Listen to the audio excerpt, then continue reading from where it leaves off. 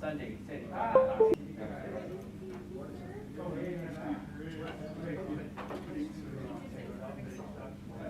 we had, yes, it's fun. Well, yes, Admiral, Snow, he worked with, yeah,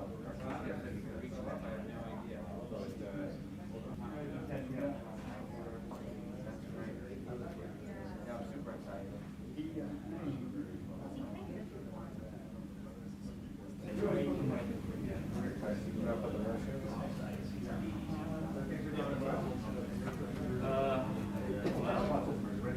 Oh, wow.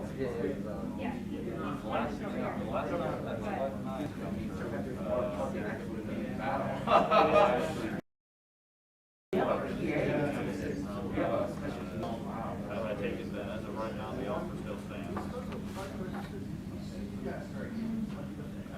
Plus you have to, make just everything more efficient. I'm sure we're just gonna hold on to that.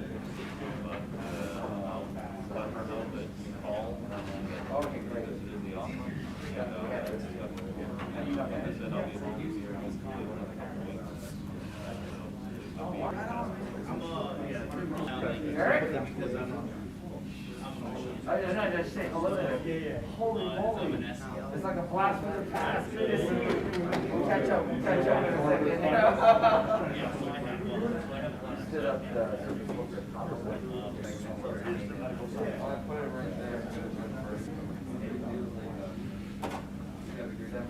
right there.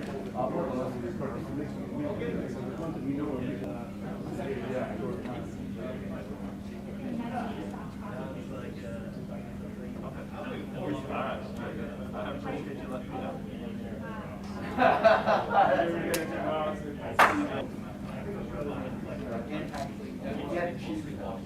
Some fleet is more natural,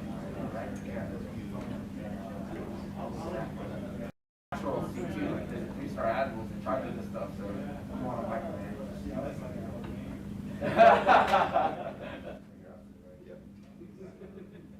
That's what happened.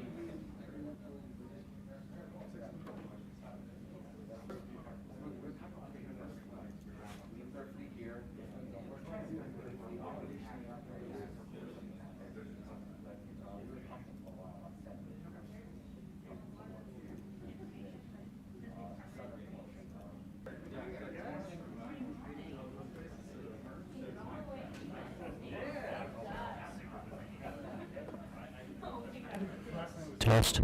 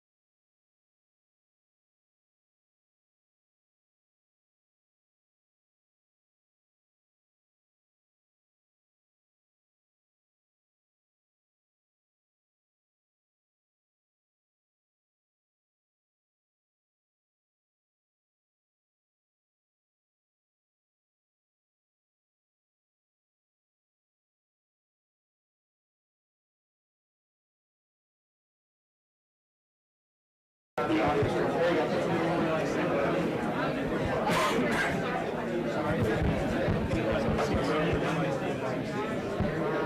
check, mic check, mic check. All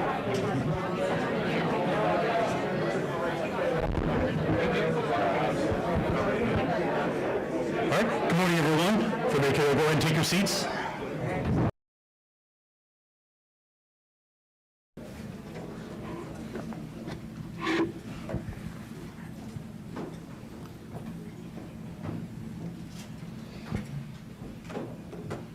All right, good morning, all. Good to see all the faces finally. I've talked to a lot of you over the last couple of months as we work through the Pacific Partnership 2022 plan. But for those new to the room or new to the mission, I'm Lieutenant Commander Greg Bobich from CTF 73, based in Singapore. And we've had this mission for the last couple of months, and we're here today to kind of get us all in the same room, do a lot of work, and then hopefully leave here with a good plan to turn over to Fibron 3 for execution. But before we get into all those details, first, welcome to sunny San Diego, and if it's your first time here, it's a pretty good city. I spent a lot of my career here. But before we get into that, I'm going to turn it over to our mission commander, Henry Kim. All right, good morning, team. Great to see everybody here. I didn't know there's so many damn people involved in this thing. I was like, this is going to be amazing. I firmly believe this is going to be, no detrimental remarks to previous commanders, but this is going to be the best damn Pacific Partnership in the history of Pacific Partnerships, because we're just going to build on the greatness of previous commanders like Captain Van Rossum, who's going to come up here and say a few words. But thank you for coming. Thank you for putting your energy and your heads together. Main planning conference, so hopefully we'll put a lot more meat on the bones here. And then, Lieutenant Commander Bobich said, hand it over to my... Welcome our foreign partners who made it across many, many miles to come and join us here. I think that's really great and really important. And there's a couple of themes that I want to build on from Captain Van Rossum's time as mission commander in 2019.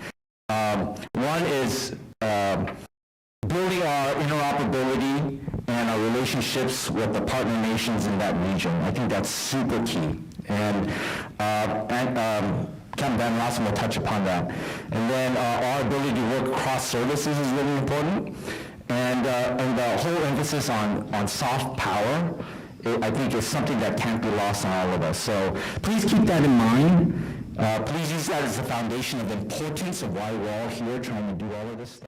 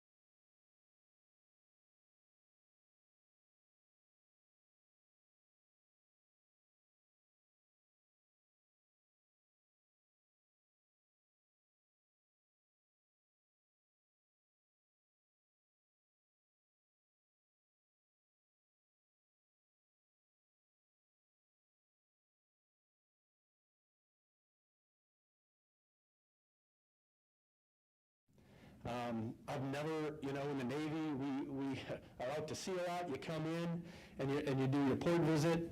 Not a lot of interaction with our partners. This is completely different.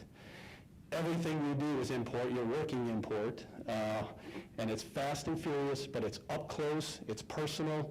You're building schools, you're going to orphanages, band concerts, a lot of speaking engagements for you, and it is just an amazing experience. I will tell you, outside of command, by far the best thing I ever did in the Navy, by far. I had an amazing counterpart, Patty Allen from the UK, was my deputy. We had 2 EPFs. Glad you're not having an EPF this year. Those are very challenging platforms to work with. We had two of them, and Patty Allen went one way, and I went the other. And I wish I had my slide up to show you all the different pieces and places we got to go, but it was pretty amazing time frame, and we made a difference. We made an impact. And I will tell you, I was very nervous getting it, and you should be too. One, because you don't get to pick your team. If I had to pick my Desron and the whole staff went with me, very comfortable with them, or my ships, very comfortable with them, you don't get that. You get a bunch of people coming from everywhere, not a lot of volunteers, a lot of voluntold, so you really don't know what you're getting. And I will tell you, Hank, my recommendation is welcome everyone, get them close, get them as fast as you can. You got to secure that name document, and you start getting to know each other, okay? Because I can tell you, especially, again, I didn't have a lot of experience working with the medical community. What a phenomenal group of people that do great things. And so you have to build that team. And when you do, and you all buy in with a positive attitude, you can really make a difference, and this will change your life, literally life-changing. I said it when I talked at my mid-planning conference, and I'll tell you, at the end, there were tears in our eyes when we had to all go our separate ways because we had built that family. And so, boy, if you needed someone, I'd be with you today because I am truly committed to Pacific Partnership. I truly believe. When I gave it up to Commodore Will Baxter, who did 20, they didn't get to do a lot because of COVID, but I came and spoke at his IPC because I wanted to make sure he had a great kickoff and make sure the events were going well. I certainly offer up my services to anybody. I'll be around for a little bit this morning, but if you have any questions, comments, concerns, I can fill you in on my experience. I can tell you the planning part, it sucks, okay? So from now until you go and execute, it's not fun, but it's the hard work that has to be done to make the execution piece go well. And trust me, it will go well, and you will have a fantastic time. So I'm very jealous of you guys. Please enjoy it. Again, I'll be here all morning. So will you take some questions? Absolutely. Anybody? Questions? I'll start off with, how many country nations did you have with you? That's a great question. Roughly. I want to say about 15. 15. Yeah. Okay. And the different places we went, Philippines, that was a fly-in mission. Kuching was a sail-in mission. Singapore for logistics. Down to Timor-Leste, that was a fly-in and then sail-in. It was kind of both. Then we went up to Vietnam, that was fly-in.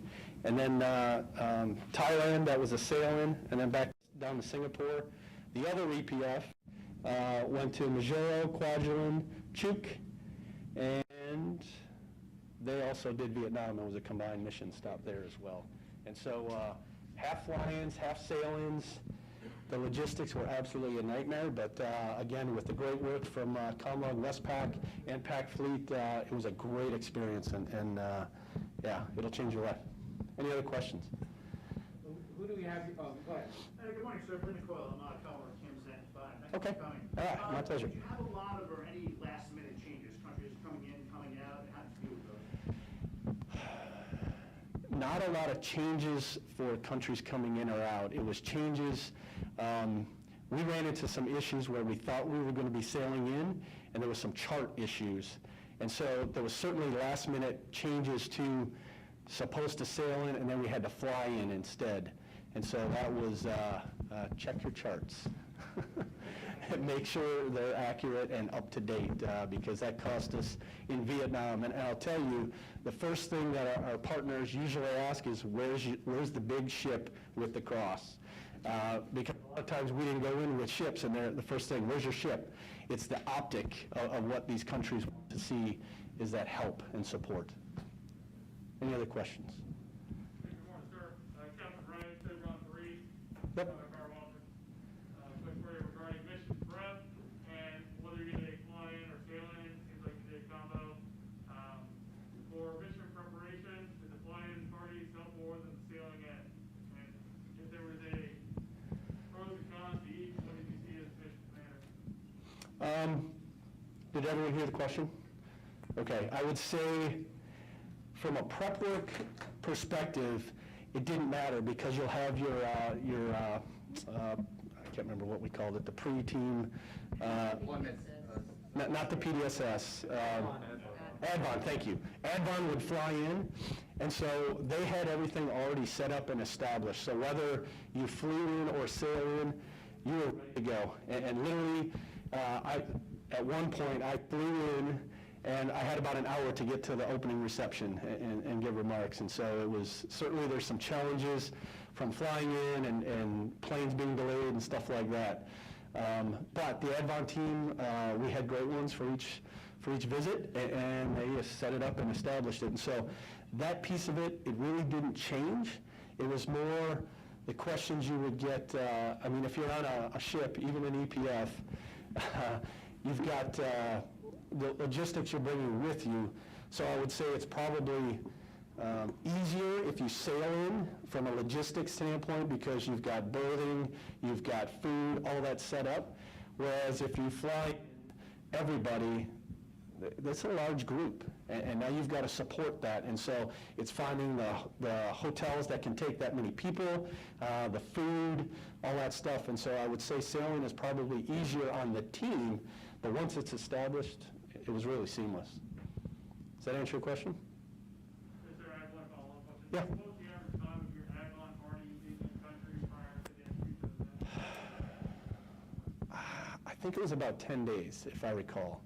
2 weeks to 10 days, somewhere in there. I'll be honest, at first I was like, what is this scam? They get to go off and fly in and stay in hotels, and we're sailing across, and I'll tell you, it is money well spent, because you could not execute this unless you had those Advons already there, set up. Literally, you show up, vehicles, everything is booked and ready to go. And so you got to do it. It's an investment. Thanks, sir. Yep. Yeah, Hank. Public affairs. Now, I know that's really important, but you had split ops, simultaneous ops did. going on. How did you handle the public affairs piece on that? Yeah, frankly, my counterpart, Patty Allen, it was amazing. I mean, I was the mission commander, but he had command more than I did, and so he was certainly Same here. Yeah, well-versed. Certainly, we talked a lot, but our public affairs guys, they talked back and forth, and we really never had, minus one issue, outside of that one issue, really was seamless. Did you have a public affairs person in every country? So you bring your public affairs officer with you.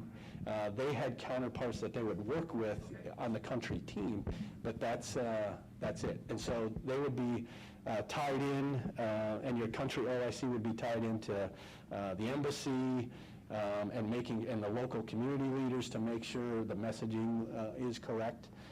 Your PAO, they're great at it. They're professionals. They know the talking points, speeches, they'll prep you on all that stuff. Certainly, I had to do a live TV show, which was nerve-wracking because I'm an introvert and that is just not my thing. Radio, What country? Malaysia.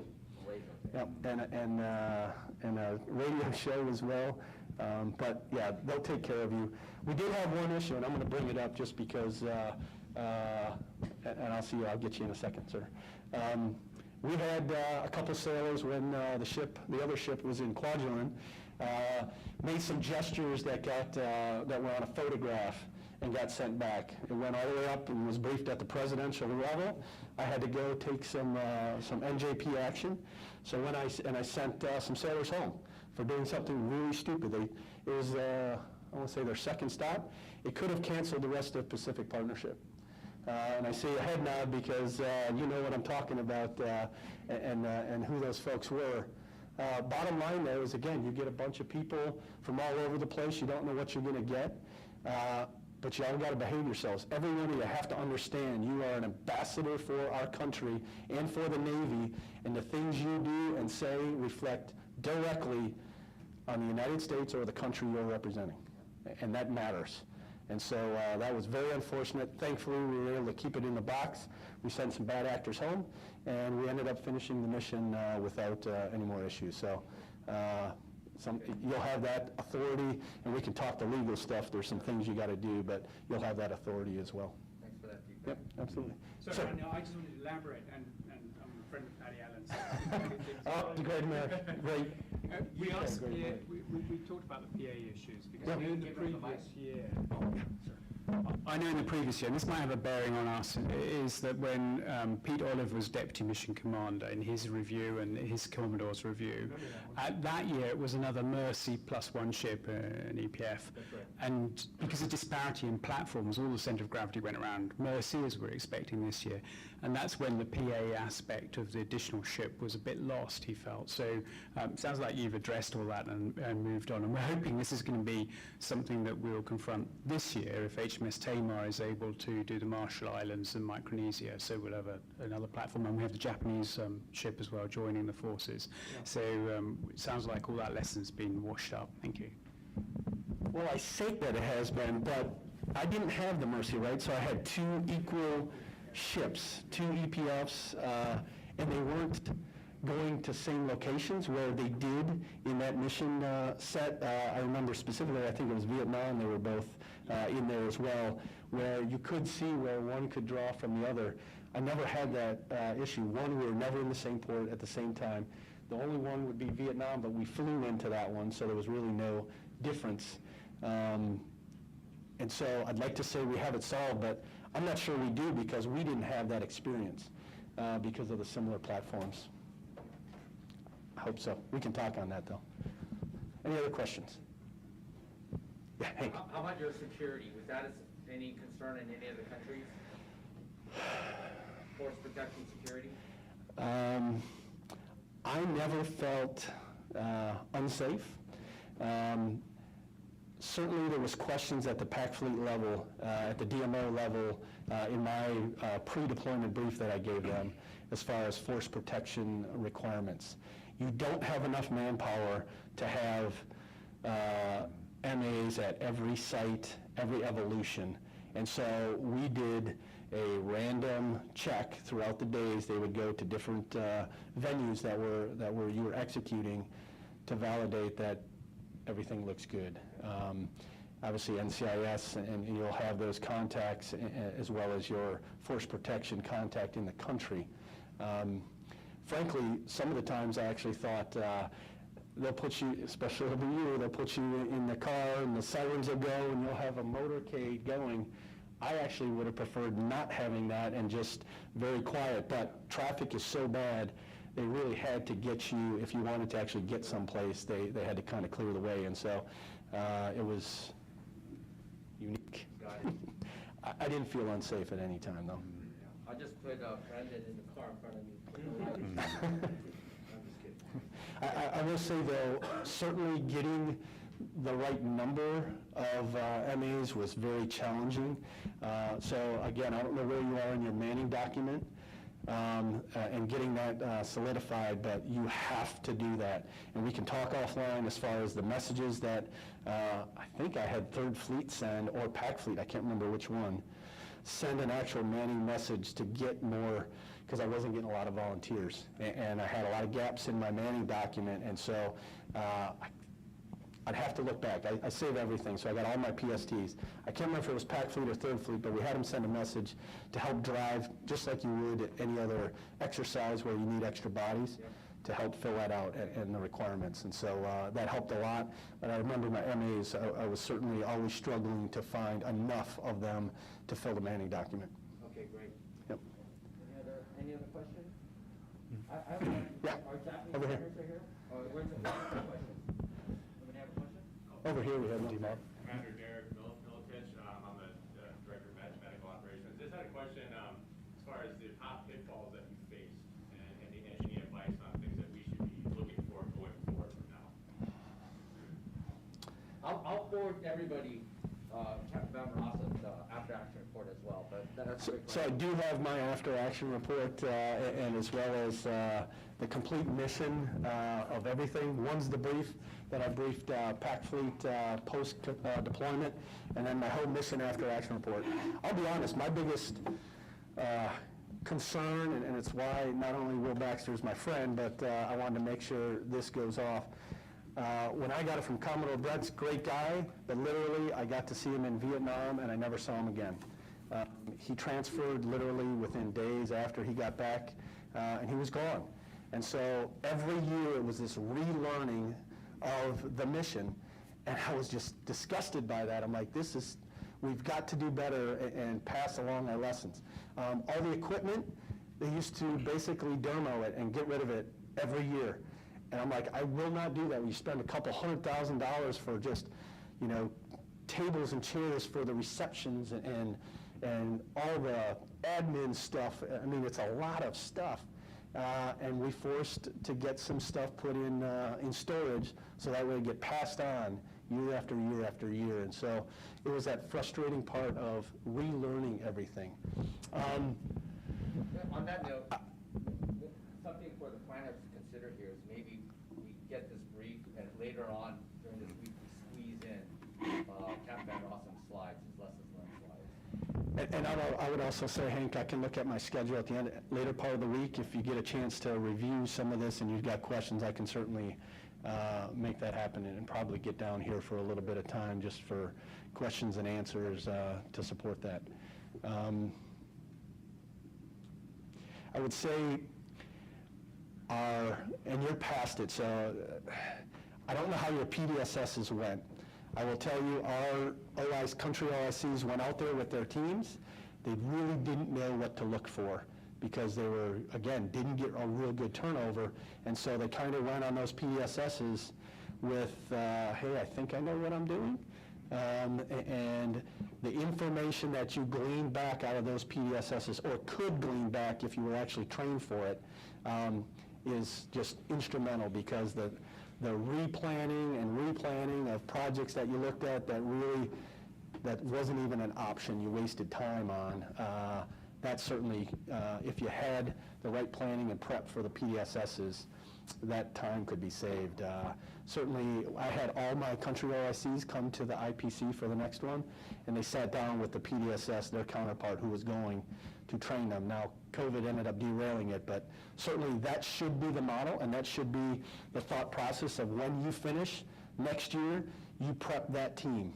That should be the model if you want to really carry some good lessons learned. That's how you should flow with it. And certainly, from, it was, my team, none of us had ever done it obviously before, but the medical teams, you can leverage that because a lot of them had done Pacific partnerships in the past. And so I certainly had an open ear and wanted to hear all their lessons learned. Certainly they had Mercy, so it was a little different on the EPFs, but still the same projects and same type of things happen every year. And so you can certainly glean that from some of the medical folks that have already done this mission. How many of you have done Pacific partnerships before? Yeah, certainly there's some experience out here that can help. Yeah, absolutely. Kind of a follow-on. I know this introduction is taking long, but this is a great opportunity to get at some experience. So we have our partners here from Japan. Can you tell us how they integrated or worked with you during your time? It really was, you know, shoulder to shoulder. There was really no difference. Did they fly in, or were they on the ship with you? We had some on EPFs and some flew in, so no different than how we did it with our sailors. And we had members of the band. Is the Pac Fleet Band going to be part of this? Oh, yes. I can't tell you enough about the band and what they do. It sounds, no offense, but it sounds like, hey, we're doing all this mission, then we've got this band. I'll tell you what, music flows through any language. It is amazing, and I tell you, the communities, when you show up and they sing in the local language, which they always prepare at least one song in the local language, it's amazing. It absolutely is amazing. And so even this guy who doesn't dance is out there dancing because it is just, they change, yeah, everything. It is just incredible. I can't say it enough. And I can't even explain it. I can't do it justice. You will see it. It is amazing what they do. And we had our foreign partners were in the band playing as well. I mean, it was fantastic. Okay, great, thank you. Yeah, absolutely. Our friends from Japan, any questions? Do you have any questions? No questions for us.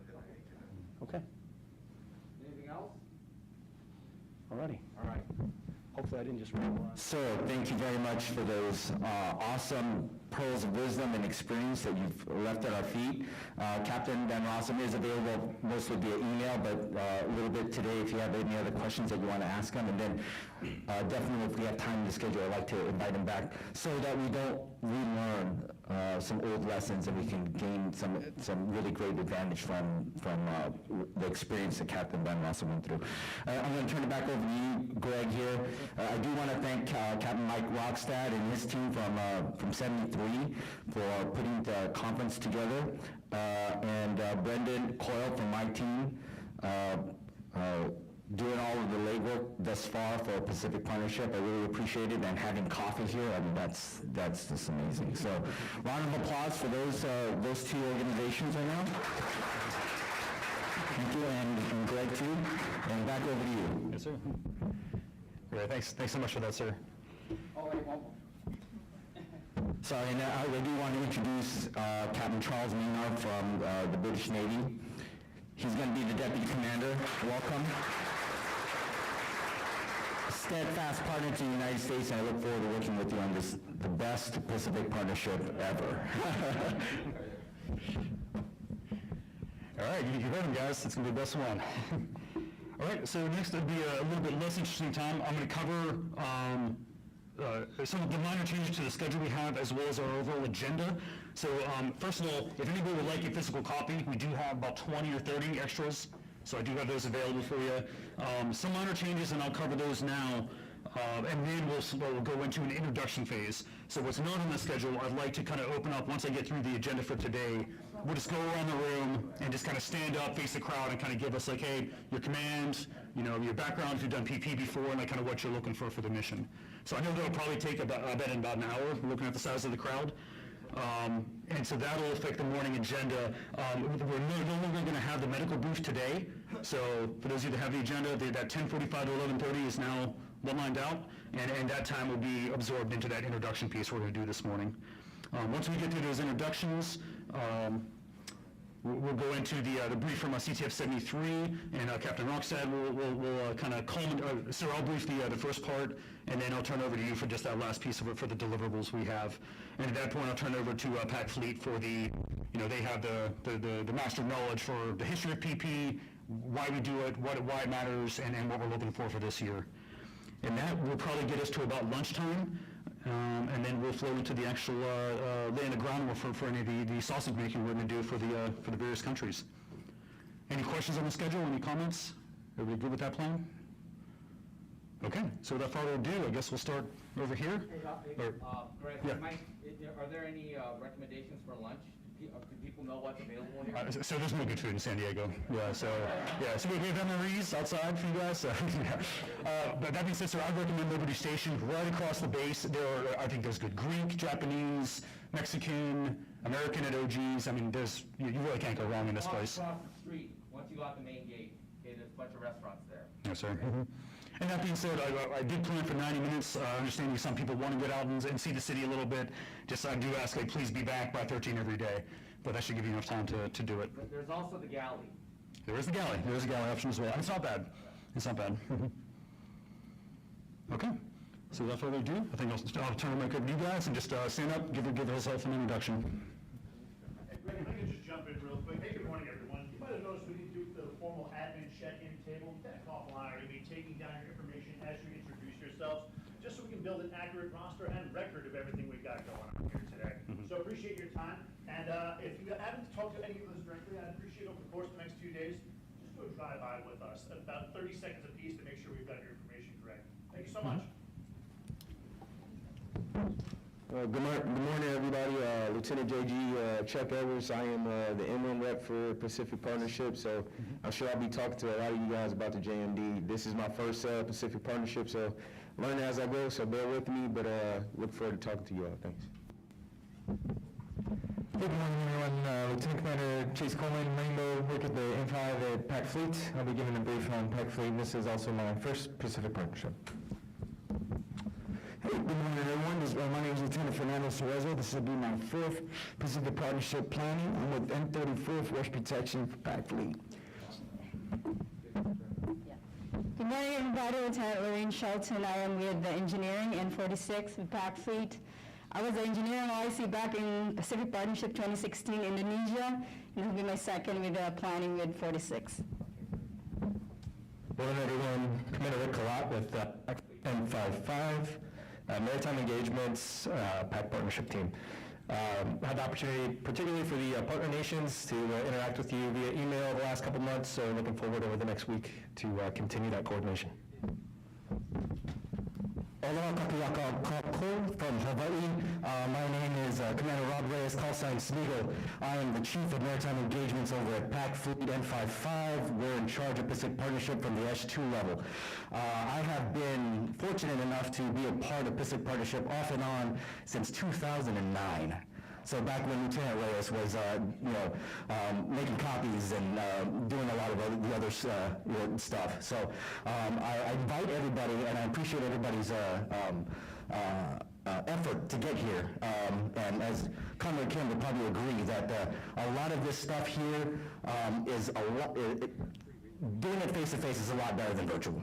I can see your faces, we can talk, we can interact, and we can coordinate. It's something that's been missing for the last 2 years. And unfortunately, like Captain Van Rossum said, he had the ability to leverage past mission commanders. But however, this mission, since we've been almost on hiatus for the last 2 years, there hasn't been a lot of pass down. So I would ask everybody, to be patient, to be flexible, and and work through the issues that present themselves. And again, like Comrade Kim, the best PP ever. Good morning. I'm Mike Rockstead. I'm the Deputy Chief of Staff at Task Force 73, Commonwealth Westpac out of Singapore, and serving as the Executive Agent. Hank Kim, Mission Commander. Charles Maynard from the Royal Navy and the Deputy Mission Commander. A huge privilege to be here. I'm one of several countries represented here in the room. From the UK, we have Japan, we have Australia, a number of other countries involved. So I'm one of those partners. And this is a really exciting moment for us to build a team, understand our mission, and really get amongst it after several years when Pacific Partnership really hasn't happened. So it's a really important event this week. We're going to take all of the questions that we have, make sure we get answers to those questions, or at least know someone who has the answer. But it's a great opportunity for us all here to have a really exciting, challenging, and amazing few months ahead of us. Thank you.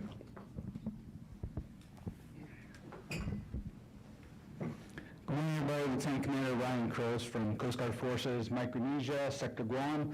So I figure out what time it is now, so thank you for having coffee. This is my first Pacific Partnership, and I'm excited to be here. Captain Harris, one of the three Brits in the room, along with Captain Maynard.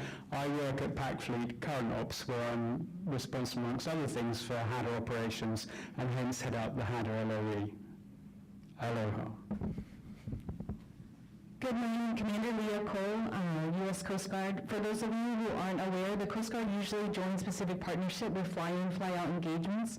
This year we'll be doing 5 fly-in, fly-out engagements in coordination in support of your scheme of maneuver. This is my 3rd Pacific Partnership. Good morning, Lieutenant Fleur Joseph from Coast Guard Pacific Area, and this is my 2nd time participating in Pacific Partnership. Look forward to working with everybody. Where'd you guys fly in from?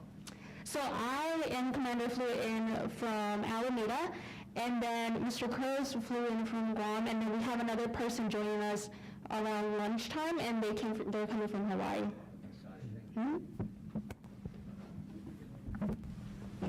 Morning, everybody. I'm Lieutenant Sean Metzke, USS Germantown. I'll be the mission chaplain in HMOE. Hello, everybody. I'm Senior Chief Andrew Conover. I'm with the U.S. Pacific Fleet Band, and I've been the lead planner for Host Nation outreach events for Pacific Partnership. This will be, in some iteration, my 4th Pacific Partnership. Good morning, everyone. My name is Lieutenant Ms. Lara Barbosa. I'm Fleet Band Master for Pacific Fleet Band, and I'm glad to be here. This will be my 1st Pacific Partnership. So. Aloha, good morning, everybody. My name is Alice Child, Public Manager with the Center for Excellence in Disaster Management and Humanitarian Assistance based in Joint Harbor JBPHH in Hawaii. And this is my 1st Pacific Partnership. Looking forward to support. Hey, everyone. T. Johnson, also from CFEDM. We had the honor to participate last year in Pacific Partnership 2021 in Palau. We're here to support the Hater line of effort. We're looking forward to it. And also a quick plug. Our job is to advise and train and educate the Joint Force on everything related to disaster management. So we've brought a bunch of our material, which are country books for all of the countries that we will be visiting in Pacific Partnership 2022. Grab a copy of those. Thank you. What's your organization title again? Center for Excellence in Disaster Management and Humanitarian Assistance, direct reporting in at Indo-PACOM. Okay, great. Yeah, I met your boss. Joe Martin. Yeah, okay, great. Thank you for being here. Hi, good morning. Brenda Ray from PAC Fleet Public Affairs. This is my 2nd Pacific Partnership, but the first one I did was in 2007, so a long, long time ago. Good morning, Lieutenant JG Molly Sanders. I'll be the Mission Public Affairs Officer. Morning, everyone. Derek Engel, Command Task Force 73 Public Affairs Officers from Singapore. Allow me to just deviate from protocol and thank all allies and partners for being here in the room on that 22-hour flight. I'm with you. I'm so honored to be in the room with you. Thank you. Morning, everyone. Lieutenant Commander Ben Peck, HQ Jock, Australian Lead Planner. This is my 2nd Pacific Partnership, and we're glad to be here. Thank you. Similarly, good morning, everyone. My name is Lieutenant Colonel Serena Lala. I'm from Headquarters JOC, and I'm also one of the medical planners. Good morning, everyone. My name is Captain Joan Barnes. I'm also from Headquarters JOC and medical planner, and this is my 1st Pacific Partnership. Everybody, Dennis Lang, CTF 75, Engineering, Ops Planner, ODACA, and Oasis Manager out of Guam, and this is probably my 4th Pacific Partnership. Good morning, everybody. As Master Sergeant Powers, I'm with PACAF 647 CES. This is my 1st opportunity to participate in the Pacific Partnership. I'm here to, with my allies, to just help in any way we can, to support the mission, support one of the sites, and I'm happy to be here. Thank you. What's your organization again? 647 CES. What's CES? Civil Engineering Squadron. Thank you. Good morning, everyone. Mike Sadowski with Construction Battalion 3, currently deployed to Okinawa, Japan, and I'll be the Mission 22 engineer. Good morning, everyone. Lieutenant Warren Grounds with 30th Naval Construction Regiment, based out of Guam, Ops Planner, and this is my 1st Pacific Partnership. Good morning, everyone. Lieutenant Lemlin. I'm over at Amphibious Construction Battalion 1. So we are, but we are not NECC, so we fall under like 3rd Fleet. So happy to be, it's my 1st Pacific Partnership.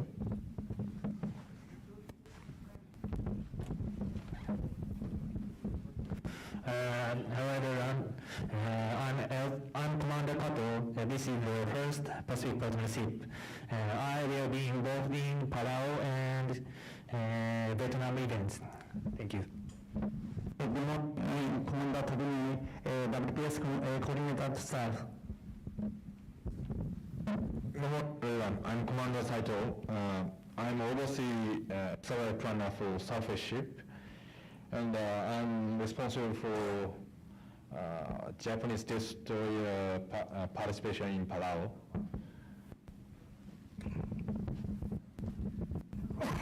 Good morning, I'm Captain Sugura, a medical officer. I'm working in Maritime Staff Office in Tokyo.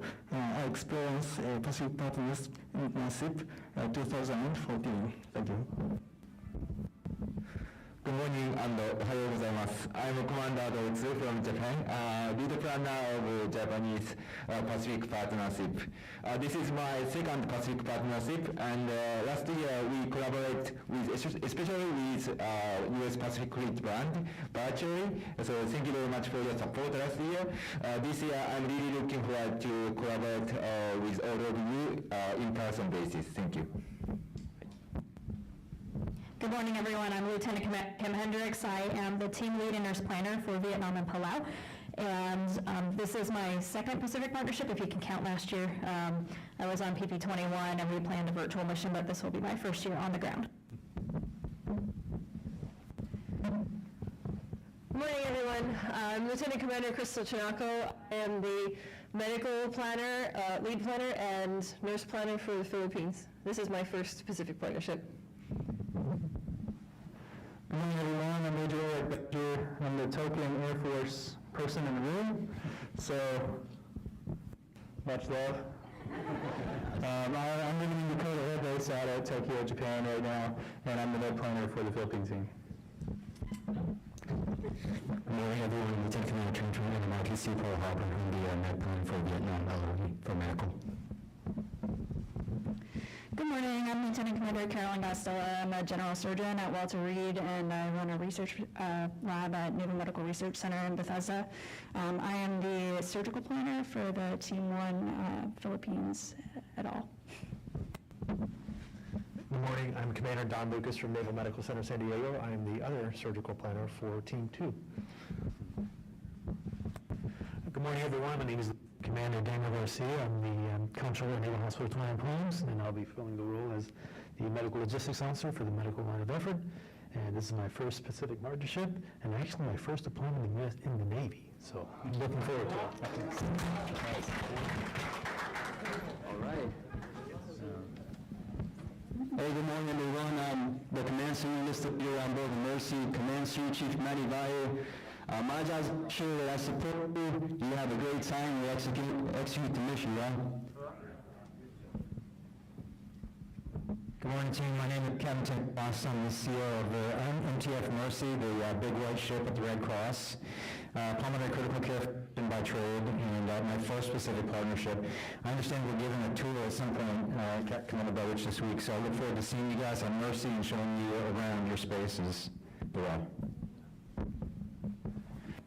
Everyone, Commander Derek Militich. I'm the Director of Operations and PP22 as well as the Mercy, and looking forward. This is my first PP22 is my first, and looking forward to working with you.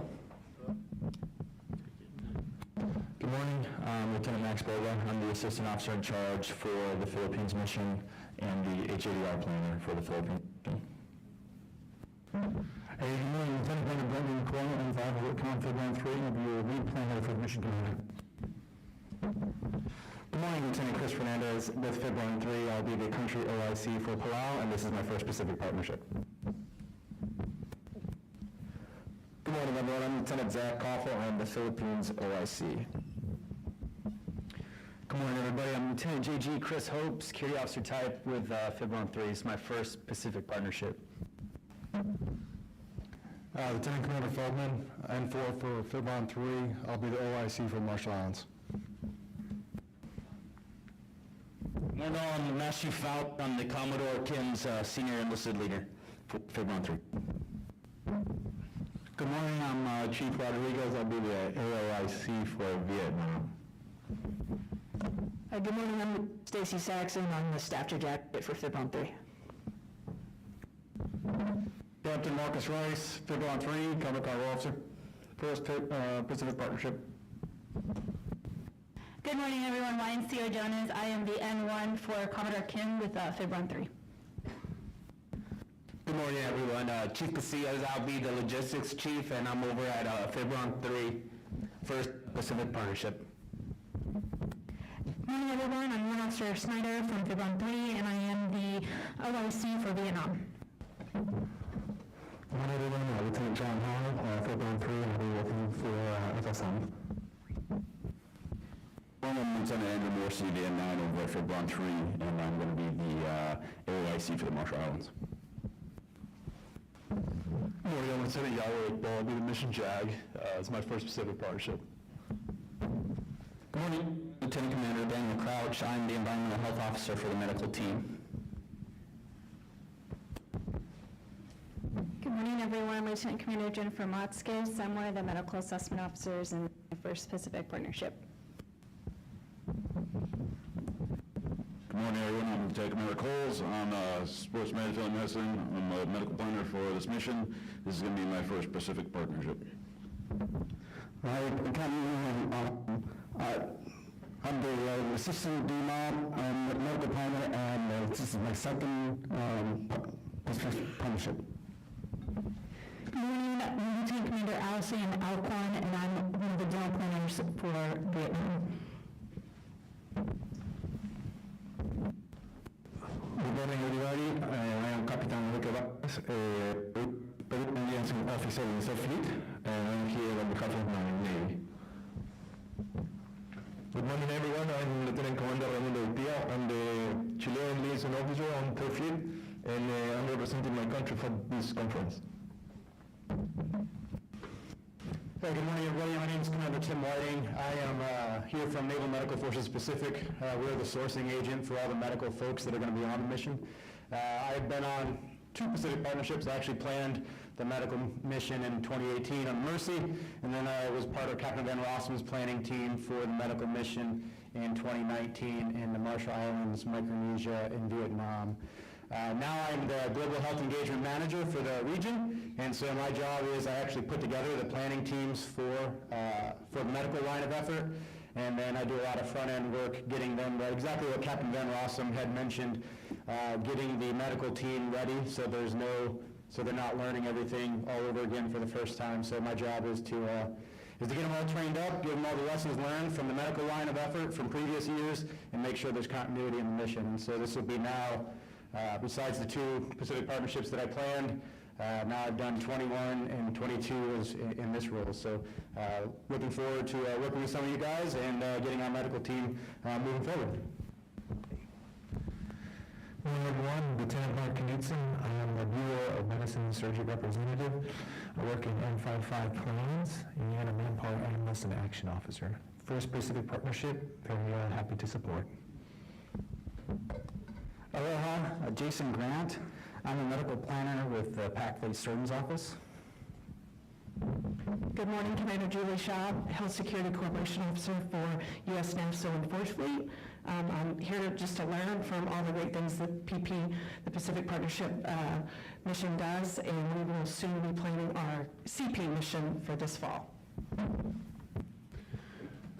Good morning, sir. Lieutenant Commander Jerry Campbell Baldwin, the 3rd Brit in the room, representing 7th Fleet as the UK Exchange Officer. This is my first Pacific Partnership, but sadly I'm not here for execution.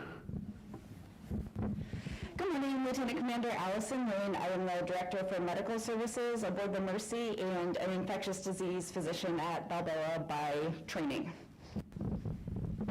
Good morning, I'm Lieutenant Commander Nate Christie from Naval Medical Research Unit 2 in Singapore.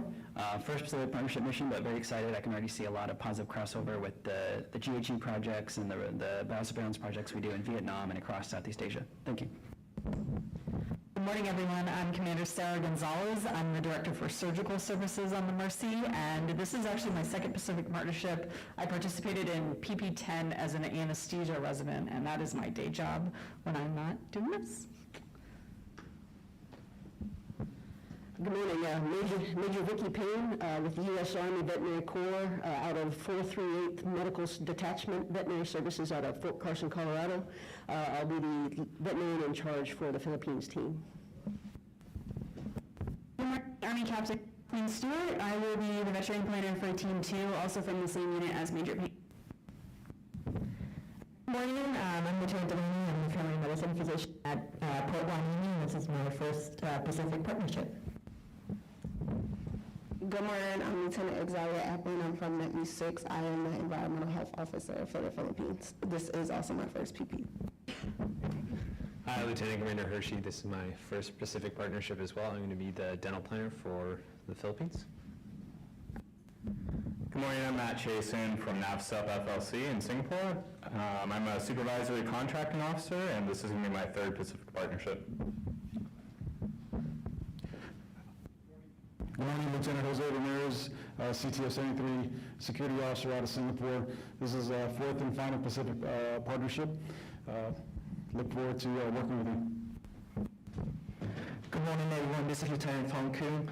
I'm M4 Logistic Rep out of CTF 73, and this is my second PP.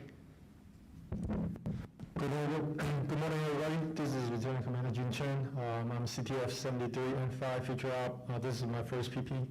Thank you. Good morning, the Air and the CPAC, CTF 33, and I'm one of the schedulers. Good morning, everyone. My name is Gus Eady. I work with MSC headquarters back in Norfolk, Virginia. This is my first Pacific Partnership mission. I'm here to provide direct logistics support for the Mercy MTF team. Looking forward to working with everyone on this mission. Good morning, my name is Jerry, and I'm MSC Food Service Operations Manager, and I'm just making sure that food gets to the ship.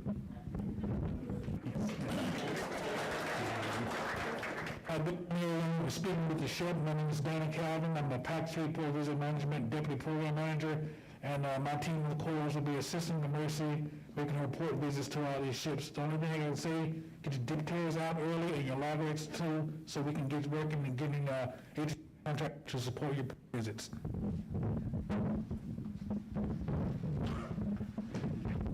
Thanks, boss. Yeah, I realized I had to get the microphone back to the front of the room. So,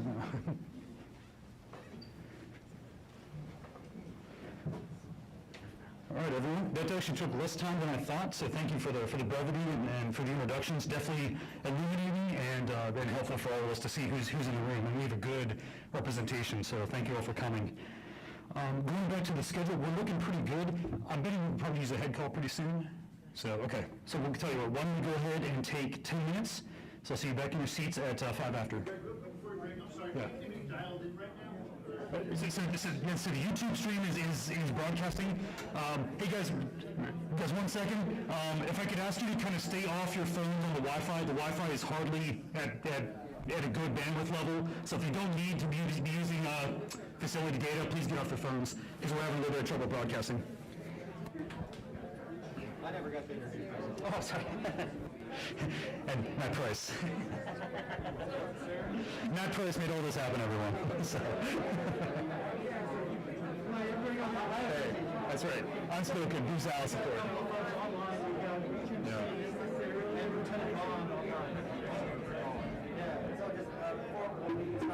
Sure, yeah. Okay, yeah.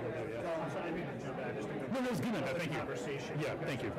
So they can type in the question. Yeah, he's doing it right now. Yeah.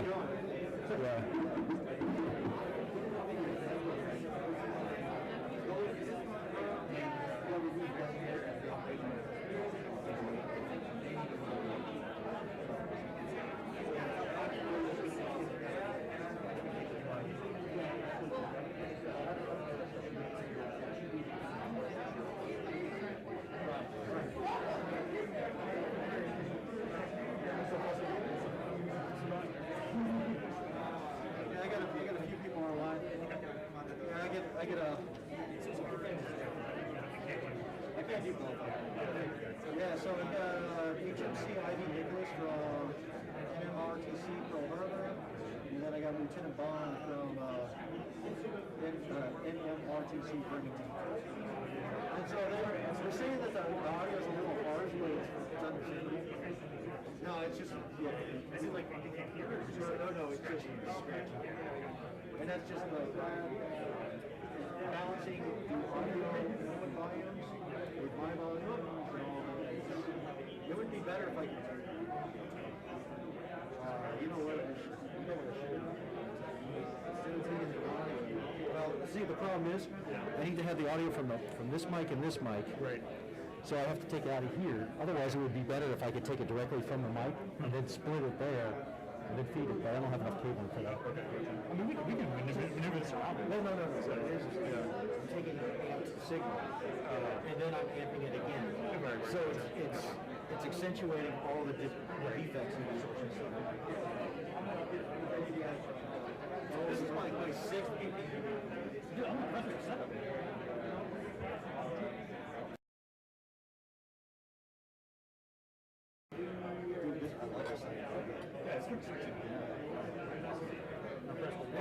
It's even got like a soft cover, so if I don't want to use the stand, like they stopped me in Singapore one time because they didn't know what that was. It's metal. It looks like it has. Yeah, it tells back in.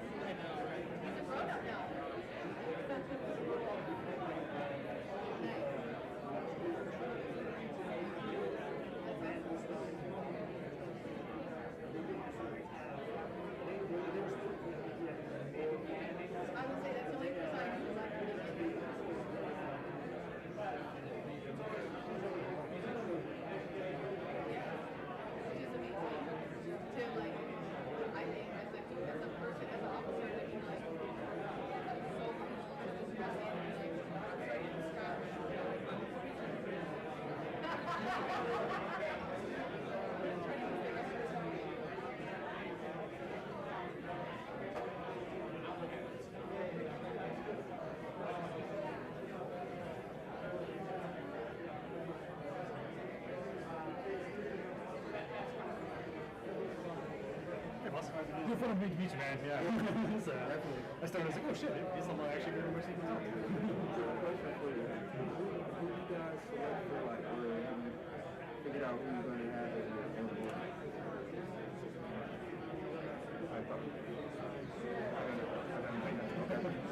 You have until we get that out there, because I think no RFS is what happened. Yeah. Good for any of them. But, yeah, so... Maybe that's a good deal from this week. Yes. Yeah. And that was a big thing. So I had sent out some stuff to our Tycon for senators. Yeah. Not for some of them, like, I got to work with, like, the band to get the band members, different things like that. But, like, some of the stuff, like the YNs and different things like that, I've sent those requests out to the Tycon. But the big thing is who's going to be the one, because at some point, I just want to start getting them tied into what I'm doing so that way they know what I got. And then when I, we have tomorrow, just like a 30-minute, I'm hoping not, I still got talking, so I'm hoping to make it really quick, but I'm going to, I will be around all day long, anytime. That's what we talked about. Basically what we just talked about. It's like, okay, here's things I'm worried about, we're tracking it, but we turn this over, and especially like C2 during, that's a problem. Two Air Force members, and like, all the stuff, we don't know them, but we address that part. We'll get through it, man. Good times, I'm learning as I go. Oh, yeah. You're one of my good ones, man. You're responsive and keep poking. Too many people are like, oh, is this going to happen? And then we'll get emails, like, oh, already so much.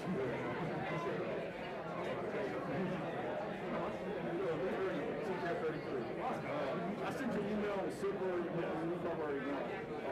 I was trying to get the security leave and mercenaries to arrive. Trying to figure out like. That's been pretty in stone for a while. Oh, not stone, but like, you have PTs, or you have these slides? Yeah. The latest one, there was like 2 skiing movies. Right. So this hasn't really changed. So there's the old one. Here it is.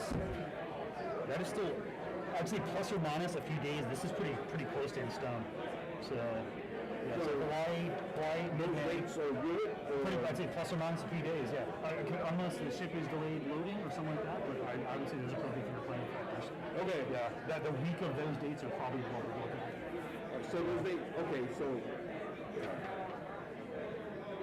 I see no reason why those would change. Versus if we're good, they shouldn't have any crazy CAS reps. You're not on wood, right? Yeah, because I know first people wants to do have them do some DLQs and everything work. But I wasn't sure if frankly, the plates like not going to own them at that point. So no, I mean they will, but they won't. So put a chop. Yeah. But when they're on mission now, it's like, okay, yeah, they're in your waters, but they're on mission.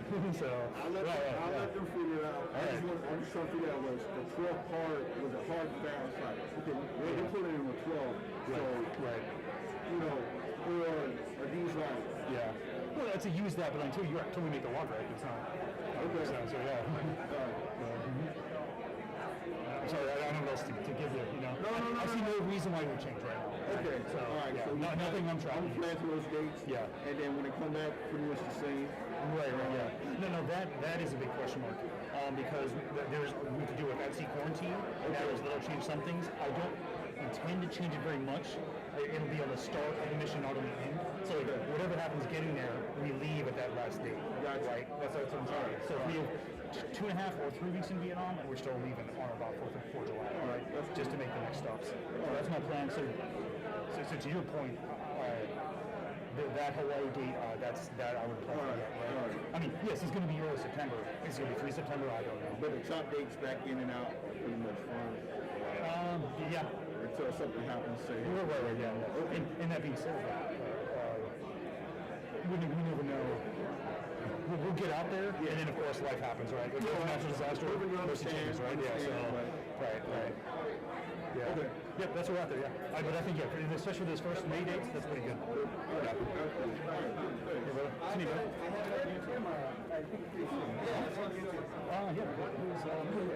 So my plan is I'm going to go over my basic slides here pretty quick. I chop mine down to allow for you guys to kind of take the meat of like what is PP and the flow, like that, right?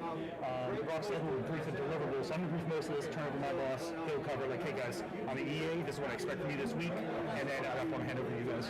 Yeah. And at that point, we'll be pretty much ready for lunch. So, yeah.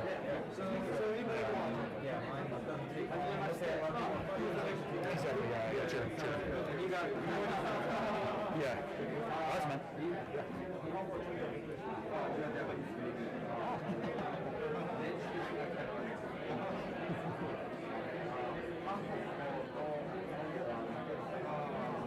To get my first Spain users jumping on, I had like some Russians. Yeah, some Russians like random like chat thing just popped. I'm like, what?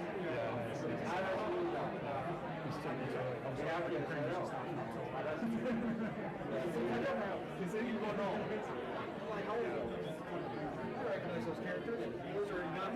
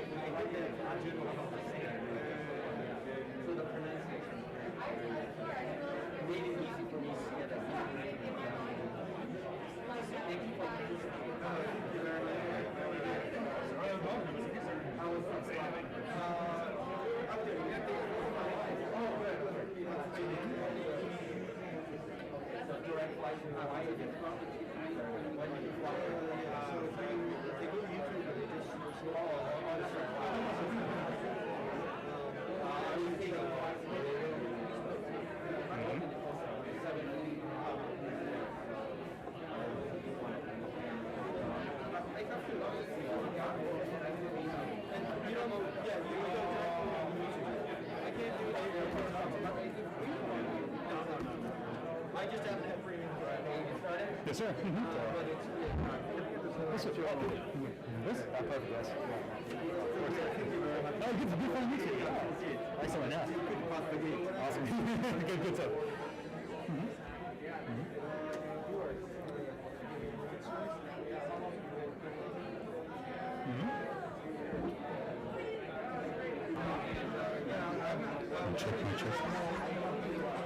Morning, everyone. We can start taking our seats.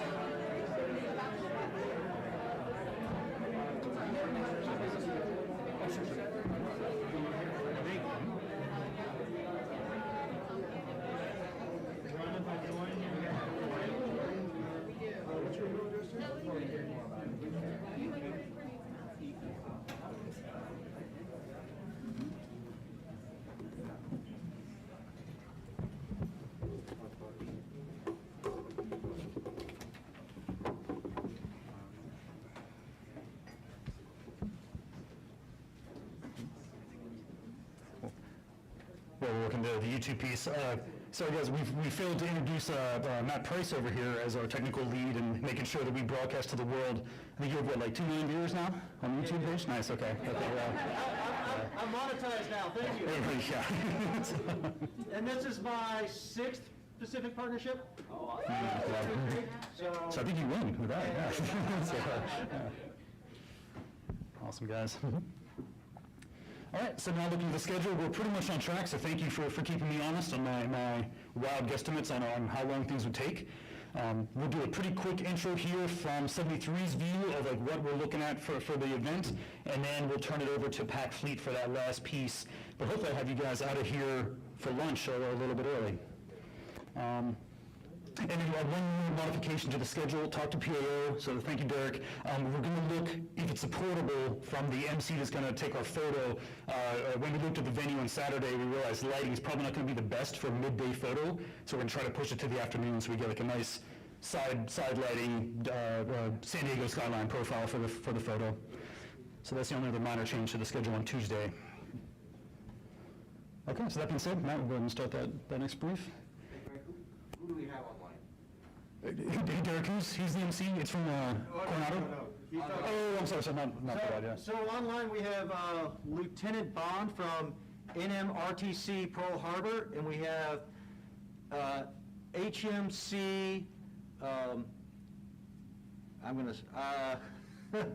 HMC Nicholas from NMRTC Pearl Harbor. Okay. But both those names are known to you guys? Okay. Did our Russian viewer drop off? Yeah. Okay, yeah. No, I'm kidding, yeah. Yeah. So. All right, guys. All right, so here's our overall mission, on order, compact fleet in cooperation with allies, partners, and in the PACOM service components, and the interagency conducts combined and joint all hazards operations in the Indo-Pacific. I'm not all about reading slides, so you guys can read the rest there. But this is why we're here. This is what Pacific Partnership has been for a long time, and this is what we're going to continue to do in PP22. But definitely memorize that all hazards line of effort. That's why we're here. That's why we get funding. That's what we're going to do this year. Okay, so lines of efforts. PAC Fleet's going to cover this in detail during their portion of the brief, so I will not beat it to death here. But we have allies and partners. As you look around the room, and especially when we get to the FBC and execution, we'll have even more countries joining up. So it's a good, broad mission that gets a lot of viewing. As the previous commander said, he's like, look, this is, outside of command, it was his favorite mission. This has a lot of visibility at a lot of levels of the U.S. government and in your own governments. So act accordingly. Okay, so here's our 4 lines of effort. For those new to the mission, HADR, medical, engineering, and host nation outreach events, which includes the chaplain and the PAC Fleet band, as well as any host nation minor things. Like, for example, we're looking at doing some beach cleanups in Vietnam. So those type of good, feel-good, photo-op missions are what we're looking to do for the mission here. But for the chaplain, are you having other denominations come out, or is it, what's the strength of the chaplain force coming out for this? I'm the only chaplain that's on board, unless Mercy has one that's civilian sent. We have Mhm. one chaplain that I know that's Yes, the Mercy will have theirs, and I'm the only one for the mission. Okay, all right, great, thanks. Gotcha. That's a good point, though. Okay. All right, so that is pretty much all I have from CTF 73. I will turn it over to our executive agent now, Captain Rockstead, and he will cover what we're looking for deliverables for the week. Thanks, Greg. Good morning again to everybody.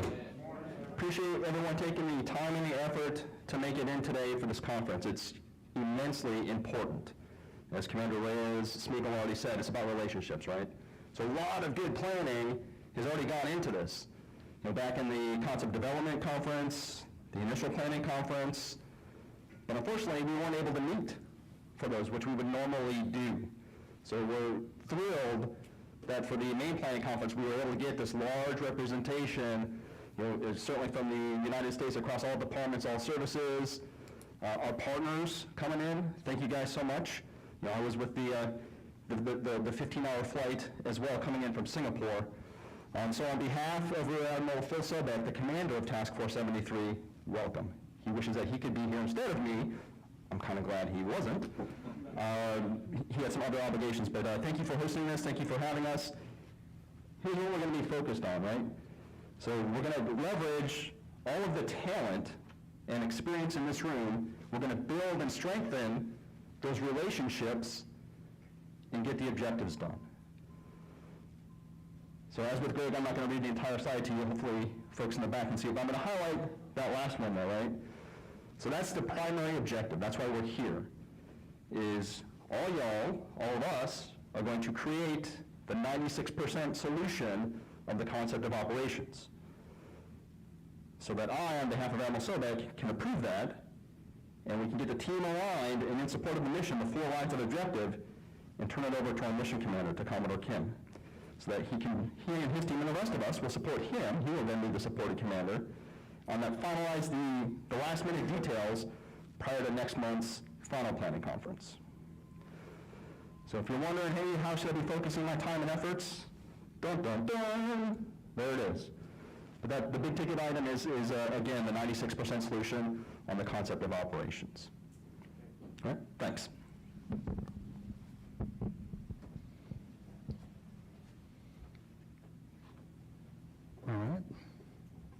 wish there was perfect amount of time for 73. So with that, I'm going to cede the rest of my time to Pac Fleet and all of your, this means you want to just start it, or who's briefing first? Yep, you're up, bud. We'll pull your brief up.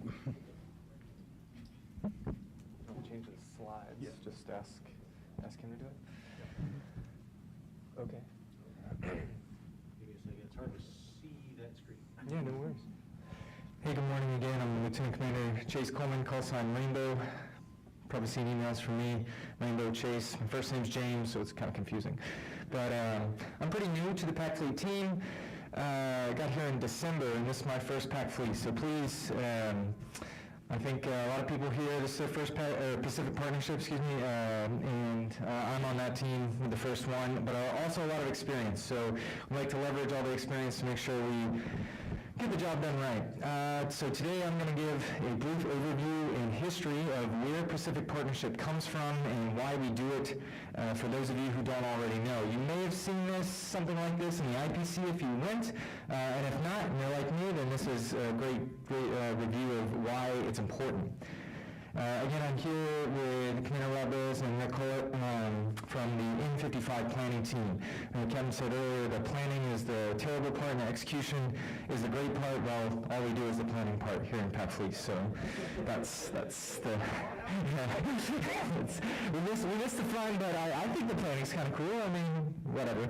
Anyway, next slide, please.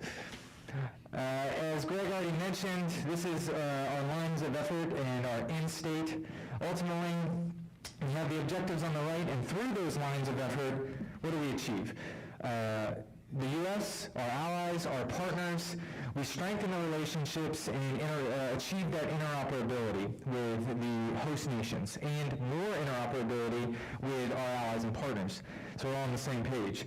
We work on that all hazards line of effort from Indo-PACOM and make sure we're improving that resiliency of the host nations.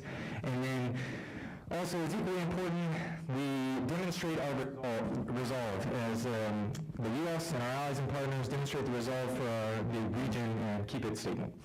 Next slide, please. So where did it come from? Well, back in 2004, a major tsunami, you probably remember that. It caused a lot of problems, so we came in there with what was there, the Lincoln Strike Group, and they were first responders. They came in, they did what we could, provided water, food, emergency care. The Bonner Machard helped out a lot, and then had to leave. We turned it over with the USNS Mercy again. And what came out of that was this would have been a lot easier if we already had those relationships established. So maybe we should do something every year so when this tsunami happens again, which it will, we're already ready. And next slide, please. So how did it evolve? Well, initially it was just kind of responding to crisis, direct care, and mostly a U.S. thing. But over the years, more partners and allies became involved. NGOs, other government organizations, so the U.S. led, but more of a team effort, and focused went from focusing on direct care and crisis response to exchanging the critical skills and making sure that the host nations were ready when something happened. And so that's where we are today. And as mentioned, we haven't been able to do it for the last couple of years as it should be done, but hopefully this year we can get back on track. Next slide, please. All right, that's basically what I've told you, how it evolved, and what we're doing, and how it's executed under the Indo-PACOM line of effort. Next slide, please. Here's our team. As you can see, it's not just us, it's definitely not just Navy, but we have a joint effort, an effort with our allies and our partners, our effort with the host nations, NGOs, and the humanitarian community. So huge effort, a lot of visibility, and as has been said by the people who have done it, makes a major impact in the region. Next slide, please. Of course, we have our partners. Thank you very much for coming. We have not just countries in the region, but countries from all over the world. not just 5 islands, but countries from South America becoming involved. So thank you very much to all the allies and partners who have come, and that's a huge help, and that shows how important and what we can do in the region. Next slide, please. All right, so how does the planning work? Briefly, it starts in the spring, right? We have the budgets, we get the ideas, it evolves sort of into the concept development conferences that happen in the summer. We figure out what nations need help, how we can do it, general, broad strokes of what should happen, what has happened in the past, what do we need to follow on from. We sort of draft a C2 in those relationships. That moves into the initial planning conference that happens in the fall. So while most of you start executing Pacific Partnership 22, us in Pac Fleet start planning for Pacific Partnership 23. So you'll start seeing emails from us as early as the summer or even the spring during execution or even before execution, already getting ready and gearing up for next year. And as we know, it evolves and changes depending on world events. But that's kind of the planning cycle into the IPC, and that starts by Pac Fleet, and we run it through the IPC, so I'll be doing a lot of that next year, later this year, into the fall, and we'll do the IPC, which hopefully this year will be in person. And after the IPC, we turn it over to CTF 73 this year, right? So here we are, next slide. Next slide, please. Anyway, so we move it on to the NPC. Yeah, no worries. And as mentioned, after the NPC, I skipped a part, the PDSS, which of course is more of that detailed planning, and that was recently completed. I know a lot of you were out there figuring it out, validating all this stuff, and then moving on, after all that's complete, here we'll roll out into the NPC. Next slide, please. And after this, we do the initial coordination here, we talk, and then we finalize everything at the FPC. So that's sort of the planning cycle. In case you haven't seen it already, that's sort of where we are. Next slide, please. All right, this is Greg's slide that he updates every week, so hopefully you've seen this one. But I moved the little star, so thanks, Rick. All right, next slide, please. Also, Greg's slide. But hopefully, again, you've been seeing every week. So again, great job with the weekly OPTs. So we're all on the same page of what it looks like so far. Next slide, please. This is not one you probably see all the time because it's just sort of shown up there and we get the idea, but just as a review, here's what the C2 looks like after the IPC, and then it sort of really changed too much from there. Comes down from Indo-PACOM to us at Pac Fleet, and then the fleets and continues down to 73, the FIBRON, and then all the different lines of effort and OPCON, TACOM, coordinated relationships. You sort of look at that. And we click our partner nations and all the help you give. I've listed, I think, all of our partner nations who have either expressed interest or sent representatives. If I haven't included you, please let me know and I'll update the slide and make sure we're updated. We want to make sure all of our representation is accurately depicted. Okay, so right now, we have Australia, Canada's not here, right? Their seat is empty. Okay, and then the Philippines. Philippines coming later. The Philippines coming later. Okay, Yes, sir. here. France, are they coming? Okay, no, we do that.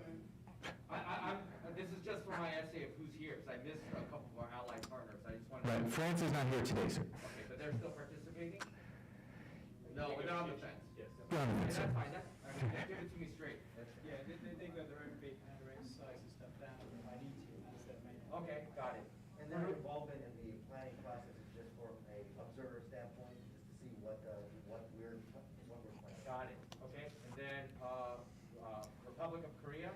They couldn't make it to the NPC, but they said they wanted to come to the FPC. Okay, and then, I met the officer from Peru, I met the officer from Chile. Mexico? Not here, but in discussion. Okay, Mexico is still in discussion. Malaysia? They're attending virtually, we're trying to get them out here for the FPC.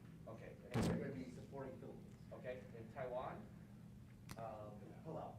Yeah, they're not here today, but it's gonna be the pull-out mission is where they're. Okay, and they've been participating in the weekly VTCs? Yes. Okay, all right, I'm sorry, can you go back one slide? And then, so we're going to Vietnam first, then Palau, looking at the scheme of maneuver, right? And then we're gonna go to Philippines, this is the ship movement, and then Guam, Hawaii, back to San Diego. So, can you just explain what missions are happening simultaneously? I think it's FSM, right? That's happening at the same time as Vietnam? So I can elaborate more on the Micronesia part and the RMI part. So right now, the issue with Micronesia and Marshall Islands is one of access. We are unable to get a PDSS in because of the current COVID restrictions, which is hampering our ability to plan detailed CONOP for that. We have gotten the country team, the SCO, they have sent us a laundry list of things that the host nation probably would like to do. However, we can't scope that activity without a PDSS. So that's where we are. It does happen right now. The plan is it happens during our Vietnam. Yes. Turkey is in Vietnam. Yes. Okay. And Why I'm asking this is I just want to understand the operational. So the Marshall Islands, you'll see, is concurrent with the time actually in the Philippines. That's governed, that August date is governed by HMS Tamar's availability. She has some operational training in Darwin beforehand. She's actively. Now what we do need to look at, as you've probably identified here, is what's the contingency if we don't send Tamar, for example, to the Marshall Islands? My view is we move her to join you in the Philippines, and you could do either through Fiji or Papua New Guinea. Obviously, earlier we can, United States governed by Tamar's availability.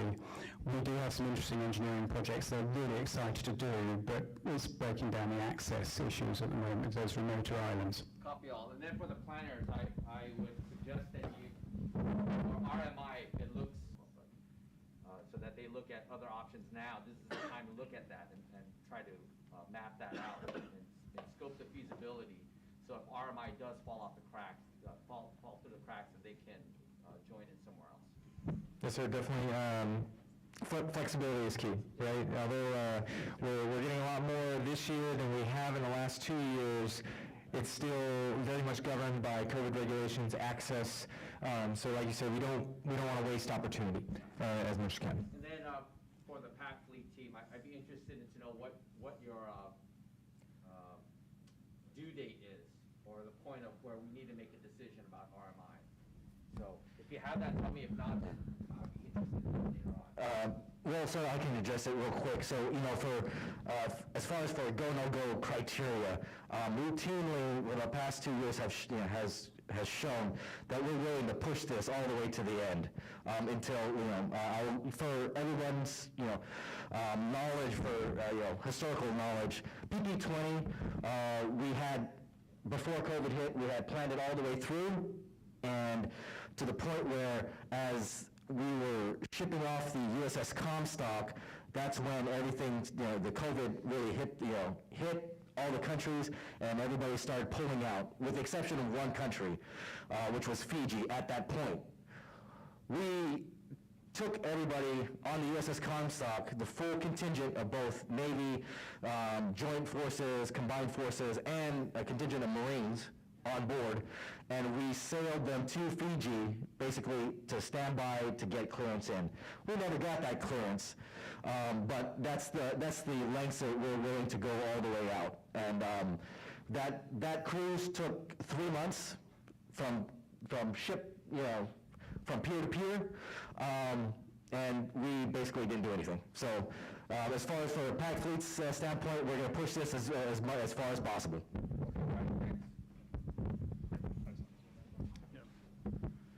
Thanks, Meeks. And to reinforce Meeks' point, he said it best to me when asked these kind of strategic questions. The U.S. is not going to say no. We're to say, can we come, can we come, can we come, and we'll wait for them to actually to turn it off. Right.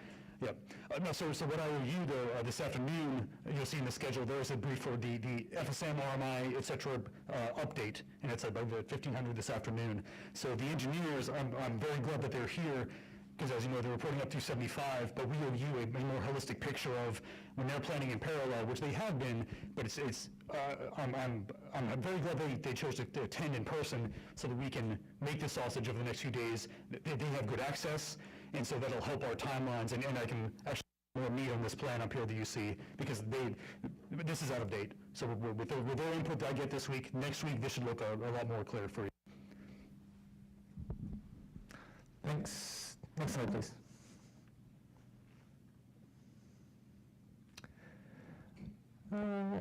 We sort of discussed this already. Any more questions here on C2? Who's embarking on the Mercy? What countries? We're still negotiating with how they're, most of the partner nations are flying in, but we're open to having partner nations embark on Mercy and ride the boat all the way. Has any countries already agreed? Not yet. No. Costa Rica. Partners. And then I believe Australia. Australia.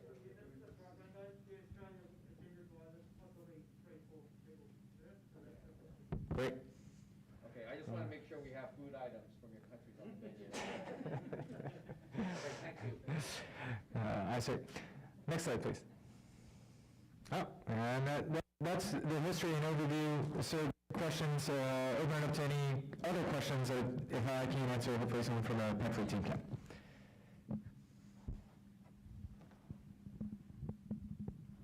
Sir. So who will work the access question? If that's a State Department, PAC Fleet activity, right to the last minute? Yes, sir. So I just want to reinforce, especially for the country OICs, you guys are going to be the ones that actually push this really hard with the country teams, especially Lieutenant Koffel and Lieutenant Bulba with the Philippines. This is just lessons learned. Philippines bureaucratic kind of timeline is very convoluted. So the earlier you identify all the folks that are coming in, either via fly-in or via sail-in, once we get that solidified, that dip note needs to be sent from JustMag to the government of the Philippines, because that's routinely one of the challenges we have with the Philippines and quite frankly all the other host nations, is that getting the right diplomatic clearances to come in, the dip notes for personnel to come in Calmair, and then the dip clear for the USNS Mercy to come in, or any other kind of ship that we're planning to use as a platform.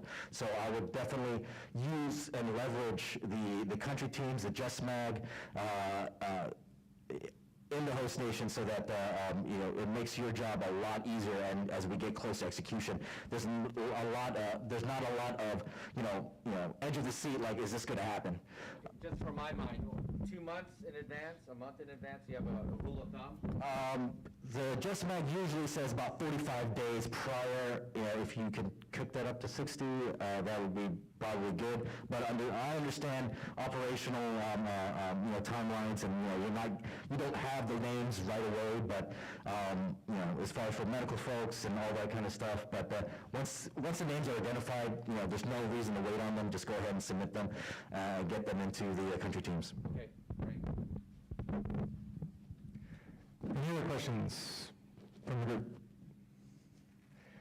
Like we said, that's the access is huge. Even in non-COVID times, Philippines, Vietnam, very bureaucratic in nature, especially Vietnam too, is very bureaucratic. And yes, this country wants us. Yes, at the top levels we've agreed we need to get in, but it's still a process. So the earlier we can identify those issues and get that in is definitely makes things smoother. And does each country do their own dip clearance, or do we do it all together? Each country, sir. All right, turn back over to Greg. All right, thank you, PAC Fleet. All right, guys, we're looking at the schedule. We are well ahead of time.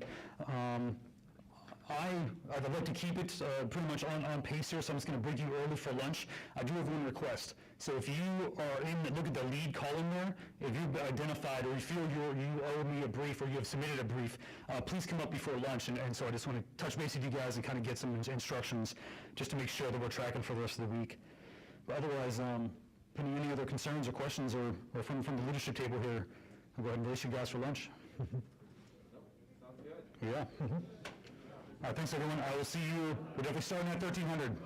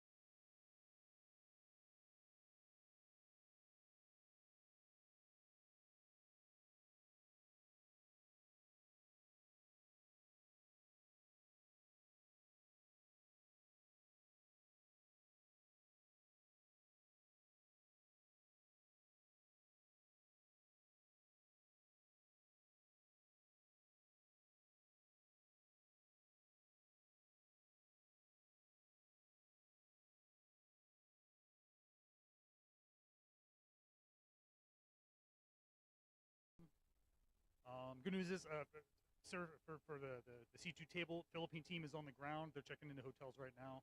So kind of sharing what we learned on the PDSSs, PDSS trips.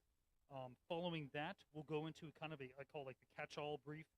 When I say FSM, RMI, Palau, Fiji current status, what I'm really talking about is syncing the OPT that I've been running for a few months with the 75 engineer line of effort that they have been conducting going forward, especially as we start looking at logistics for the ADVON, for the KOs, and all those things that need to happen over the next 90 days. So without further ado, I will turn it over to Vietnam.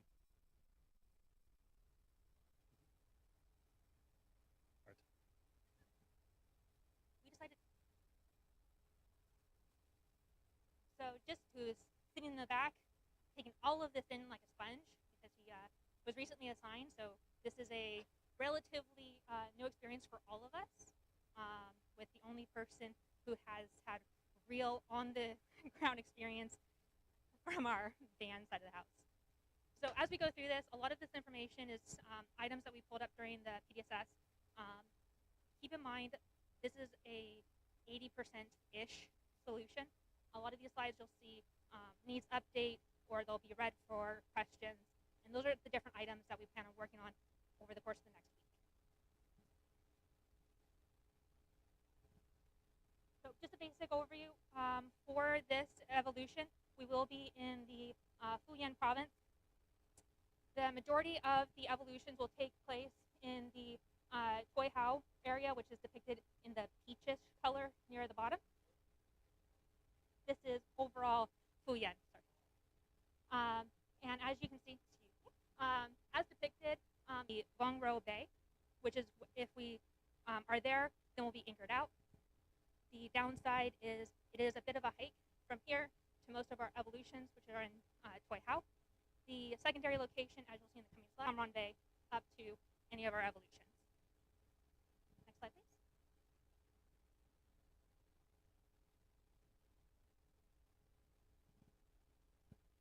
As stated, for Vong Ro, the commute will be a lot shorter. It's about a 40 minutes.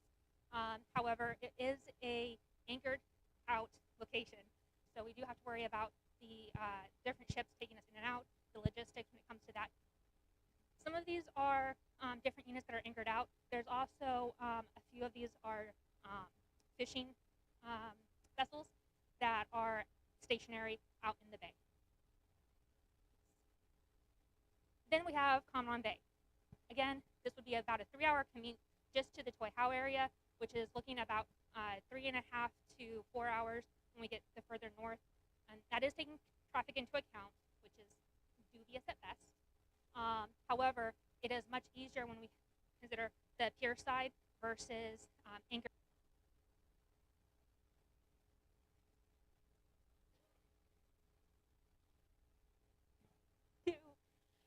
Taking the offload.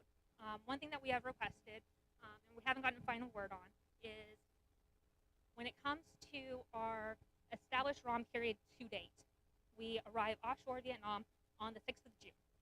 We don't do any evolutions until 20th of June. So ideally, from the 13th to the 19th, if we can come side at Cam Ranh Bay, do all of the offloads when it comes to the big lifts for the band, the Toi Hao area, which is that big 3-hour commute, so we only have to do it once.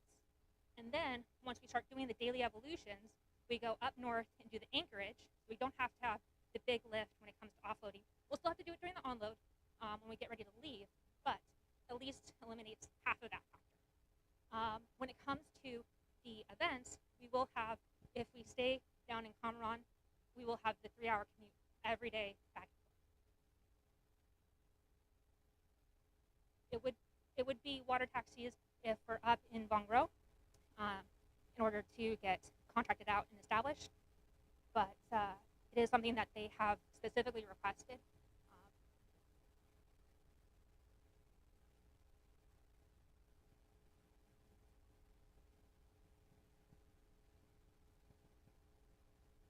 Yes, sir. We will have the ADVON team as well as the early fly-ins, for example, the engineers.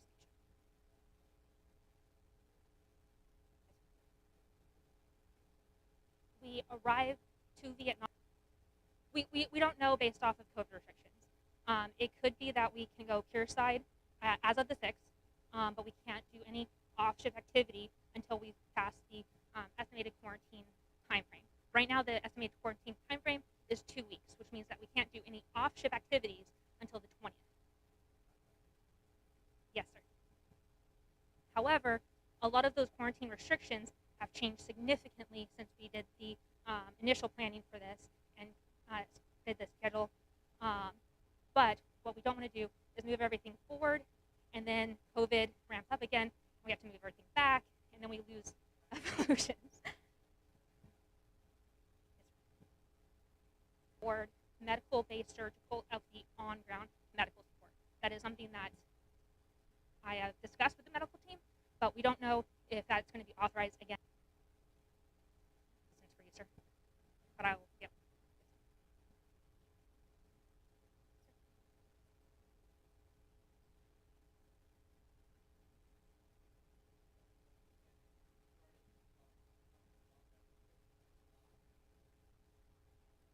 Period that they've initially quoted would mean that we could start doing evolutions as early as the 13th.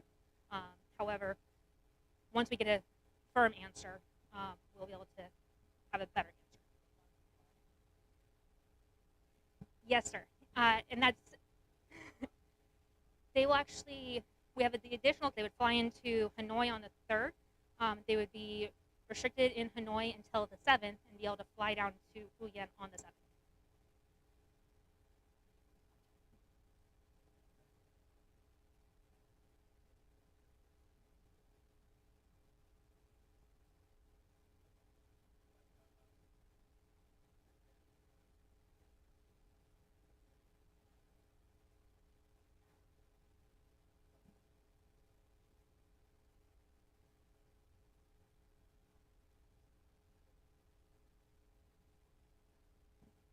It is, yes, sir. We unfortunately couldn't meet with anybody during the PDSS. However, it was something that continued to be discussed, and the level of interaction, whether it's going to interaction.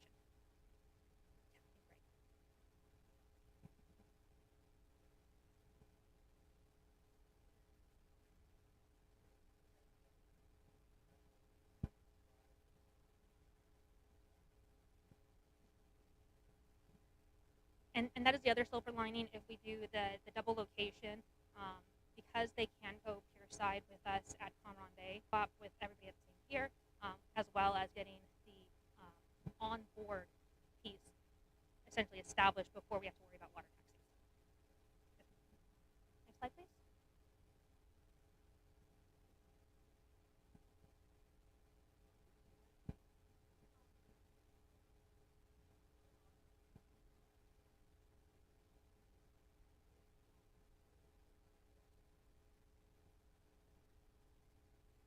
This is an overall breakdown of the various locations as all the way up to the Song Tao Stadium, with the call out for all of the events that are taking place in the Toi Hai area, since that will be the majority of the evolutions. The different evolutions are depicted by the various colors. As shown, a lot of the Comrel and medical will be in the Toi Hai area. And one point of note for the engineering school, they have asked for not only the event to take place while we are in port, but also to do a site visit once we have the engineers working on the engineering projects so that they can see an active work site. And this would be during the school year, which will have been completed by the time Mercy pulls in. Next slide. A lot of these questions will be answered as we continue during the week. For the earliest we can get people in reasonably, it would be the 6th of April.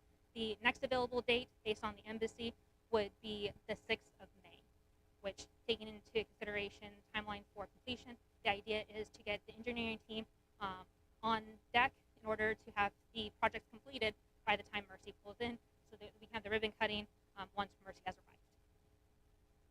Next slide. The two locations are depicted: the Longsan School in the center, as well as primary school. The overall site has 175 students, and it unfortunately has to do shift schedules. So students do a morning class, and then another group of students do an evening class because they have a larger volume that can be reasonably supported by the current buildings. Currently, they have 3 classrooms, as shown. This is a 2-classroom building and a single classroom building. On the site, they would like to have an additional 3 classrooms established in order to support the overall number of students within the area. Next slide. Some of the concerns for this, it is relatively close when it comes to the travel time from. It will be very, very hot and humid during the requested time period. The good news is school will be out for 3/4 of this evolution, a couple weeks of the projected project. The second item is the requirement for a UXO in the area, which would be done. They're not terribly concerned for it. It is a requirement, however, just to be safe based on the region.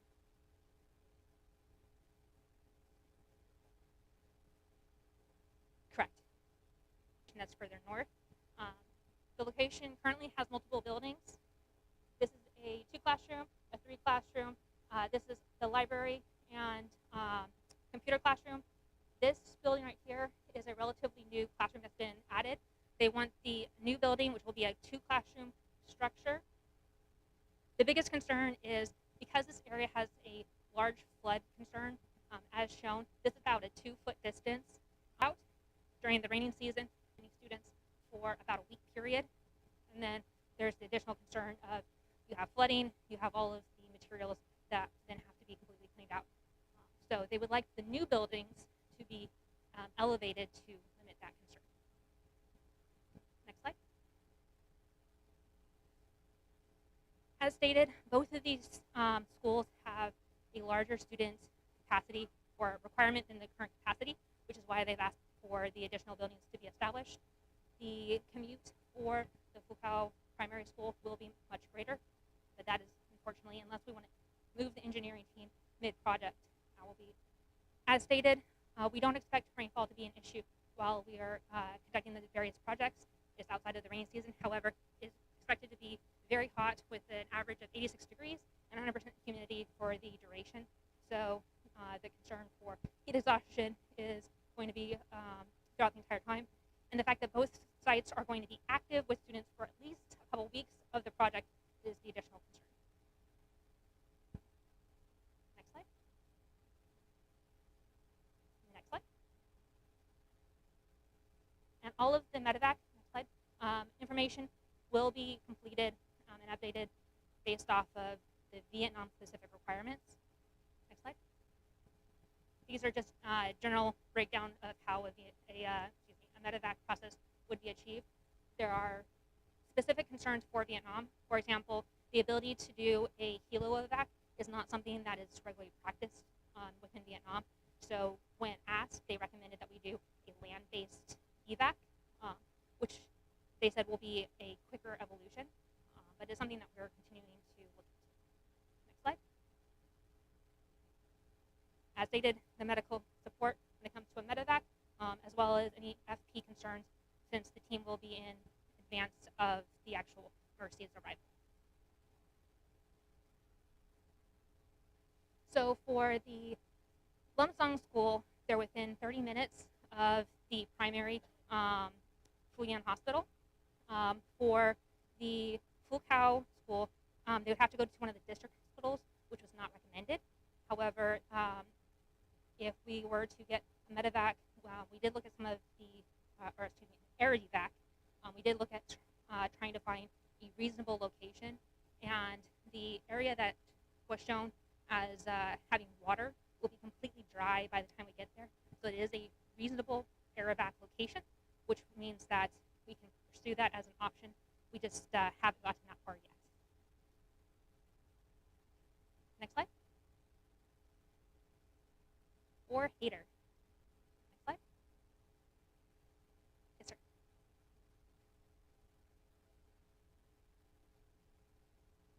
I'm gonna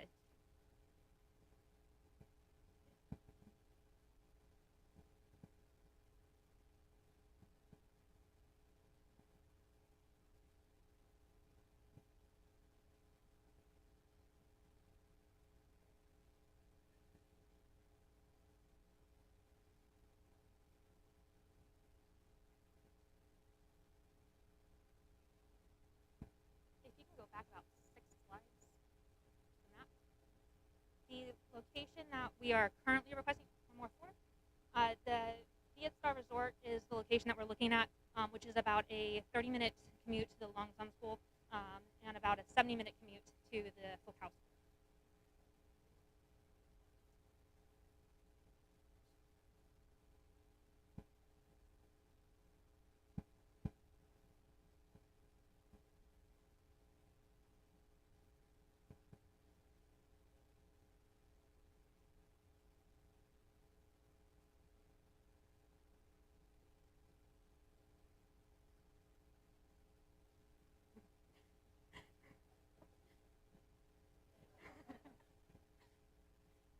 And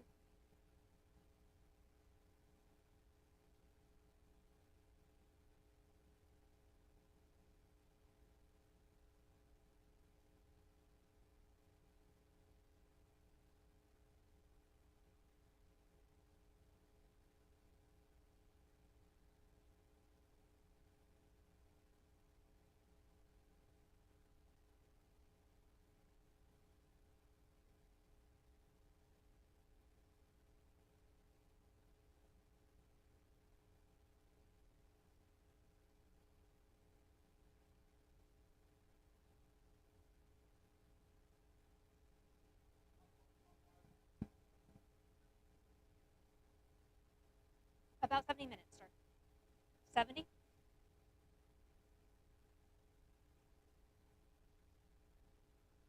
It's from the hotel to the schoolhouse. However, they're roughly the same distance between the Lamsong and the Fukau. Additionally,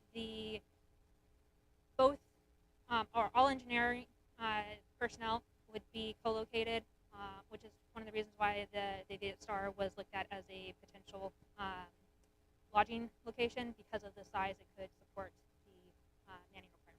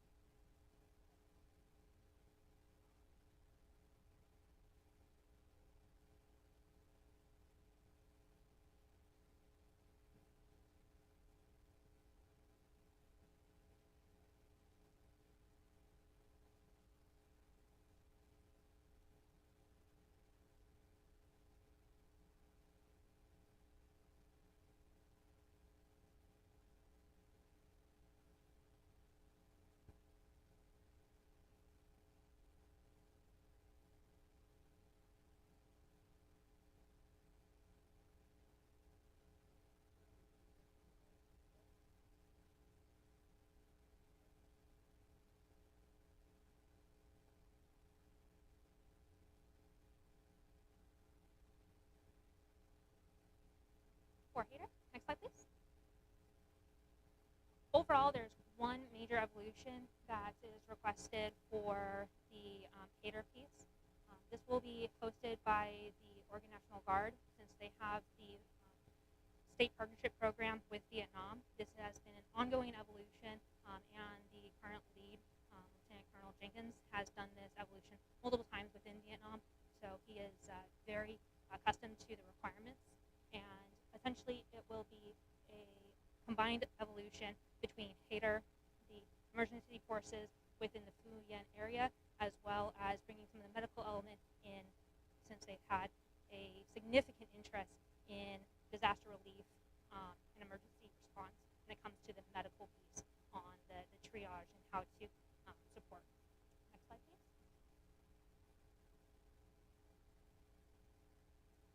Next slide. Currently, the HATER evolution will have a ADVON and fly-in heavy focus.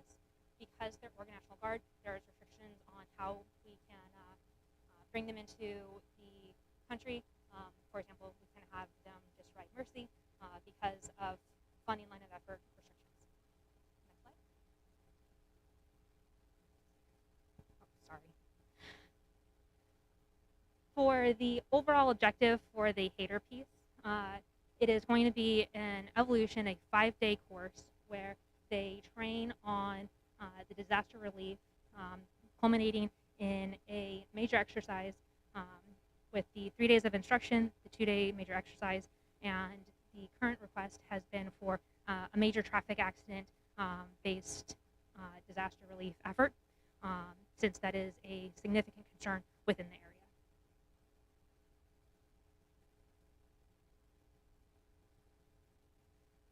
I believe so, but I don't know if it's just one day of the FXT to be focused on chemical and the second day to be focused on just a major incident.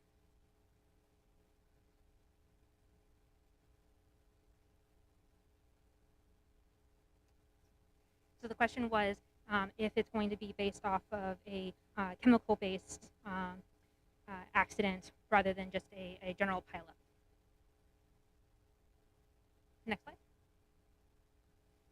The location of the DARD is within the Toi Ha area, which is a relatively short evolution. We do not, however, have the location for the FXT as of yet, since that will be at a different location.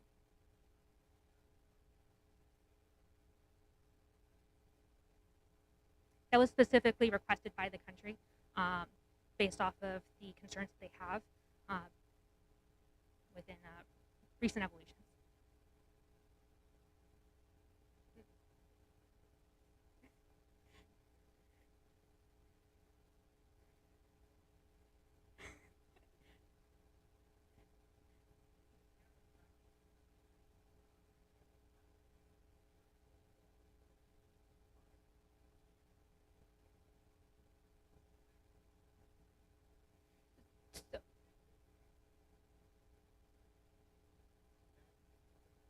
Terrible, absolutely terrible.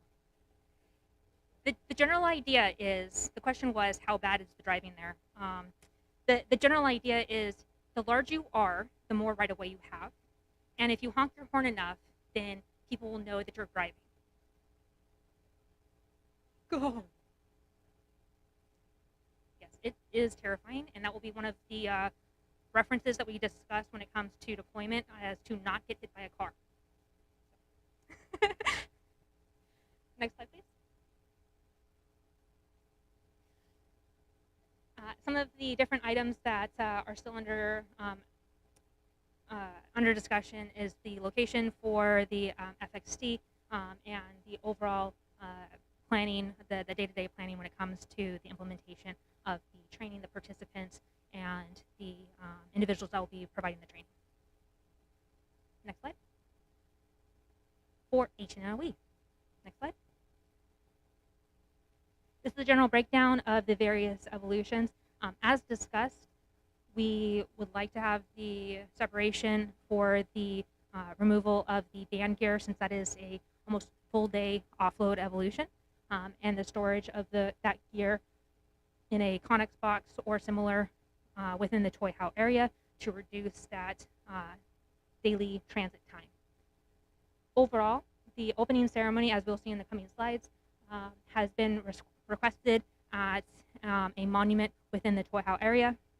The next evolutions, as listed, are primarily concerts with the combined Comrel evolution listed for the 25th and 26th. That is the only 2-day evolution, and that's just because of the size of the event. Next slide.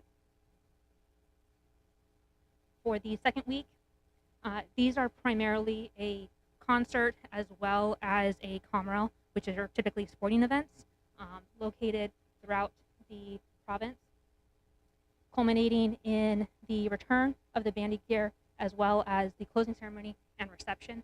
The closing ceremony and the reception on board is one item that will be discussed this week, whether it wants to be on the 2nd, which is a Saturday, but that means that there will be a conflict between the loading of the band gear that morning, followed immediately by the evolution, or if it's going to be held on the 3rd, which means it can be held early in the day, but that means that we have an evolution on board Mercy the day before we get underway.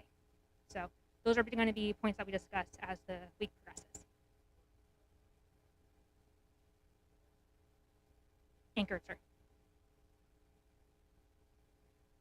Hence the discussion. Next slide, please. This is the breakdown of the various Ichinoi events. Next slide. With the opening ceremony, this will be a concert. It will be a combined concert bringing in a local band, the Suben, and they'll be performing with the Pac Fleet Band. Next slide. This depicts the monument that is of particular interest. Of note, during the night, it is lighted. So there's lights along the top, and it does flash different colors based on the music that is playing.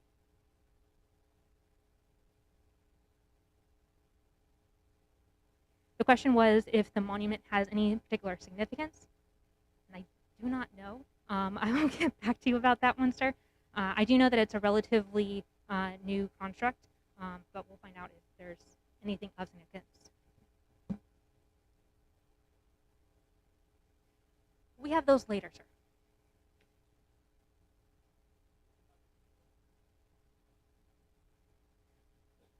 That will also be further discussed. We do know that the question was who would be invited to the opening ceremony.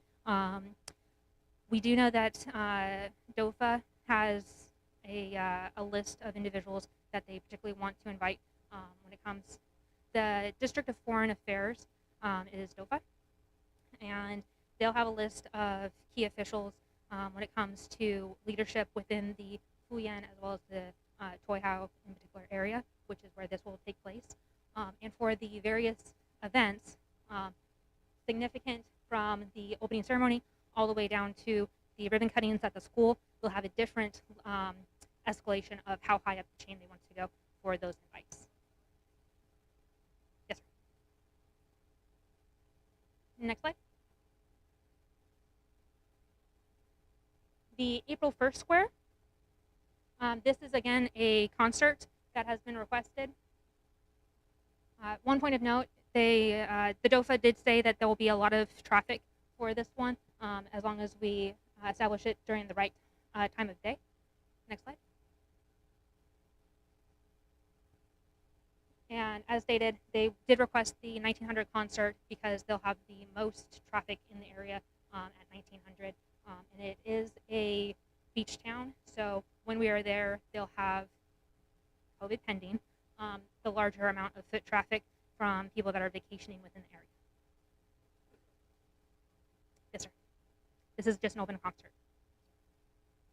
This one is of particular interest historically, based on the date and the reference there. So that's why it is just a concert. Next slide. The North Songkhao Beach. This is going to be a combined Comrel as well as concert. We'll have a beach cleanup as well as a concert after.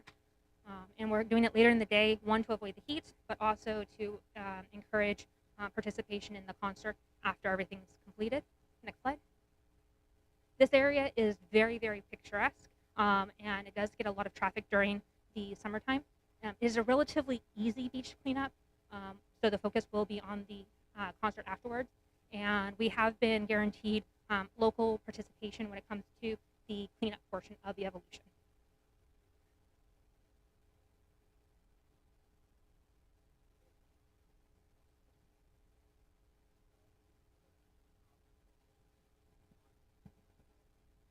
So for all of the events, sir, it will be a top 40 band with a vocalist, some integration of partner nation musicians as well.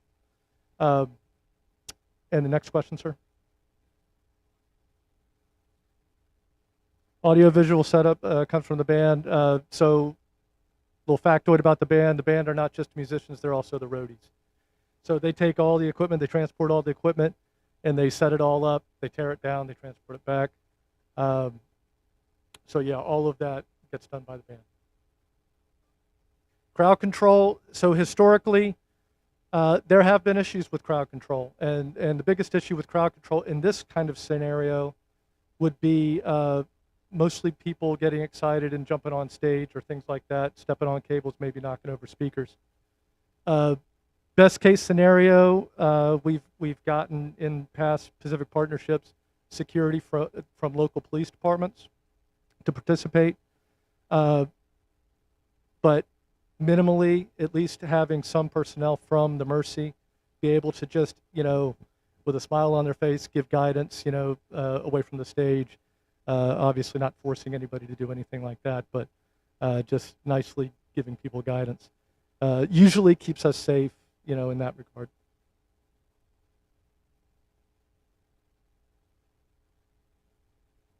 Yes, sir. And one note, for all of the band-based events, we will have contracted a stage setup as well as the electrician requirements that has already been discussed. So it'll be contracted out in order for it to be delivered and established prior to the event taking place so that the band can come in, plug in, do sound checks, which is still about a 2-hour evolution, but it will be a relatively seamless based off of the contracting that will be done in advance.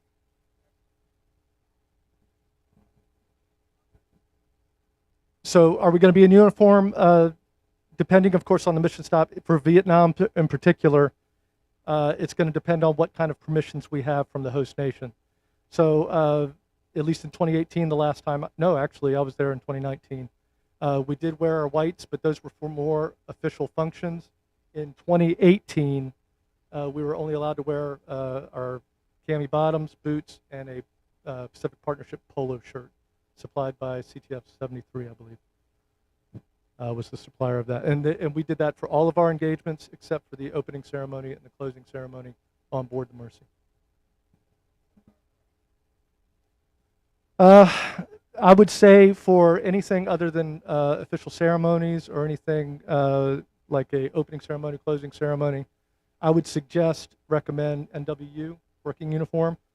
And if we need to do the polo shirts, if that's what host nation decides, then we would go with the polo shirts.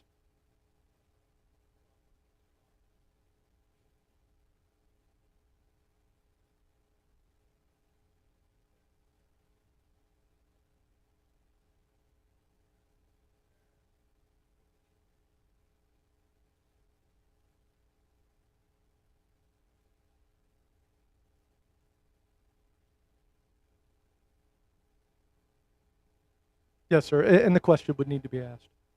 Yes, sir. Next slide.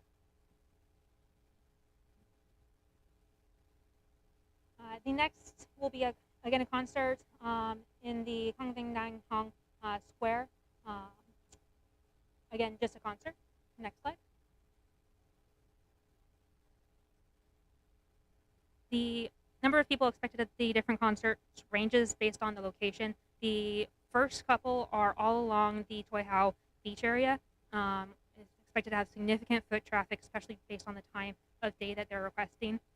The beach, again, it is a understood tourist and local beach location, so again, significant foot traffic.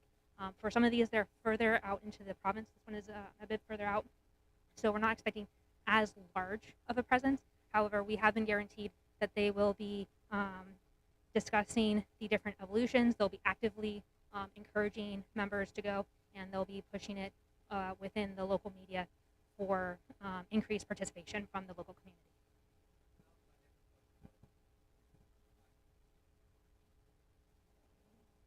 So in other reports that we've provided, yes, all the POCs, you know, some of the requirements that we're going to need is media, advertising, and a relative guarantee of foot traffic and people attending. But in answer to your question, sir, how many do we expect? I have played performances during Pacific Partnership and specifically in Vietnam, ranging anywhere from 1,000 to 50. So 50 to 1,000. So of course, every venue POC guarantees a very, very large number of people because they want us to come and perform for their community. Whether or not you get as large as we would want also remains on how well they advertise.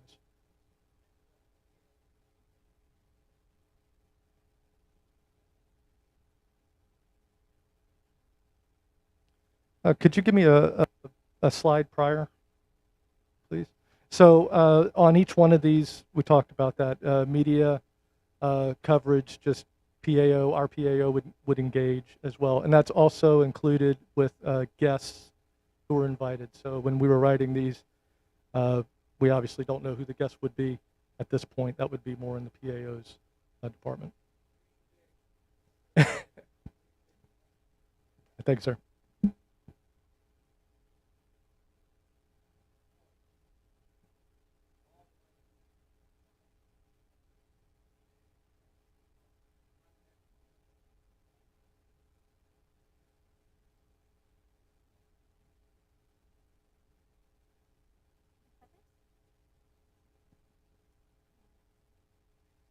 For the youth park, this is another concert-only request.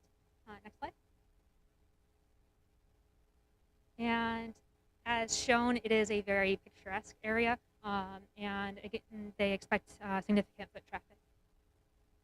Next slide. For the Vong Lam Beach cleanup, this is a 2-day evolution. It's a rather significant request.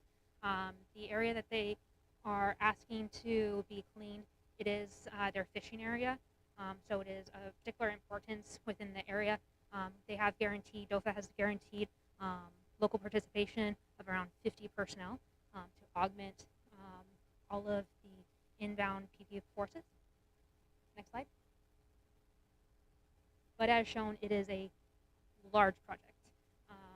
The idea is they'll have vehicles come in order to load the trash that is picked up and be able to do a offload of the garbage as required throughout the day, because there's just a lot of trash within the area. And the area does curve around the inlet. Of note, this area is of particular importance since this is the first area that the U.S. Navy landed in Vietnam. Those are the fishing boats. Yes, sir. And those fishing boats continue out into the inlet area, and it's basically a U shape with rocks on one side, this inside beach, and we would request that we have a set period from the rocks essentially until a certain area by the tree area in order to make it a more manageable project. Next slide. For the Song Khao Stadium, this location has been requested as a COMREL with a sporting evolution followed by a concert. The idea is to draw in personnel from the local community to do a soccer game, followed by a concert after the game. Next slide. The area does have to be cleaned since it hasn't been used in about 2 years. However, DOFA did guarantee that they would go out and do a clean of the field in order to make it usable for a soccer game. And then basically this is a stadium, and the soccer field would be used. And then in front of the stadium, where everyone's standing, that's where the concert stage would be set up in order to have the performance afterwards. Next slide. And I will note most of these Comrel and concert evolutions are later in the day in order to prevent concerns for the heat. Because if we have the sporting evolution followed by the band, it'll just be hitting the peak heat by the time the band's playing, and people won't stick around. The engineering school has requested, again, a sporting evolution. They have both soccer as well as a few different nets for volleyball and tennis. The director of the university is very big on tennis, as well as a concert following. Next slide. Not for tennis. We've just were asked repeatedly if we could play tennis, but the Comrel team would play against university students. I will note, by the time we are there, it will be after the school year concludes, so we asked if the university would be able to bring some of their students back in order to support the evolution. If they can't get a big enough draw, then it will be opened up to the local area as well. Yes, sir, they will be playing us.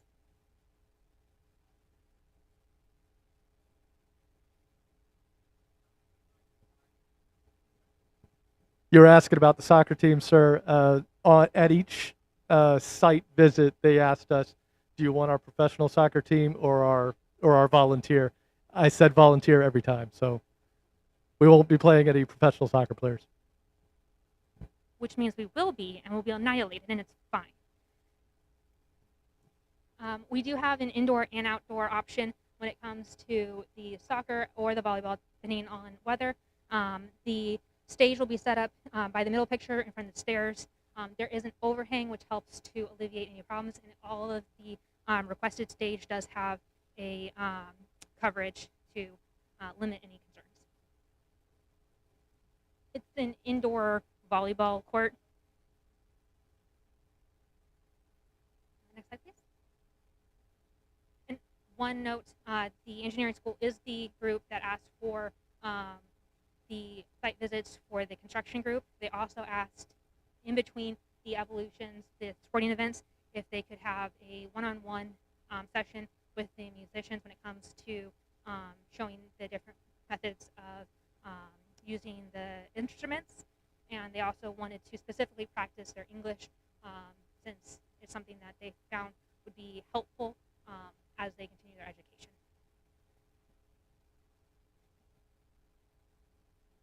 The engineering students, a few of them play instruments, and they asked if they could have a quick demo on how to do the different styles.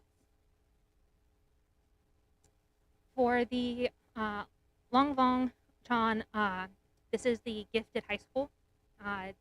For the students here, it was requested that we again play them for volleyball and soccer. And again, we will be annihilated by high school students, and it'll be fine. Followed by a band concert. They did ask for, again, a musical demonstration as well as an engagement when it comes to discussions, especially with their English team. They have a team that goes through its and has competitions, and they are unbelievably brilliant. When we asked them for general questions, 3/4 of the questions were about engineering focused, or not, excuse me, medically focused questions, which I then had to write down and ask the medical team. So if you want to feel bad about yourself, go to this Comrel. Next slide, please. This school is a frequent participant, and they are very, very excited to be included in Pacific Partnership. This will be an earlier in the day evolution, which we did move it up quite a bit earlier. One, because it is for a high school. Again, school will be out, So they will be requesting students to come back during the summer time, and if needed, it will again be open up to the local community. However, the focus will be on the students that are attending the school.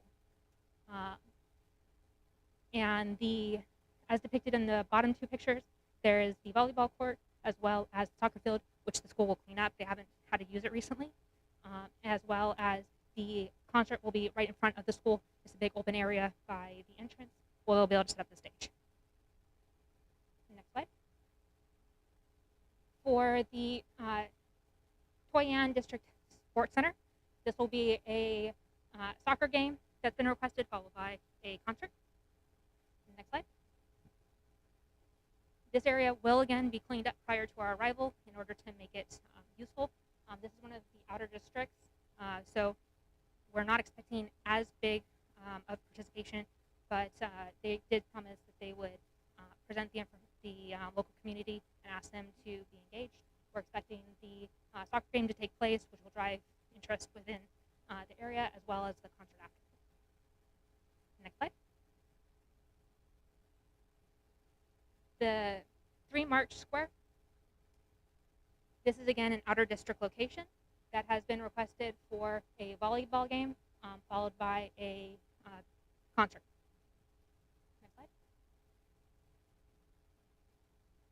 The area does not require cleanup. However, it does require the volleyball equipment to be imported, and they are expecting a pretty decent participation because of the location, although it is in one of the outer districts. I have looked this up multiple times, sir. The question was the significance, and I kept getting conflicting answers, so I'm still looking, unfortunately. Next slide, please. And then the closing ceremony, on board Mercy. This, again, based off of how the discussion goes, it could be on either the 2nd or the 3rd. If we do it on the 2nd, we will have to unload all of the band gear that morning, followed by a setup, and it would require the evolution to take place later in the day. The 2nd is a Saturday. If we move it to the 3rd, it would be taking place on a Sunday. It does give us the chance to have an earlier performance since the band gear would already be loaded on Mercy, and we won't have to have the additional delay when it comes to that evolution.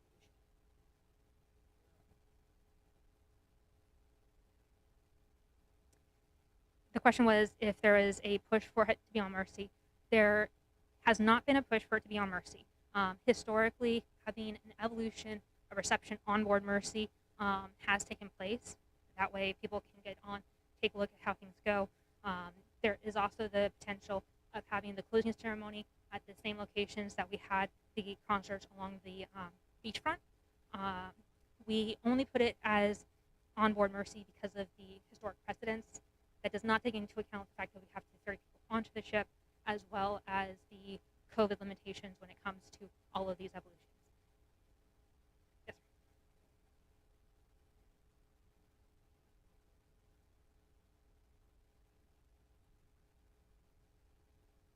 Yes, sir.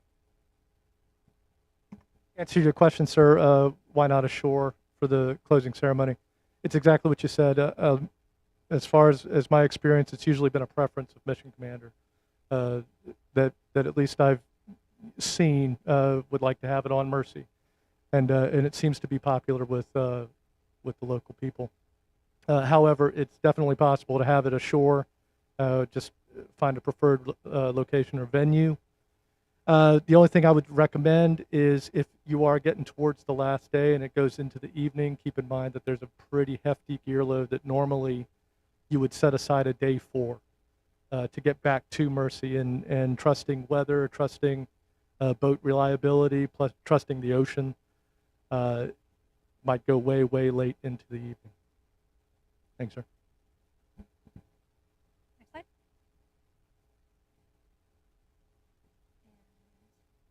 As stated, if the evolution does take place on the 2nd, it would have to be later in the day, which does run into the return being after dark. And then if we move it to the 3rd, then it can be an earlier evolution, which means it can be an all-day evolution or daylight hour evolution. If we have it on shore, then it removes the requirement to have it later in the day based on band gear requirements. However, that doesn't mean that we have to move the band gear load to Mercy to the 3rd, which does have the ramifications of if we have any kind of concerns weather-wise. Next slide. Medical. I promise this is the last section. Next slide.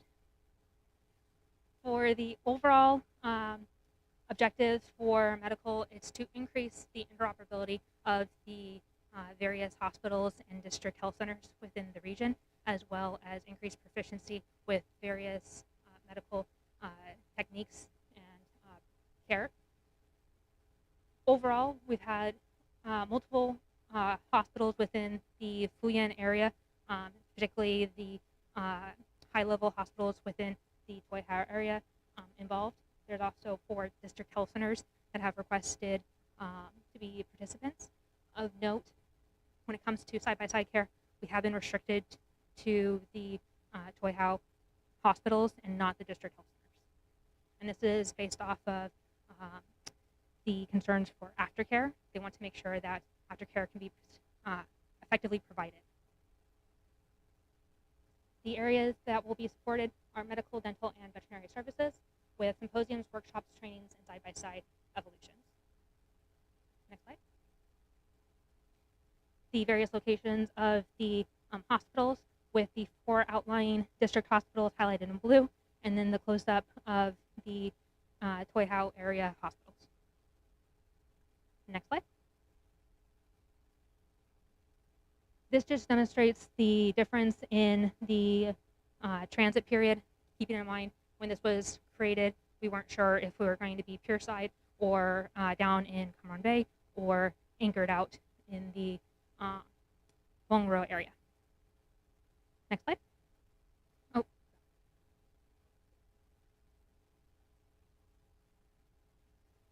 So the general breakdown between the various hospitals in the Toihau area is about 30 kilometers, about 50 miles. Do not quote me on that transition. No, that's from the, keeping in mind that Wongro is about here on the map, up to the major support that will be provided. This is about a 45-minute commute. All the way to the furthest north, that's about a 2-hour commute.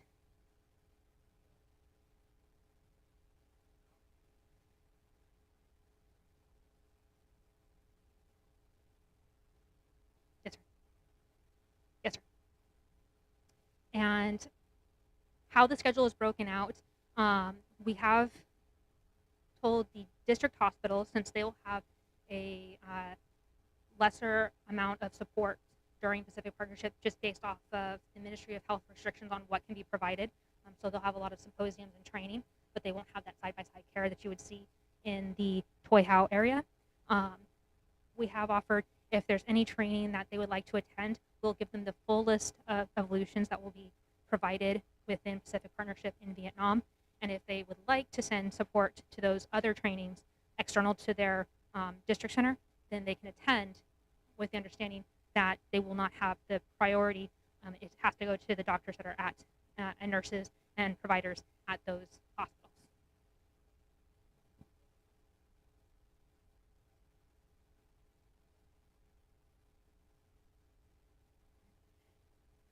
We will need translators for all of this, with the additional requirement of we have to have translators that are proficient in the medical-related terminology.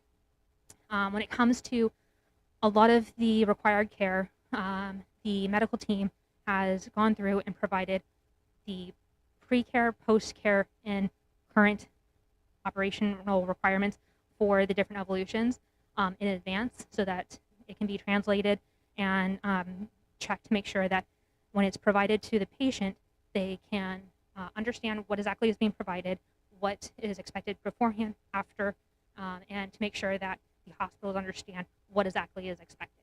And these are all being provided in advance. Once we have a full list at the end of this evolution, we'll send that list over to the embassy for translation work, in order for it to be provided to the Ministry of Health and distributed to the various hospitals.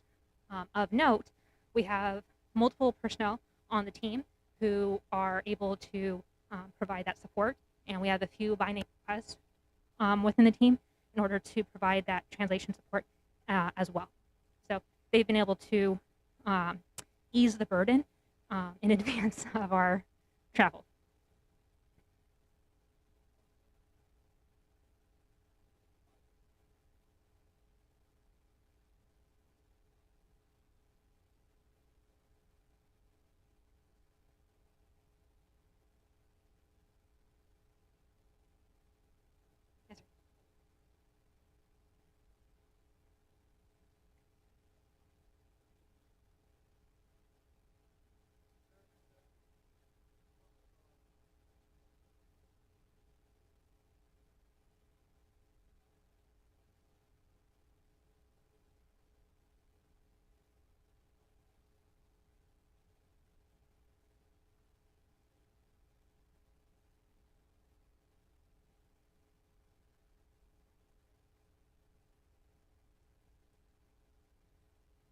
And this is something that was brought up during the PDSS with the DOFA in order to make sure that it was established, and Ministry of Health was in that conversation when it was brought up on the volume as well as the proficiency of translators that would be required during the evolution. Next slide, please. This is a list of the Audubon team members. Of note, most of these are individuals that were part of the PDSS in order to help ease the process in. And there's a number of requests for surgical support on board Mercy, and these individuals will help to facilitate the pre-op care and make sure that all of the patients that will be seen, as well as the training provided, is able to be seamlessly distributed and coordinated prior to Mercy's arrival. Next slide. These are the different personnel that will be required to support overall.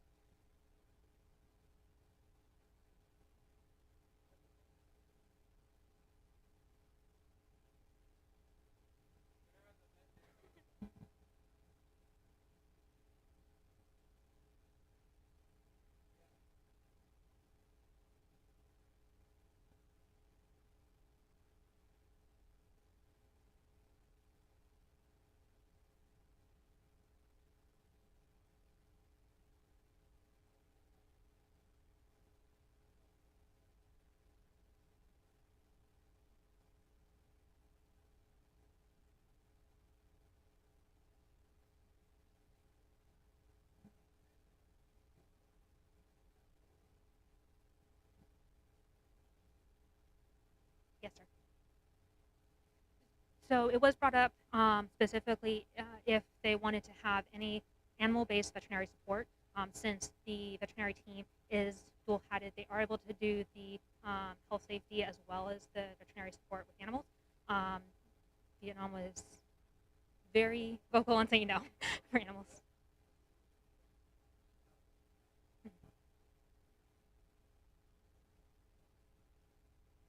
No problem, sir.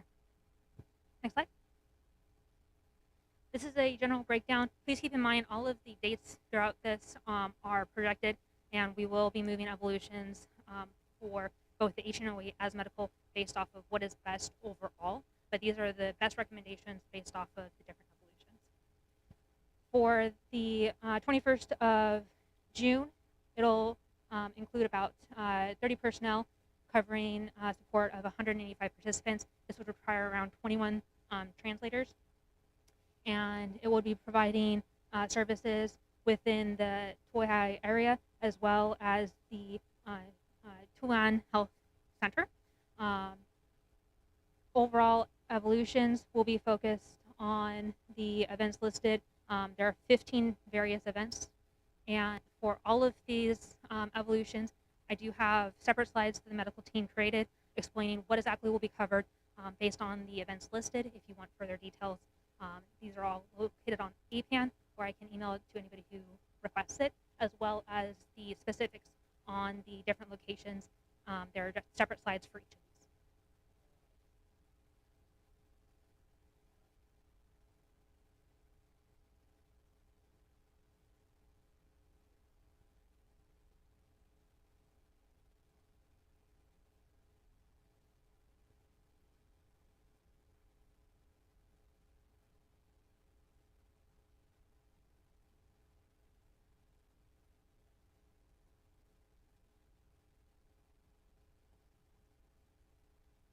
Next slide. For the 22nd, there are a total of 21 events that have been requested. All events would be taking place at the hospitals within the Toyan area, with 50 personnel involved and 230 participants supported. Next slide. 23rd, 20 events requested with 60 personnel, 245 participants based on the various locations. And again, all of them will take place within the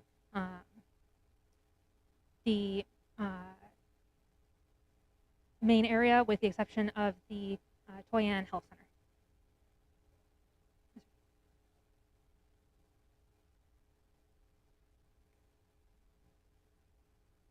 We do not. We do know that the request was for the type and support of partner nations. We do know that there has been a request for support when it comes, or the volunteering of support when it comes to certain areas, but I do not have a list of to what volume and in what areas. Yes, sir. That is part of the discussion.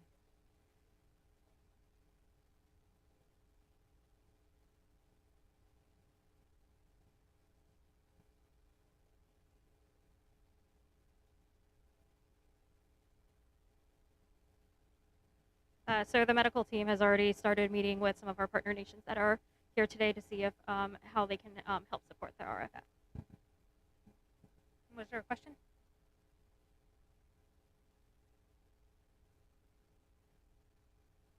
The question was for comfort when it comes to media coverage. I do not know, but I will write it down. And would that be in reference to these are the level of support that's been provided, or are you looking at specific cases?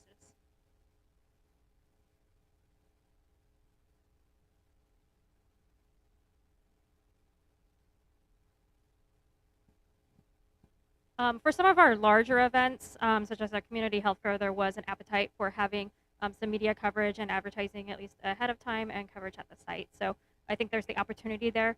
In terms of review of specific medical cases, I'm not sure what the appetite is for that, but there is opportunity for PAO coverage. And I will note they are very big on posting information on Facebook. So we found coverage on just about every different hospital that was visited, a post-visit snapshot on Facebook stating that this happened. So we know that they're forward-leaning when it comes to that, even though it's just limited to their local social media.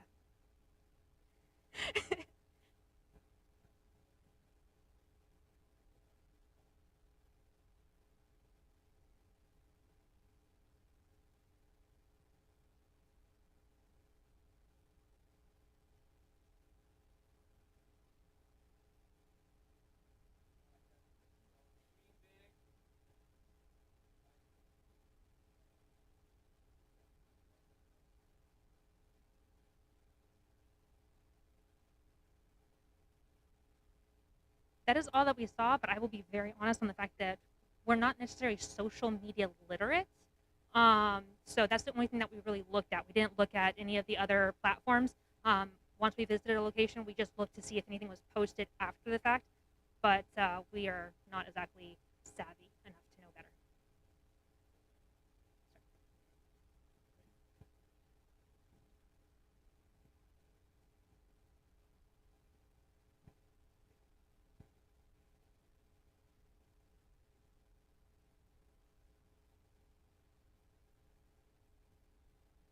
So the number is based off of two different items. There is the number of surgical care that can be potentially provided for, and that will be limited based off of the Ministry of Health, and they're going to screen any evolutions that take place, as well as the total number of individuals that can potentially attend a classroom setting.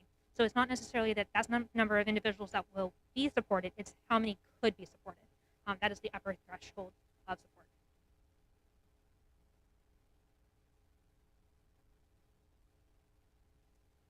For the 24th, 16 events, all within the main area with the exception of the Sung Khao Health Center, and it'll be 43 personnel supporting with 190 participants to the events. Next slide. On the 25th, this will be onboard Mercy surgical support with just the 15 participants based off of the surgical care that's required. Okay, I just want to reiterate a little bit about the medical LOE. It's not just events that are happening on shore. We are simultaneously also doing events on the ship, such as surgeries. And with the Vietnam timeline, we are doing most of our surgeries towards the beginning of the mission stop to allow for a post-operative period and hopefully to mitigate any complications that may happen. So the 25th is a Saturday. Like here in the U.S., most of their clinics are closed. But we will still be doing events on the ship. So remember, even though we're talking about all these shore events, we also have the Mercy contingency where things are going on there. And I will foot stomp if we are able to move the onboard surgical care up to the week of the 13th. That will also allow us to spread out the schedule essentially for the onboard care versus the land-based care and free up participants and personnel. One of the items that Ministry of Health and DOFA wanted to specifically foot stomp is the post-care support. Make sure it's not a here's what's been provided, and if anything goes wrong, we can take care of it rather than relying on the hospitals, which they do have a post-care at the hospitals if needed, but they wanted us to follow along with the patient as long as possible in order to have the best results available. Next slide. 26, same thing. It'll be onboard Mercy alone. Next slide. For the 27th, which is again a Monday, we'll have 17 total events with 39 personnel involved and 187 participants. And this will include the 2 health centers that are outside of the main Toi Hao area. Next slide. 28 is 19 total events with 37 personnel and 117 participants. Next slide. 21 events on the 29th with 64 personnel and 212 participants. Next slide. The 30th will have 17 events with 35 participants, 35 personnel and 112 participants. Next slide.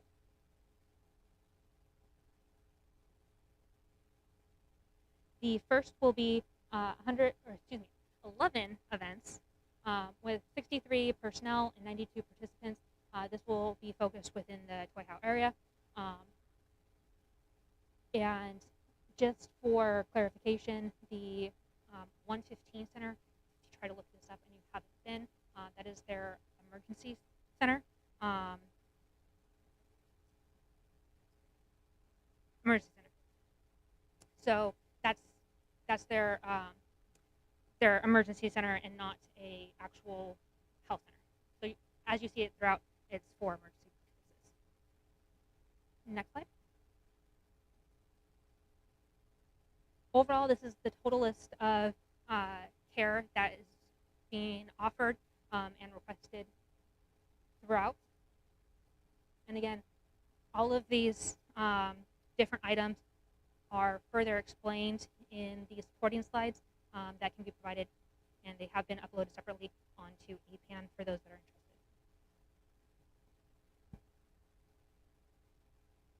Next slide. As stated, for veterinary activities, it is a significant focus on the food hygiene and the zoonotic-based diseases, and not on animal care. Next slide. For the different, these are kind of our larger events. These are the joint events with our Vietnam counterparts. We have an emphasis on nursing professional development. They have the Fu-Yen Medical College, which is essentially their nursing school that we are partnering with, and building upon things that were done with previous PP missions, because PP-19 was in Fu-Yen province, and we're actually revisiting a lot of the same facilities that we were in before.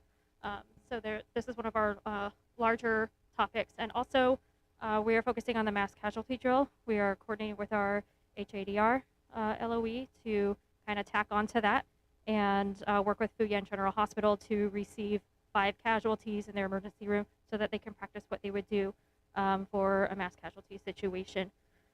We also have a large contingency that will be helping with their local Center for Disease Control, talking about disease outbreaks, especially with COVID. That's definitely a popular topic. And then we also have some unique things with complex medical issues.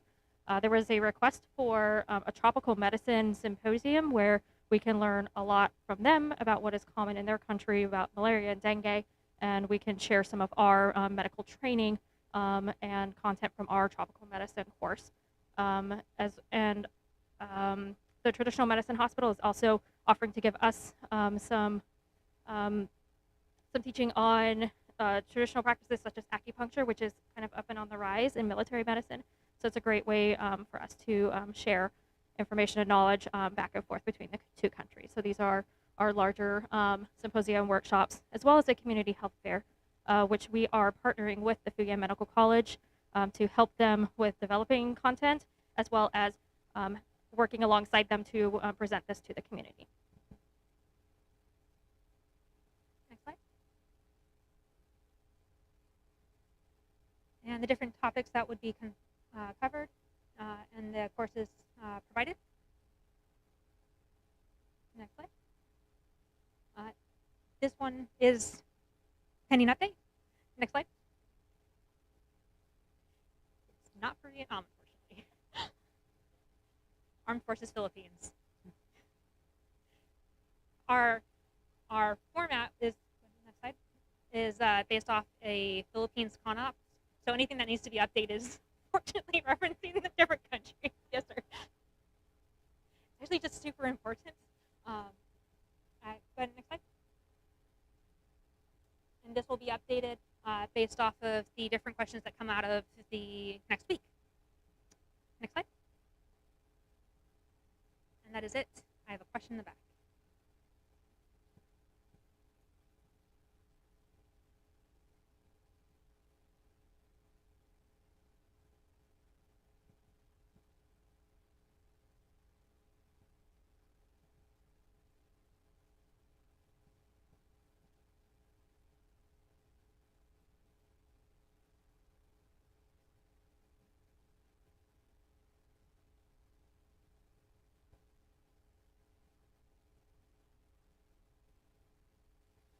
So the question was for the Salient Echelon, if there's any engineering rehab projects that have been requested.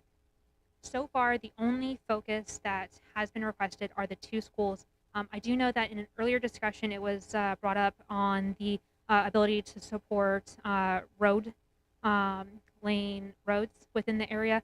However, during the PDSS, this was not reiterated.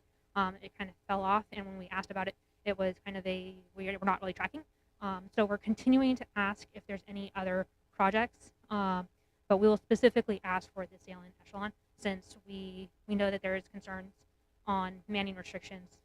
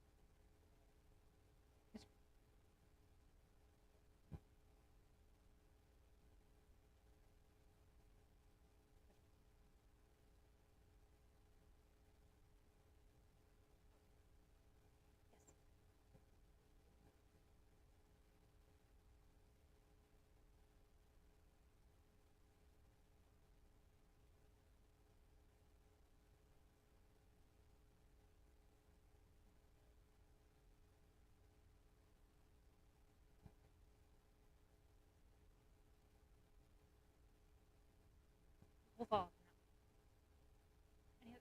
Yes.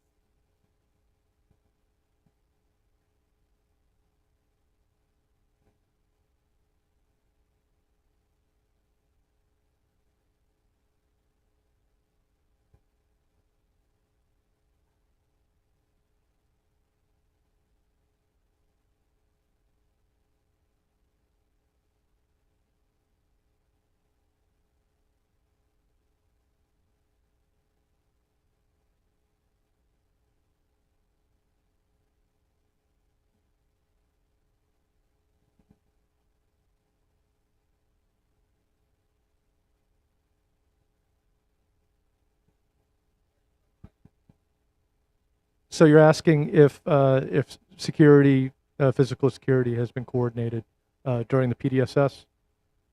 No. Normally, or at least I thought was the experience, and I could be wrong on this, SECO on previous missions would have taken care of that, or it was negotiated at the contracting level.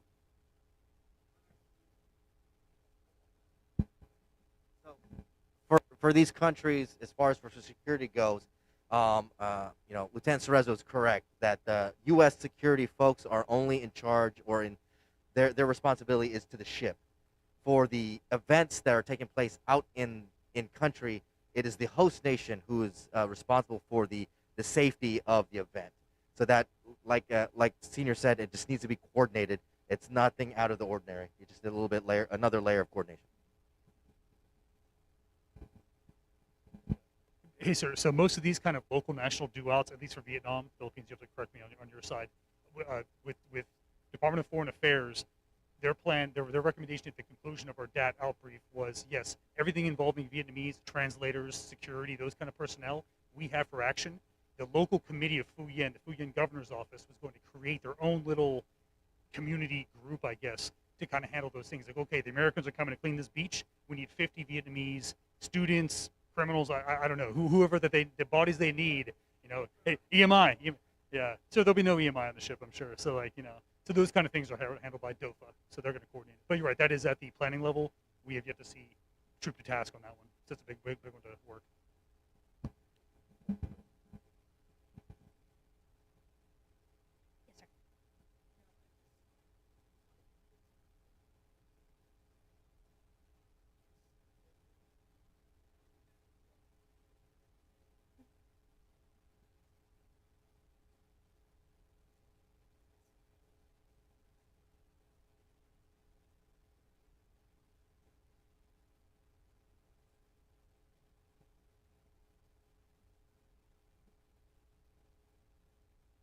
They're going to be, they're logged in and they're participating virtually.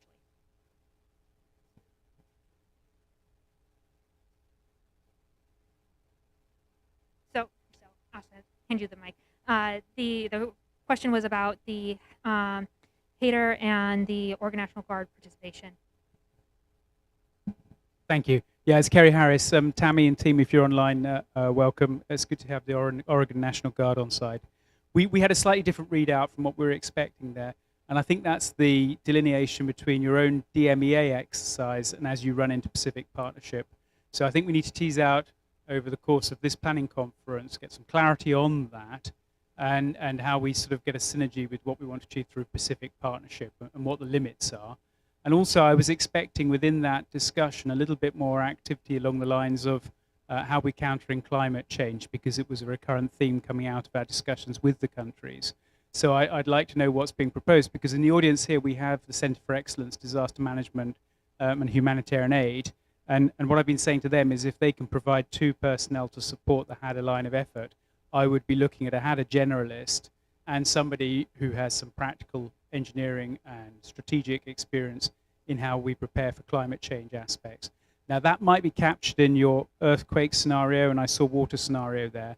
There might be a nexus there, but I'm just keen that we, if it's something that we're pushing that actually the demand signal has dried up, I'd like to know so CFEDM can be warned of, or if it's been lost in translation, I'd like to know what extent we're going to sort of follow up on that so that we resource it properly. Thank you. Are there any other questions for Vietnam? Yes, ma'am.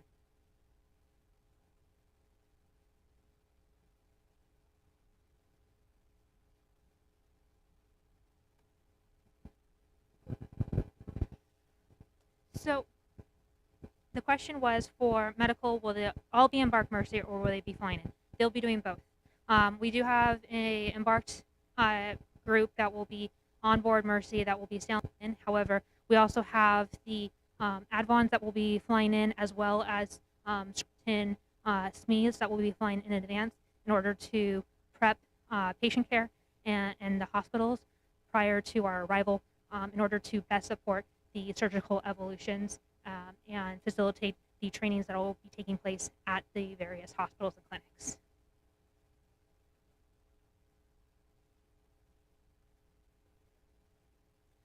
I will note, based off of the fly-in availability for June, the fly-in cutoff, or the only day we can fly people in currently, is the 3rd of June, which allows people to arrive post current COVID restrictions, which is the 3-day Hanoi COVID ROM.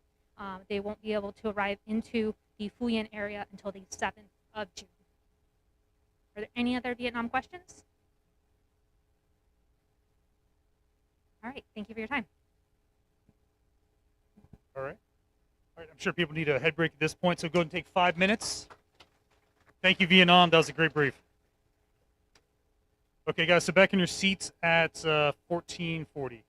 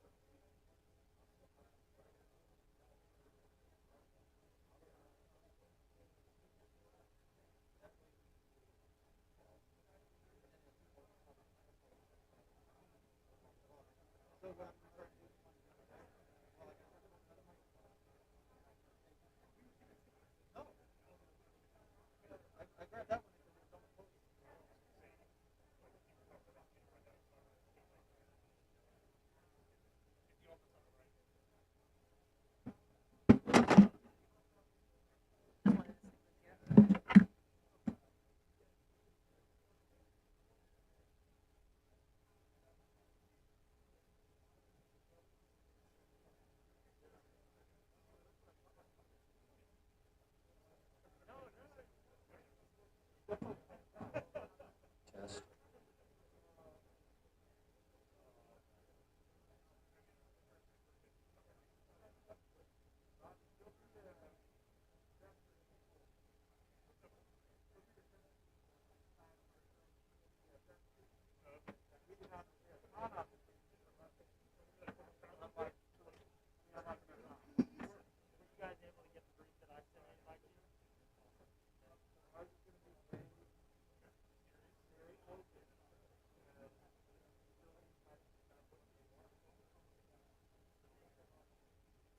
Test.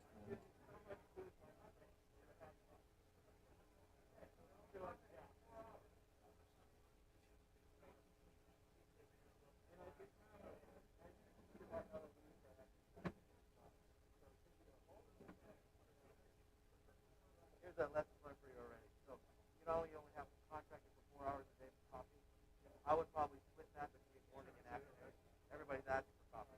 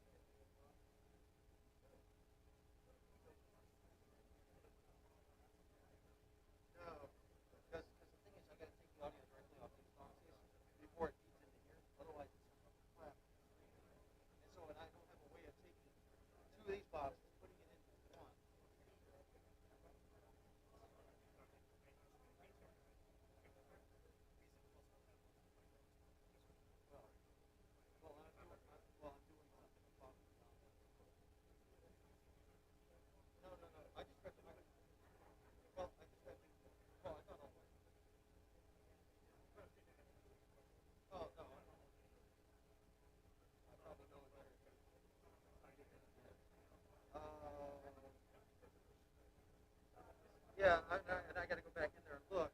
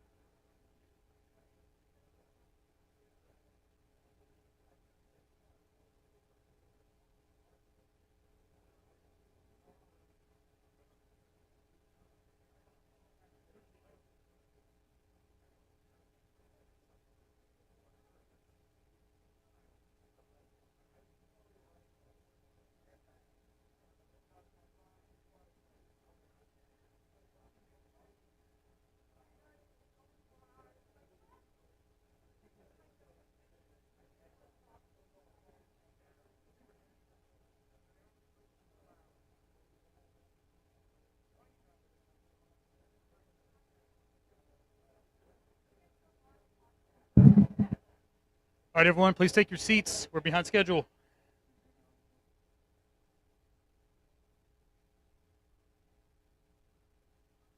Go to your seats. Go to your seats. Go to your seats. Okay, people trickle back in. All right, next up, we're still looking okay for time. We consumed the admin time I built in, which is fortunate here. We're going to turn over to the Philippine team to present their experience on their PDSS.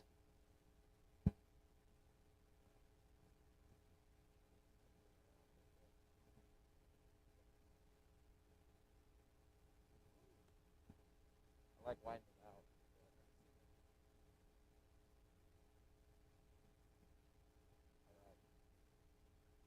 All right, thank you, Greg. Good afternoon, everyone. I am Lieutenant Zach Koffel. I am the Philippines OIC from Fibron 3. Unlike Tori, I'm a submarine officer, so I'm going to do my best to be up at periscope depth for about 5 minutes and go back down and hand it over to my teammates. So that's what we're going to be doing today. All right, so for the Philippines, as a general overview, as you can see on the right side here, we have the Philippines, multiple island nation. We did our PDSS in Palawan, and specifically in Palawan, we did it in Puerto Princesa. So, absolutely, sir. So, Philippines here, Palawan, right down here to the southwest, just west of the Sulu Sea and east of the South China Sea. And Puerto Princesa sits smack dab in the middle. So, that is correct, sir. Yes, sir. So the way I like to explain it, so when we say Puerto Princesa, for people from the United States here, think of Puerto Princesa as a state, and when we get into talking and my LOE leads start talking about barangays, that's more of like little cities around there. Next slide, please. All right, so even more blown up version of Puerto Princesa. So as an overall look at our site overview here on the right side of the screen, the farthest barangay, or like we kind of said, little city, is going to be up to the north of where we did a site survey at the Kabayugan Clinic. About a 2-hour drive from the cluster that we have down here to the south, which is the main Puerto Princesa city. And on the left side is a blown up version of that.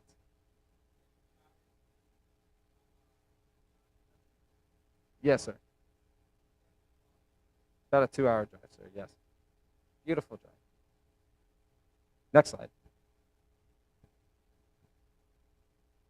So the Puerto Princesa port is on the western side of the city. And here you can see a blown up picture of that. I'm trying not to get in the way. So what the port has recently built is a northern pier, which is on the closer end of this side. It's a big, you want to give them a little point, Max? Thank you. So that area is actually recently built within the last year, and with the plan for port operations and us executing Pacific Partnership is to have us actually on that pier when it comes to equipment and personnel drop-off. Now, as you can see, the depth at the main portion of the pier, which is on the outside here, is 11 meters, so pretty much kind of right on the line of what the Mercy's allowance is at. 10 meters, sir. Yes, sir. Yes, sir. Well, I mean, sorry. Yes. There's.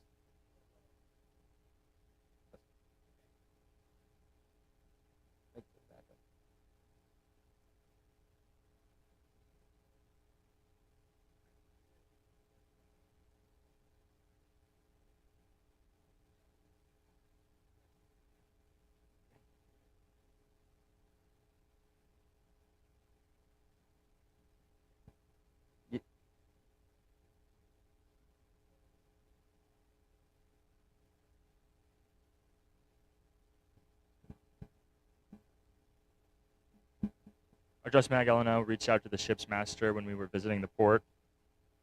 There seems to be some resistance from the city of Puerto Princesa because the pier and the pier time is very limited, and that does have a tendency to affect commerce depending on where we are. So we wanted to be sensitive to that, and we also wanted to be sensitive to the fact that the Port Authority is, I would say, borderline comfortable, leaning towards uncomfortable, with us having 1 meter of kind of below draft, going from 10 meters for the Mercy and then 11 meters for what's allowed at the pier. So that's an ongoing conversation. As we went through the PDSS, it more and more looked like we were likely going to be anchored, and then contracting out like a barge system to take us from where we would be anchored around to the North Pier.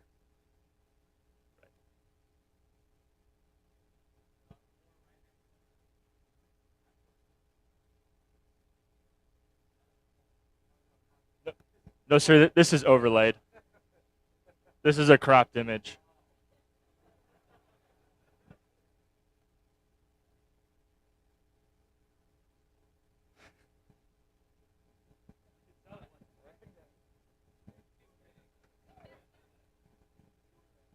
If anyone needs pictures of the Mercy anywhere, I'm very good with clip art, so let me know.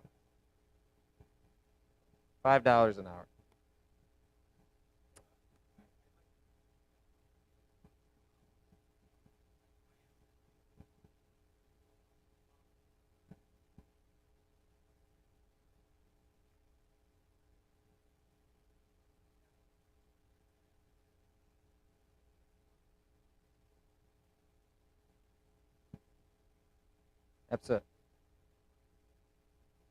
Absolutely, sir. Lieutenant Bulba covered it excellently with it being an ongoing discussion.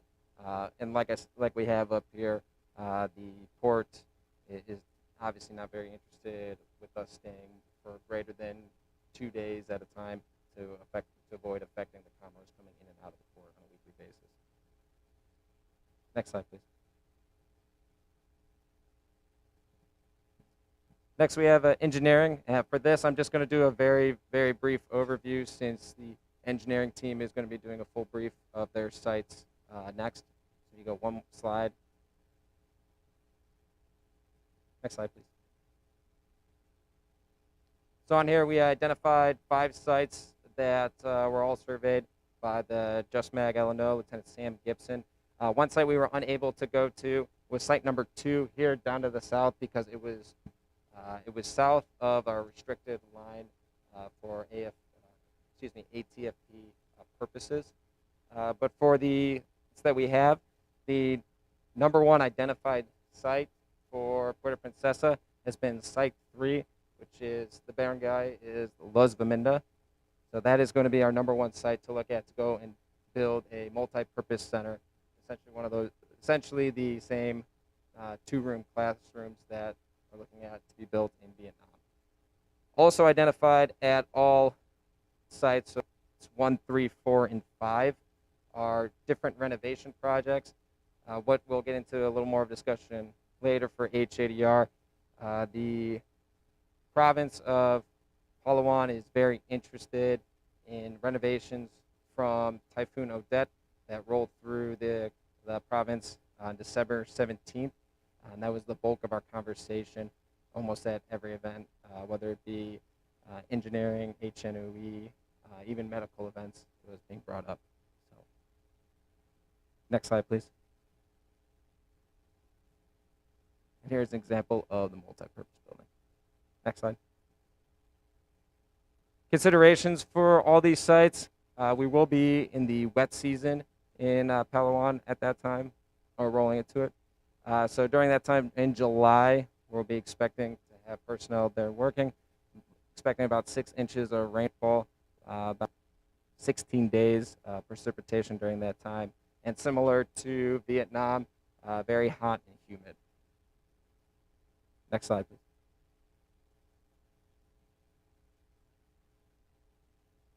And with that, I'm going to turn over to Ebola.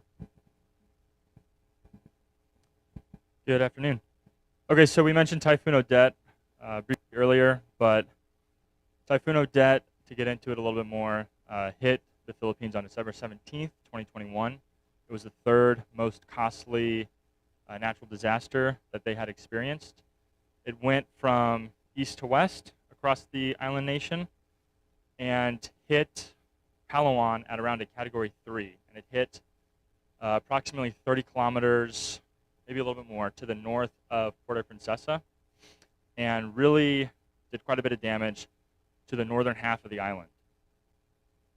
So that being said, a lot of our conversations, as Zach mentioned, were focused on effects from the typhoon, and that really caused some different issues that the government and AFP that they were experiencing with the typhoon to bubble to the surface, and that ended up being a big focus for a lot of our conversations. Next. Okay, so we've got some locations listed up there. We'll get into those later, but I want to focus on the training objectives right now.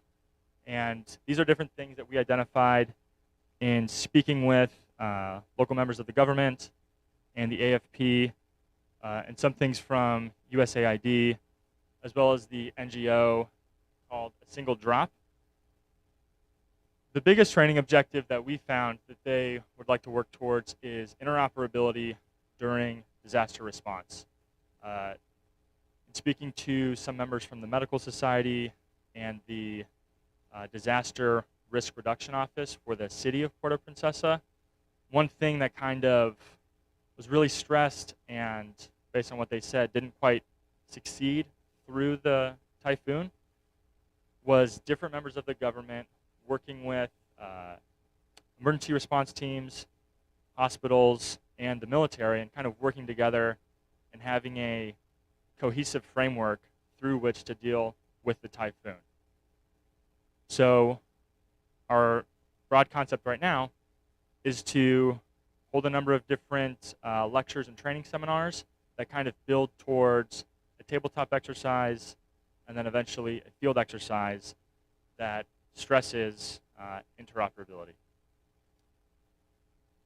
Search and rescue, both mountain and water, was something that was identified as an area of focus, a capability that they would like to build. I know that we've had some conversations with our Coast Guard counterparts about hosting some of those lectures. Breaching and shoring and collapsed building rescue.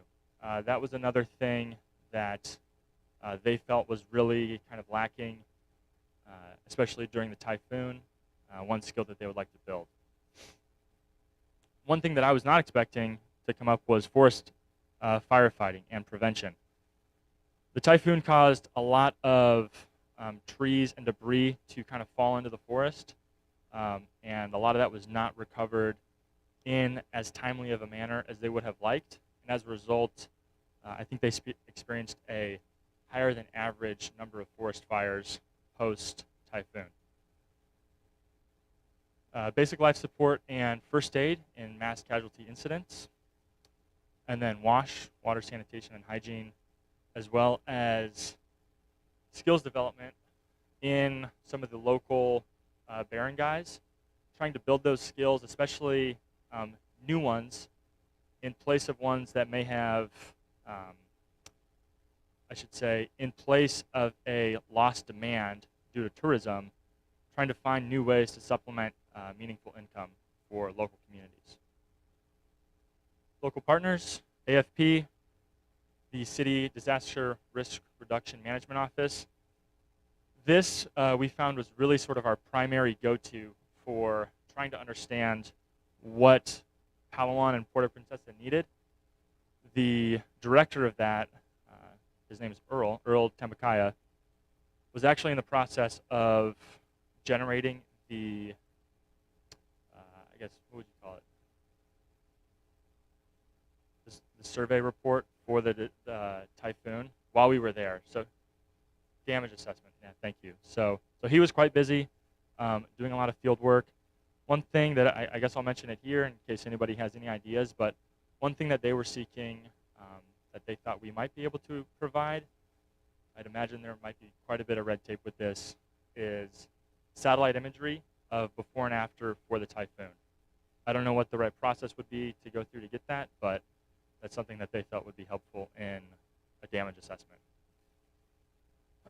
Should also mention, so Puerto-Princesa had a lot of their comms damaged during the typhoon, and they admitted to us that they had released their backup communication system too early. So when the typhoon hit, both their primary and then their backup were eliminated.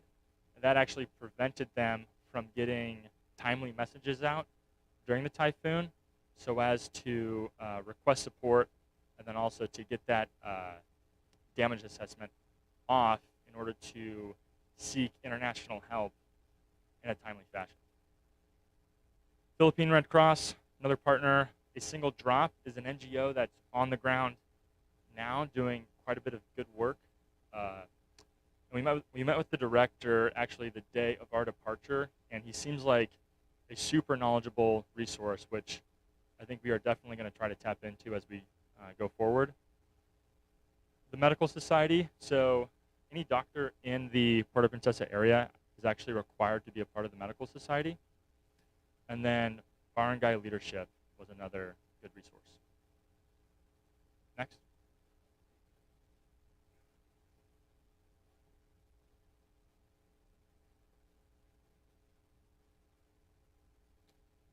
No, sir, we do not have experts identified. That's something that we were going to seek to develop here. Okay, Joint Maritime Training Facility. Yes. Their focus is WASH. So the question was, what is the focus of A Single Drop? And their focus is WASH, water, sanitation, and hygiene. Next slide. Maritime Training Facility. So this facility is approximately 25 kilometers north of the main hub of Puerto-Princesa down here. It is a building that is focused on supporting local, local government and law enforcement. It looks like it would be a great location to host some of the search and rescue training that we have discussed with the Coast Guard, and then some collapse building and breaching and shoring possibly could also be done there. Okay. Next. Sports complex. So this was where we hosted our initial conference with the local government of Puerto-Princesa. That was actually a crucial conference to have. It allowed us to meet some of the city leadership. The mayor was there. The lead planner for the city of Puerto-Princesa was there, as well as the lead AFP, Armed Forces Philippines, Pacific Partnership planner was there, and each member of the different lines of effort, so engineering, medical, HADR, and then HNOE, all present. After we did introductions, we all broke out and did meetings to better plan the PDSS and understand what we needed to go see and do. This site offers a number of different areas for hosting outdoor trainings and seminars. This area right here is actually kind of all like a covered amphitheater with stadium seating, which opens up the opportunity for some of those outdoor seminars. There's also a large field if we wanted to utilize that for the kind of the field training exercise mentioned earlier. Okay, next slide. And that is located in city proper. Okay, the City Disaster Risk Reduction Management Office uses the same building as the City Coliseum.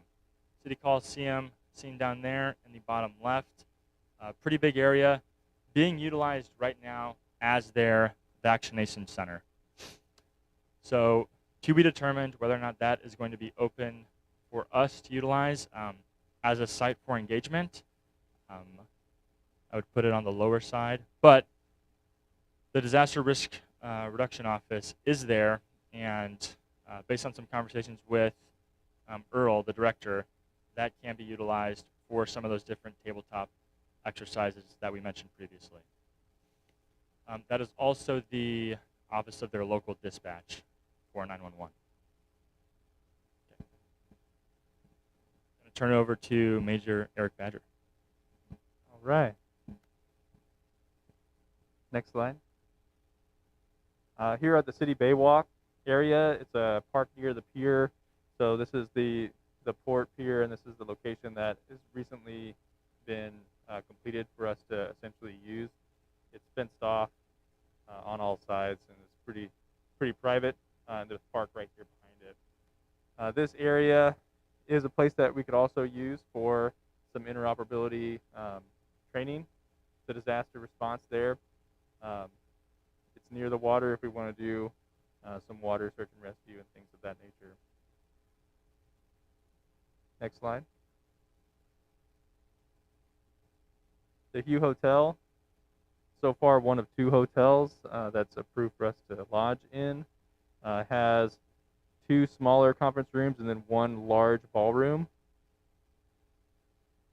Those areas all have your typical technology set up with projectors and screens and sound, audio. Next slide. The fire department is just 1 block away from the Hugh Hotel, and it was damaged during the typhoon. We noticed their front door and casing was all kind of blown in, but that location does have a lot of field space around it, and they were interested in training if that's available, especially for the forest firefighting portion. They don't have any large equipment for forest fires, so it would be how to address that with just hand tools. Next slide. The general overview of these barangays. These are all the rural areas. They all have their own, they're like small townships, essentially. And so they all have their small local government unit throughout. We just wanted to show you kind of how that's broken up. Again, this is the main area of the city proper, and then all the rest of this is still considered Puerto Princesa. And it's primarily forested area with small rural townships. Next. One of the things we like to do is just show you, this is an example of these townships that will typically have a small covered sports complex type of like 2 basketball courts. That's usually right next to their small township hall. And then this is an example of the clinics. This one was damaged by the typhoon with a tree that fell through the roof and was still being used at the time we were there. Yeah. So primarily what they wanted in these small rural areas we talked about are how to address the forest fires in rural areas with very limited equipment, some basic life support training or first aid training, and then water, sanitation, hygiene during emergencies, and then again the emphasis on skills development now that they really don't have any tourism. So they were trying to see what else can they learn potentially from us so that they're more resilient during these disasters. Next slide.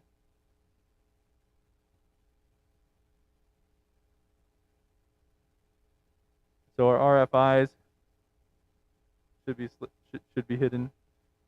Next slide. Can we go back to the City Baywalk slide, please?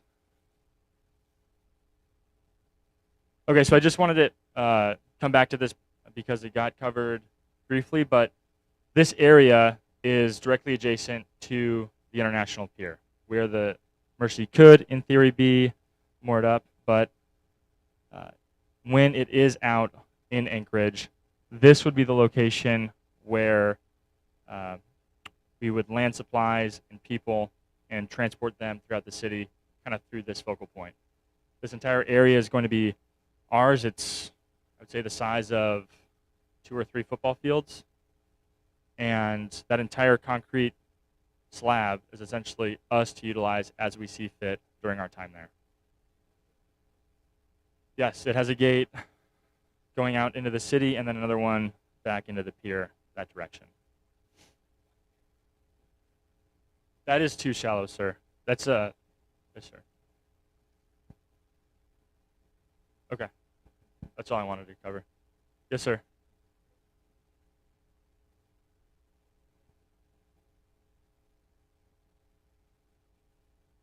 So the question was, for the question of interoperability, did we visit the EOC? Yes, sir, we did.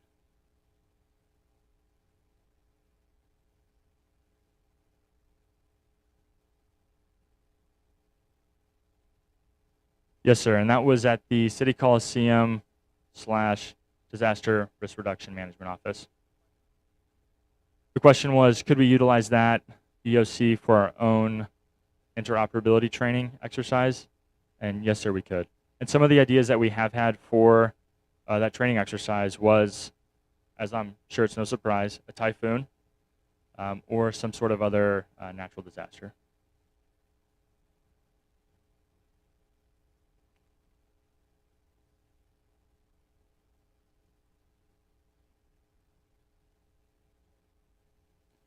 The question was, what was their concern with interoperability? And it was between each agency. So CivMil, I guess civilian to civilian, and then civilian to hospitals, local agencies.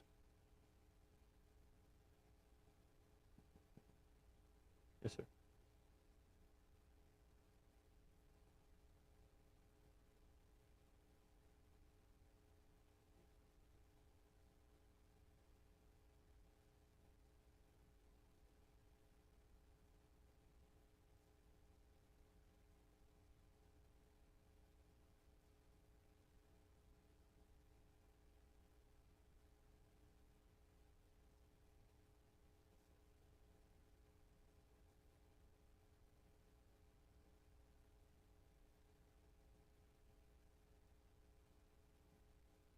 I'm going to try to summarize your question. So is the question, does Palawan's infrastructure, both, I guess, built infrastructure and bureaucratic infrastructure, lagging behind other regions of the Philippines?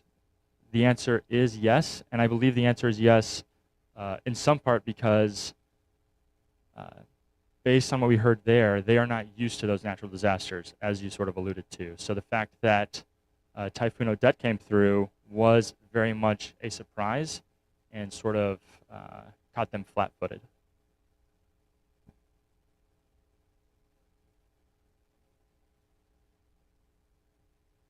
Yes, ma'am. I think that is exactly what the intention is. The question was, can we use that for a laydown area? The answer is yes. It is secure. Our security team checked it out, and it passed.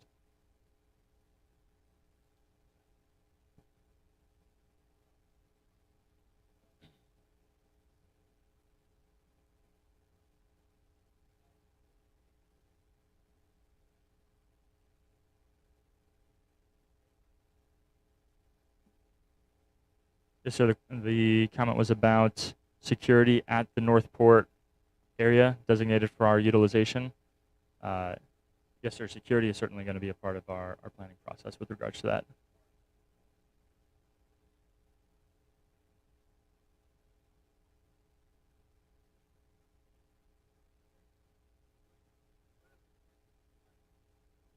So, sir, that when we arrived, the question was, what are the quarantine requirements? And that is a great question, in part because it changed while we were there.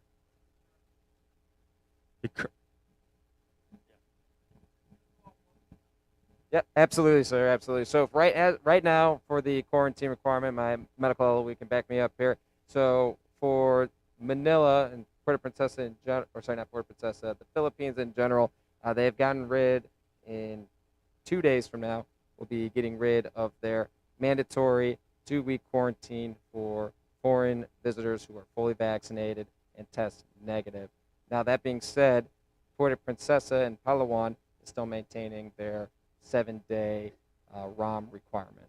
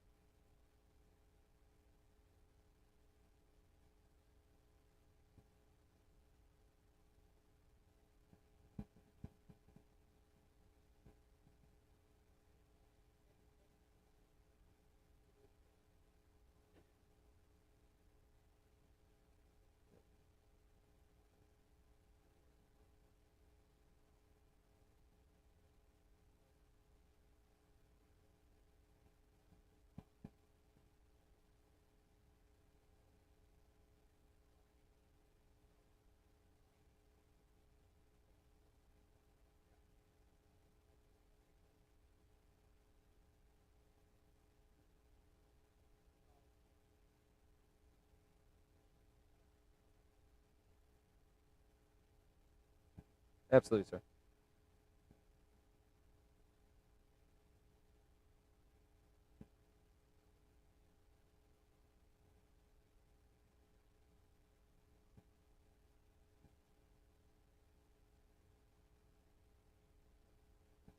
Yes, sir. Additionally, we'll have the Philippine team lead, Colonel Mompusi, will be here tomorrow. We can have further discussions with that as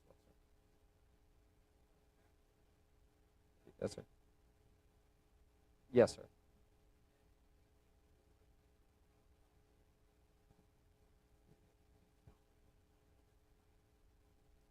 Sorry, you mean Palau. As soon as we leave Palau to get to Puerto Princesa is a 4-day transit from July 20th to July 24th. We have execution planned for August 3rd to 17th.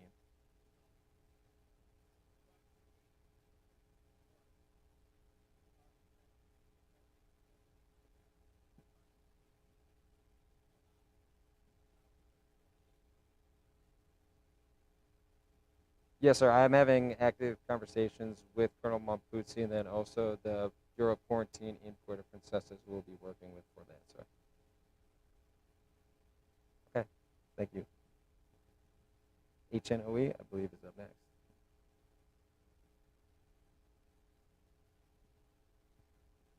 Lieutenant Barbosa has a much better voice than me, so it should be good. Good afternoon. Everyone is awake. I need coffee, but that's just me. So in a first meeting that we had with the country government, they share with us how it is important for them to bring the government to the people, which is great because that's right up on our alley as host nation outreach engagements. So with that in mind, they explained to us how they have the main city hall, and then to get closer to the people, they have created these mini city halls, 2 on the north and 2 on the south. So in our time there, we visited each of those. And the goal is, at least from the band and chaplain as well, is to do performances in all of those. So we currently have about 5 locations, which we'll show you. And in each location, they have a city hall, they have a clinic. So ideally, we want to come as a full package deal, where in addition to renovating, if possible, we can also do sports with the kids. That's how chaplain will be involved, a band performance, and provide some medical services. Now that will be medical LOE, and I'm sure you guys have great plans for that. So in addition to those, we also have some events closer to the city. We have a few malls. We have the City Baywalk, if possible. And we have a place, amphitheater called Mendoza Park. And some of those are going to be joint performances with the Marine Band and the Air Force Band. For those performances, we're looking at a 90-minute set where we feature each group for about 20 to 25 minutes. Switch, next, switch, Navy, and then we do one combined song at the end, make everybody happy, and yay, joint. We love doing that kind of stuff. So just to kind of break it down really quickly, I'm going to bring Chaps so we can begin with, I don't know what's next. Next, please. We're going to kind of brief by exception because the pattern is going to remain the same through most of the mini city halls as we go through with some of the repetition. Next slide. So in the Philippines, one of the big elements that they strive to be able to maintain from an environmental awareness standpoint is their waters, all right? And in Palawan in particular, it's a heavy tourism area, and they're really emphasizing the quality of the waters and their beaches that are there. So rather than doing a beach cleanup, there is an event called Scuba Cerrero, which is a formalized event that happens all throughout the Philippines, where it's more so like a harbor cleaning, a diving cleaning of the harbor basin or the areas off the beach. They would really like to be able to do that. Now, we don't necessarily have to do actual divers. We do actual divers. There's a proprietary issue, and it has to actually be a Scuba Cerrero. The average harbor depth in the area where we're going to be pulling in is 5 to 10 meters, but 5 area closer to that baywalk. So the first thing that we would like to do on one of the days there is scoop basurero, changing it around a little bit because it would just be snorkels and dive gear, but to be able to do it. This would be a joint competition between the Philippine Armed Forces and the United States Navy, seeing who can gather the most trash by weight off the harbor bottom. While that's going on in the water area here, and the shore area, there's going to be a gathering where we can also have a simultaneous cleanup on land, adding into that overall weight total. And then following that weight total, interactive games and sports of Filipino nature as we move in towards the band concert. Next slide.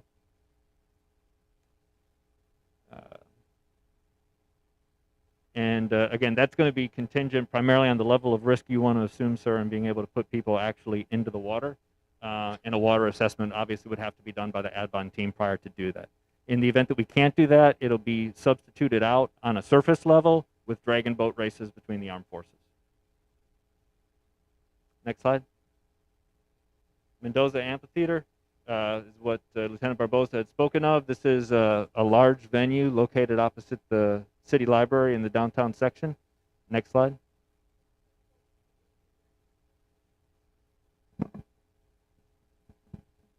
This is also the location they're thinking of having for the opening ceremony, just FYI. And there is some uncertainty on the opening and closing ceremonies right now, sir, and that is because some of these locations that are in and around that they may want to use are currently being used as COVID testing stations and quarantine stations. And so the actual site is going to be a continued dialogue determination, most likely between the Mendoza Amphitheater and Balaam Park. Yeah, Balaam Park was the other one they'd really like to do, but like I said, that's being used as a COVID station right now.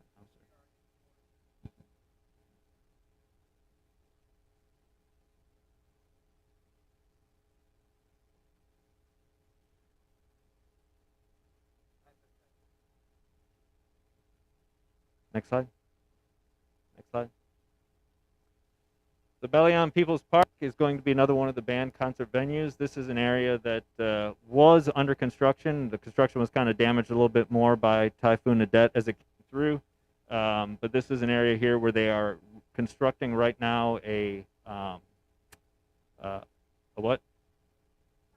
Water fountain, dancing water type display. And so this is going to be one of them that's going to be primarily in the evening for the concert as we gather through. Next slide. Next slide. There's 2 different malls for band concerts, sir.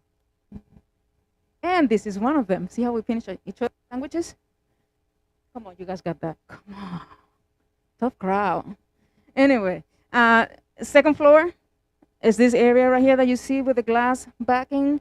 Is currently a COVID patient area. Or the first floor we have here. That's another area. The only downside is that depending on what COVID is at the time, it could get really crowded around, but it has worked great in the past, as you can see by 7 Fleet Band visiting back in 2018. So, next slide. Next slide. This is what I think it was Max.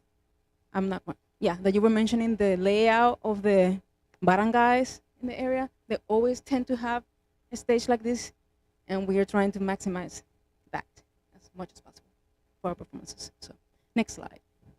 Next slide. So while we will be executing this mission, it's going to correspond to World Youth Day, which is going to occur on August 12th. In support of World Youth Day, it's become more of a World Youth Week that's sort of being built in by the government there in Puerto Princesa.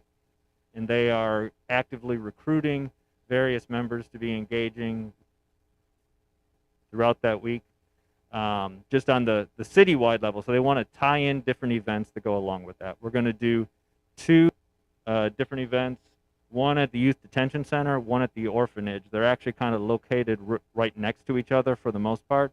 Youth Detention Center has some individuals in there right now, approximately 25 to 30, that have been in trouble with the law in some way, shape, or form, petty larceny, theft, drug use, or something like that.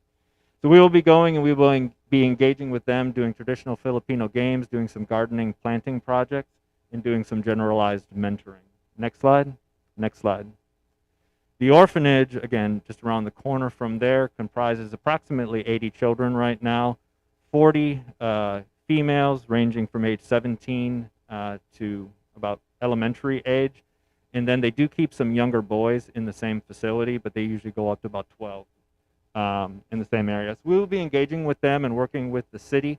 The city's going to be bringing their dance director out and their sporting director out, and they'll be heavily engaged with us while we're working with their children in this facility, doing, again, dance, music exchange, and sporting activities. Next slide. Next slide. At the city library, which is located opposite Mendoza Park, I'm going to be doing a reading exchange with the children. That's going to be both in English and in Tagalog. It'll also consist of some play acting as we're able to do it. Now, we were unable to actually get into the facility because of COVID restrictions at that time. It was closed. And the COVID continues to be an issue. It'll be moved to the outdoor area directly across from the park, and all these things will occur in the open air. Next slide. Next slide. So in every one of these city halls, we're going to basically follow the same generalized protocol, with the exception of the cleanup. The only barangay that requested cleanup project was Luz Mendinda, and so the morning would consist of a cleanup, and then we would move into afternoon of some sort of a sporting activity while the band sets up, with an evening concert to follow. Next slide. Filipino games are going to be traditional games. I will botch all of their pronunciation right now, so I will not do that on the spot. However, it is tug of war, coconut husk racing, bamboo, grease pole, climbing, all sorts of fun stuff, sir. You're going to love it. Absolutely going to love it. Next slide. Next slide. The Napson City Hall, every city hall has its own sort of flavor for the region. This one here is actually kind of up in the mountain areas, so two of them are going to be more beachy to the front and lend themselves a little bit more to a construct on beach type activities. The other ones are going to be more based in, and there's nothing really big and open. I mean, everything gets really kind of compact from the size standpoint that's there as you surround these covered gyms. All right. However, from a community standpoint, they are hoping, COVID situation determining, to be able to, like Senior said, pack in 1,000+ people. So there are going to be a lot of people in a relatively small area with a lot of opportunity to be able to engage in multiple lines of activity with the local population as we cheer each other on and go through these things, followed by the band concerts. Next slide. Next slide. San Rafael is going to be the one that's located by the beach. This was the area that was most heavily hit by Typhoon Odette, so we will definitely be focused in on that. And on the engineering line of effort, as we were there, we worked with Sam Gibson to be able to go through these sites again, to be able to see if there are things that can be done, because you can see in several of the pictures here damage that was done to the structures, as well as the condition of the basketball courts themselves. Obviously, blue and yellow are the colors for the city, and he's looking at being able to enfold some painting projects and rehabilitation projects into this mission as well, but probably occurring before we get there. Next slide. Next slide. Then last one, Macaracas City Hall, same protocol, sir. Next slide. Next slide. There are going to be 3 reforestation projects that we're going to be working through with the environmental engineers for the city, and they are going to be providing all the saplings, but mangrove rehabilitation and reforestation has been a huge building endeavor in the Philippines over the course of the last decade, and we are going to be doing 1 project in the southern part of the city and then 2 in the northern part of the city to be able to bring reforestation efforts back to that area. Next slide. Next slide. Absent. Next slide. Next slide. And then San Rafael's. Next slide. Next slide. Any questions? All right.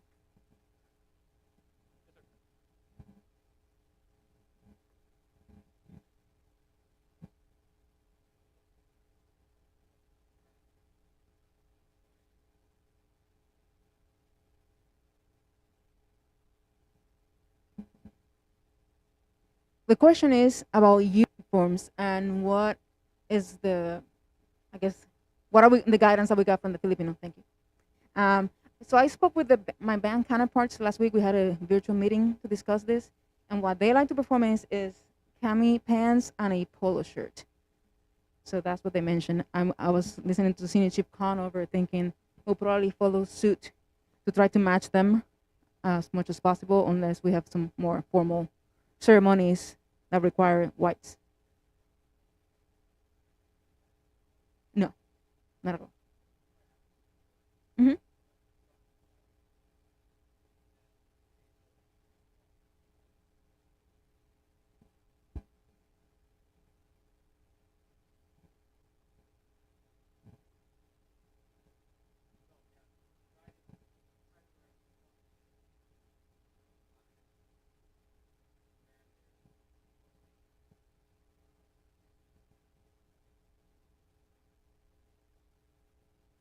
Absolutely, sir. The guidance we also received from our AFP counterparts is to really just match what they wear. So working with Colonel Mompuzzi and Westcom to match what they wear while going out there, like Lieutenant Barbosa said, sir. That is still to be determined, but from the sound of it, similar to what the band will be wearing at those events or camis, sir. When it comes to opening and closing ceremony, I'll have more further discussion with Colonel Mompuzzi and what they will bring, sir. Any other questions for our HNOE team? All right, now I'm going to turn it over to Lieutenant Commander Crystal Chinacao, our medical team lead. Magandang hapon sa inyong lahat. Or good afternoon, everybody. For a second, can I have all my medical team stand up, please, my planners? So again, just to reiterate, this is your Philippines medical planning team. 5 of us were on the ground in Princesa. You can sit down. Thanks, guys. 5 of us were on the ground for this PDSS. Apologize, brief is formatted more as a PDSS recap, and so I'm going to be backing up and talking a little bit through what my other planners have said, just to try and give you all a context analysis or breakdown of the Philippines, where we're working the culture of healthcare and government, and then tying that into the activities and why we chose them. So hopefully it'll all make sense. These are the 5 of us that were there, but I'd like to add we do also have a dental planner, a veterinary planner that were unfortunately unable to make it to PDSS with us, but their presence was still very much felt. And then we have a medical assessment officer who also wasn't on the PDSS, but she's here with us virtually. Next slide. So overall, during our PDSS, we had about 37 encounters, sites visited, meetings, powwows, what have you. It was a very busy 2 weeks, week and a half. I stayed a little bit longer to shore up some things, and so this is just kind of the same visual you've already seen. Next slide. I added this because I want you all to be able to understand our host local government unit. Palawan is that island chain, as we already established. It's the most remote of the western islands.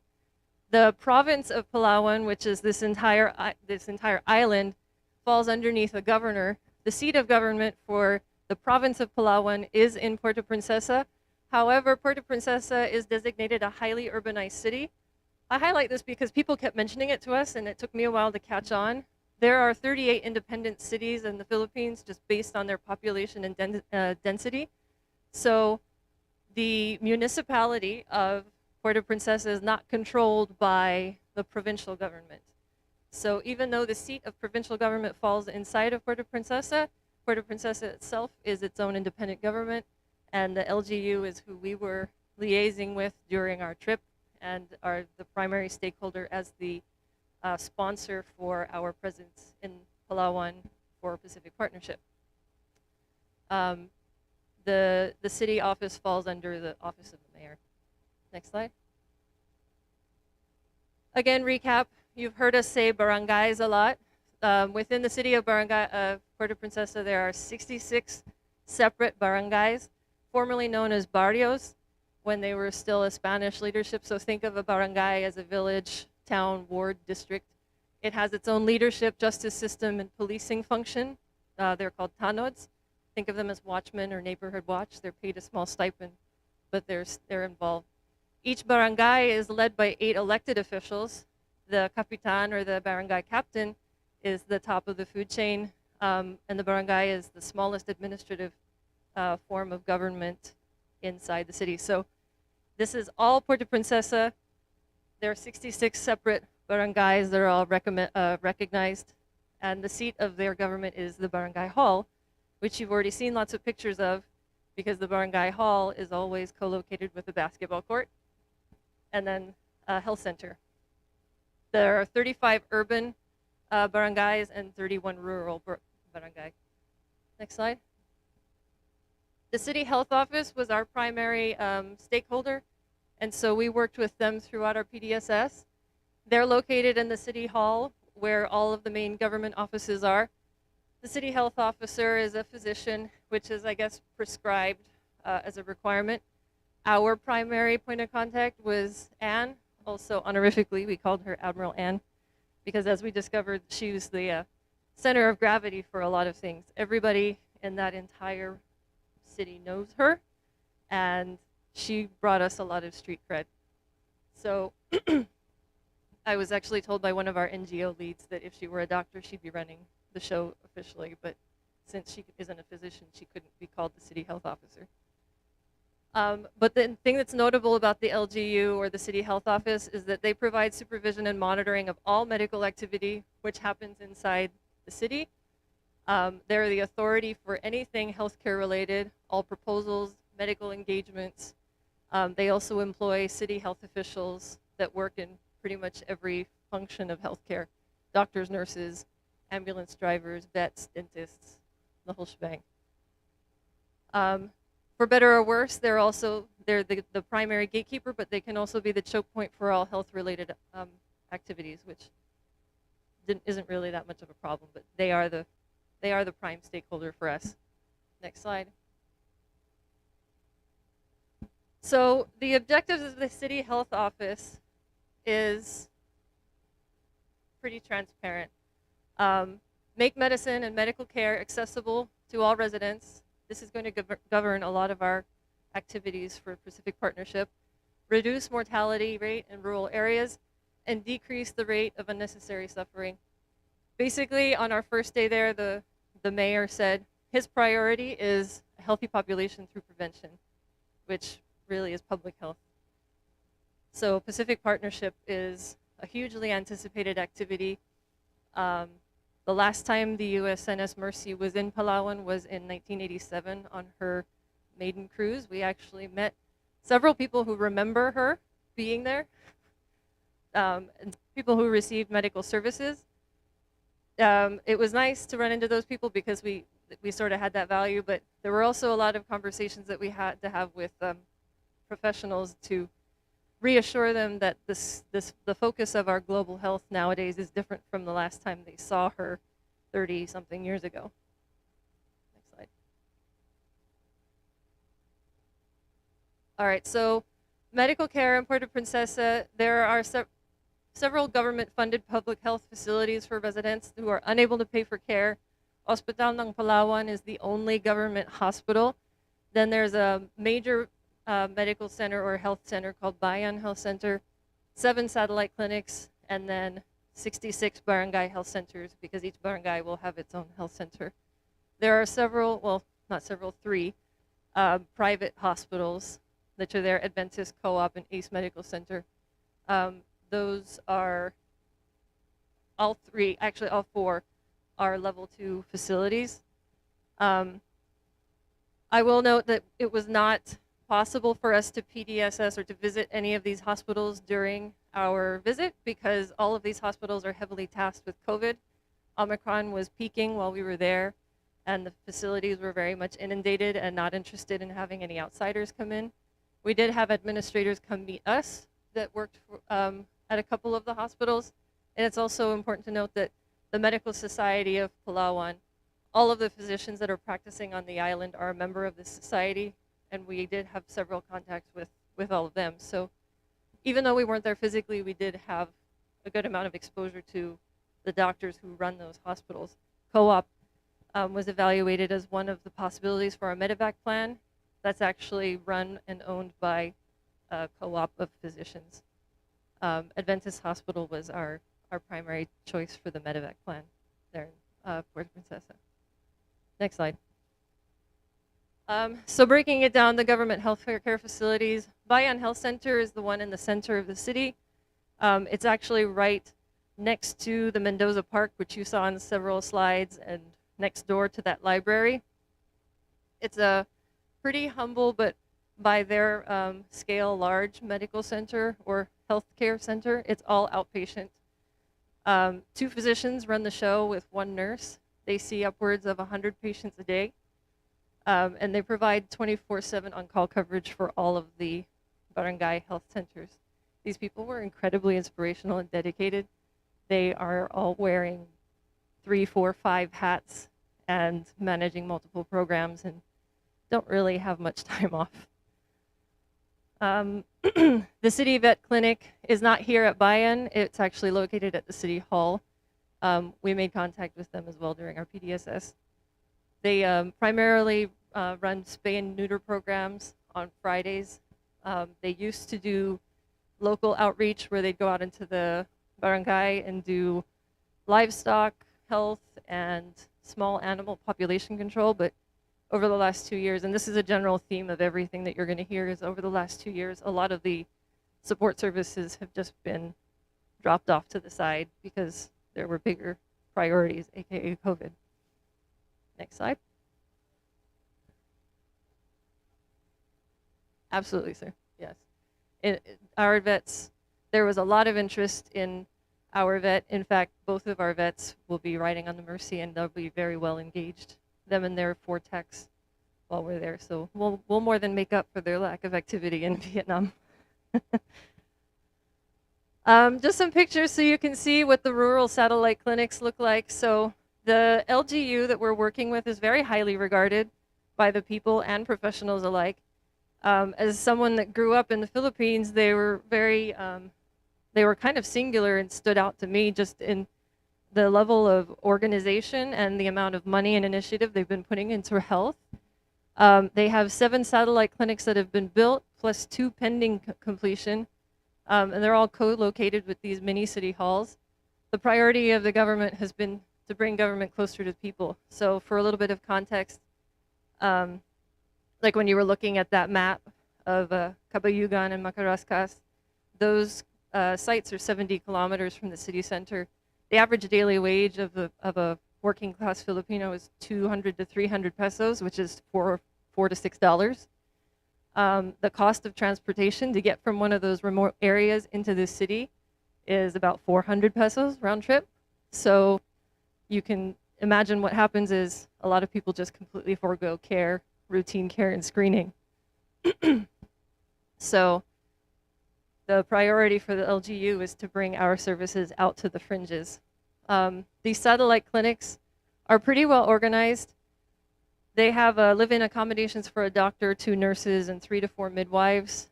They provide things like dental, urgent, and emergent care, first responders for trauma and medical transport. It's important, though, that because of COVID, they're working on fumes. The nurses and physicians have been redistributed to COVID centers or hospitals taking care of COVID patients. So these midwives, who are not what we think of as a midwife here, they only have about a 2-year diploma level training. They are running the show out in these clinics, seeing patients. Some of them we spoke to said they see 40 to 80 patients a day, and they're doing everything. Go ahead, next slide. These are just some pictures. So this one you've already seen, San Rafael, in one of the more severely impacted barangays from Typhoon Odette. This is this is what the satellite clinics and mini city halls look like. So several of them are still in construction. San Rafael, actually not far behind this site, is a satellite clinic that is going to look like this, and then a city hall that's going to look like this. Next.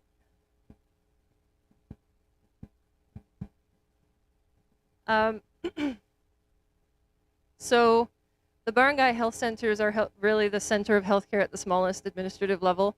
This is kind of just a depiction of what the boundaries of one of their rural barangay looks like. And this is just to give you an idea of the population density in the city. The easiest way to think of the health centers is that they're focused on public health, monitoring programs, prenatal screenings, and again, they're supposed to be supervised by a nurse and even a physician, but because of COVID, it's midwives that are running the show, and then several healthcare volunteers of varying levels of education. Next slide. Just more pictures so you can see what the living conditions are like in a lot of the rural barangay. This one in the top right is one of the one of the health centers. They call them ambulances, but it's really more of a medical transport. They're not BLS capable. They just, if they're lucky, have an oxygen tank. And the healthcare worker, whether it's a midwife or a nurse, we heard stories of them doing CPR in the back seat, trying to keep someone alive because they don't have AEDs. Next slide. And these are just some pictures of one of the clinics that we visited. Very austere working conditions. This is a delivery room. This is their one hospital bed, and then this is their triage area. Next slide. So during our PDSS, we met with people from these agencies. City Health Office, Miss Ann was our bodyguard, AKA taskmaster, AKA ambassador. Interestingly, every single person that we sat down to talk to, we were introducing and orienting them to the idea of Pacific Partnership and what it was for and what we were hoping to do. And the first question that came out of their mouth was to look at her and say, is the government on board and will they be participating? And her answer was always yes. And then the conversation began. Nobody was interested in entertaining Pacific Partnership without knowing that our LGU partners were involved. Second question was often, is the military involved? Our AFP partners, and the answer was always yes, because Colonel Mampusti, who will be here tomorrow, always had uniform representation with us. So it was great to have a unified front, all of us there really selling the idea. Like I said, the Medical Society, Dental Society, and Nurses Association, anybody who's practicing in those wheelhouses, and even there's a Midwives Association as well. They're a member of these associations, so it was great to make contact with those belly button points, because really by being looped in with those associations means we can touch every single provider that's in the area. And there were a lot of requests for us to build in Zoom or a virtual option to our education engagements so that other providers through the island of Palawan could even virtually join in and learn from us, which these partners were all very on board with it and said that they would support and organize that. There are 3 colleges there that we also touch base with: Palawan Polytechnic, Palawan State University. Those are public public colleges. And then Holy Trinity University is a private college. All 3 of them have nursing programs. One of them used to have a physical therapy program, but they shut it down. They didn't elaborate on why, but it just doesn't exist anymore. These people were important because there is not a lot of large space infrastructure in Palawan. You'll notice that a lot of our sites are outdoors. That kind of hits us for a good way in a couple of reasons. One, because there are COVID during whatever levels, each level of lockdown for COVID, there are restrictions on gatherings and how many people you can have if your venue has 4 walls. But however, if you're doing something outdoors, like in a covered gym or a baseball or basketball court, there are no limits on the people that you can have attending.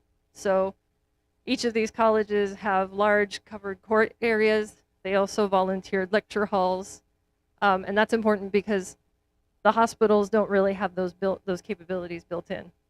They're all pretty modest and they don't have a lot of space. So as far as having events at hospitals, we're not really working towards those just because they don't have the capabilities for that. We met with the Philippine Red Cross and had some interesting conversations with the Palawan chapter. They asked for help with blood banking SMEs. The Red Cross lab has a capability for about 200 units, and they were really interested in working with our blood bank officers just to learn best practices. And then there were other asks, like at our barangay events, if they could roll up and run blood donation while we were doing what we do, to try and pull in more donations. And then the two NGOs that are primarily on the ground, A Single Drop for Safe Water and Roots for Health. A Single Drop, like you heard earlier, their primary focus is water and sanitation. However, they have been the lead in organizing the humanitarian relief effort. So on my last day there, I actually got to go to the house of the director for A Single Drop and saw his cluster where he's essentially converted his house into a base camp ops control for all of the relief work that's going on north. And he was an incredible source of information for us and a lot of data, because his volunteers, the last census that was run in Puerto Princesa was in 2018? No, 2020. And there's not going to be another census until later this year, but his volunteers have been mining information that is much more current than what the city has. So even our LGU rep was linking up with him so that she could get better information.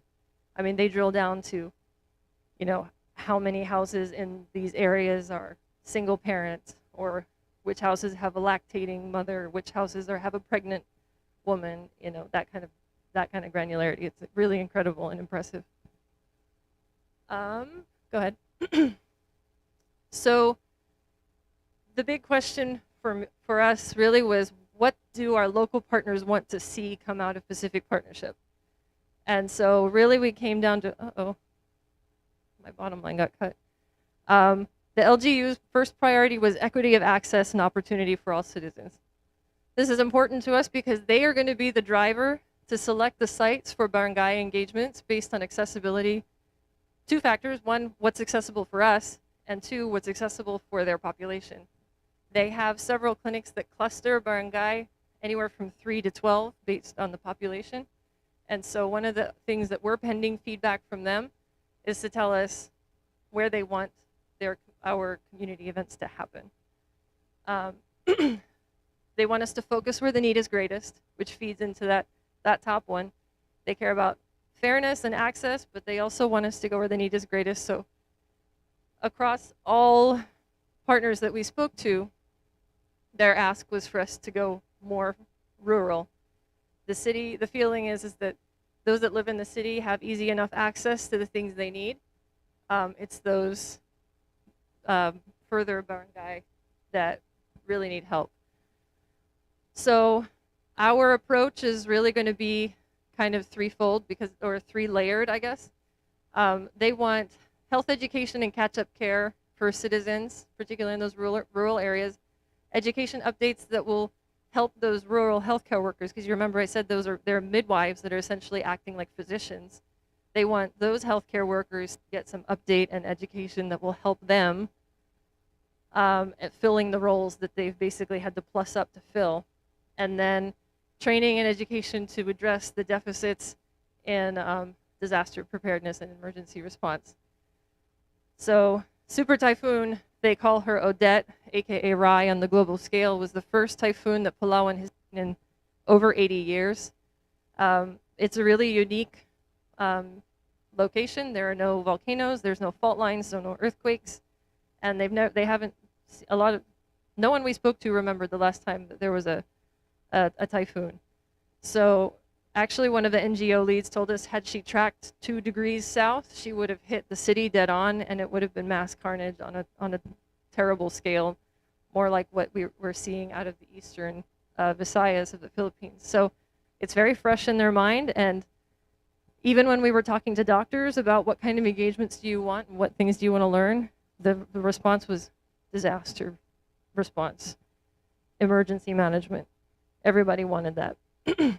And then a couple of surprise things was I didn't expect to hear people ask for active shooter training, so I threw that up there.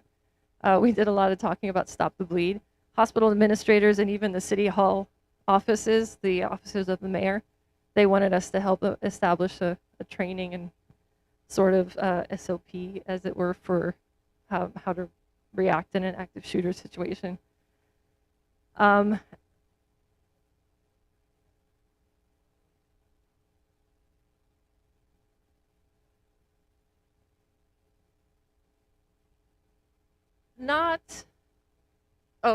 The question was, is that something that's happened or become more prevalent?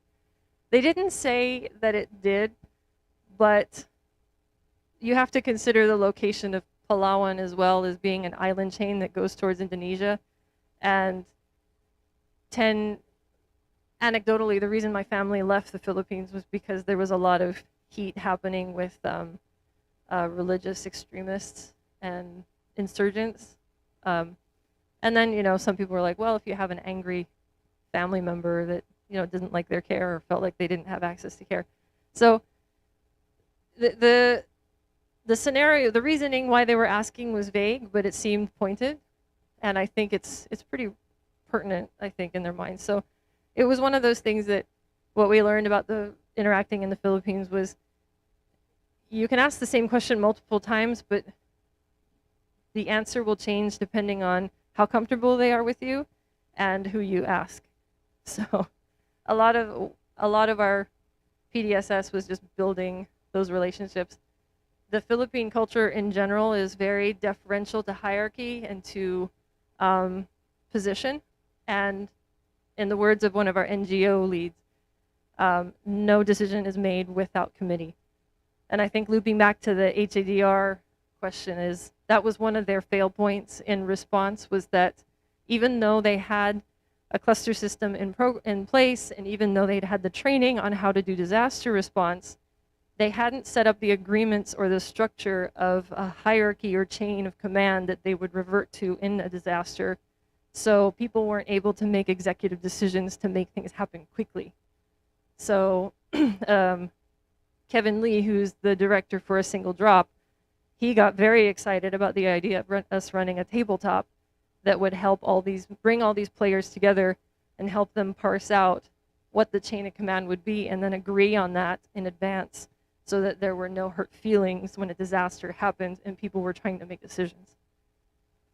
But back to this one was really impressive to me, that the City Health Office, they want all of our activities to create a blueprint for sustainable activities that they can replicate when we're gone. And I thought that stood out to me. So that's what we're moving into our event planning with in mind. Next slide. I think we're getting close to the end.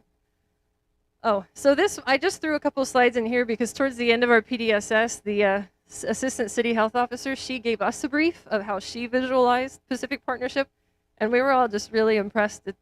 So I wanted you guys to see this, to see their level of buy-in and commitment to the product that we're producing during Pacific Partnership, and how she's already building a framework to track everything that happens so that she can push it forward in years to come. So Pacific Partnership and the local government, you can see how they visualize them as the primary stakeholder alongside us, and then the local partners being all these people that we spoke to. And the City Health Office is creating expectations for each one of them so that they're engaging alongside us, and then also creating a continuing plan. And then you can go to the next slide. These were her spreadsheets where she's really like drilling down into the details. Next slide. Targets, you can see. Next slide.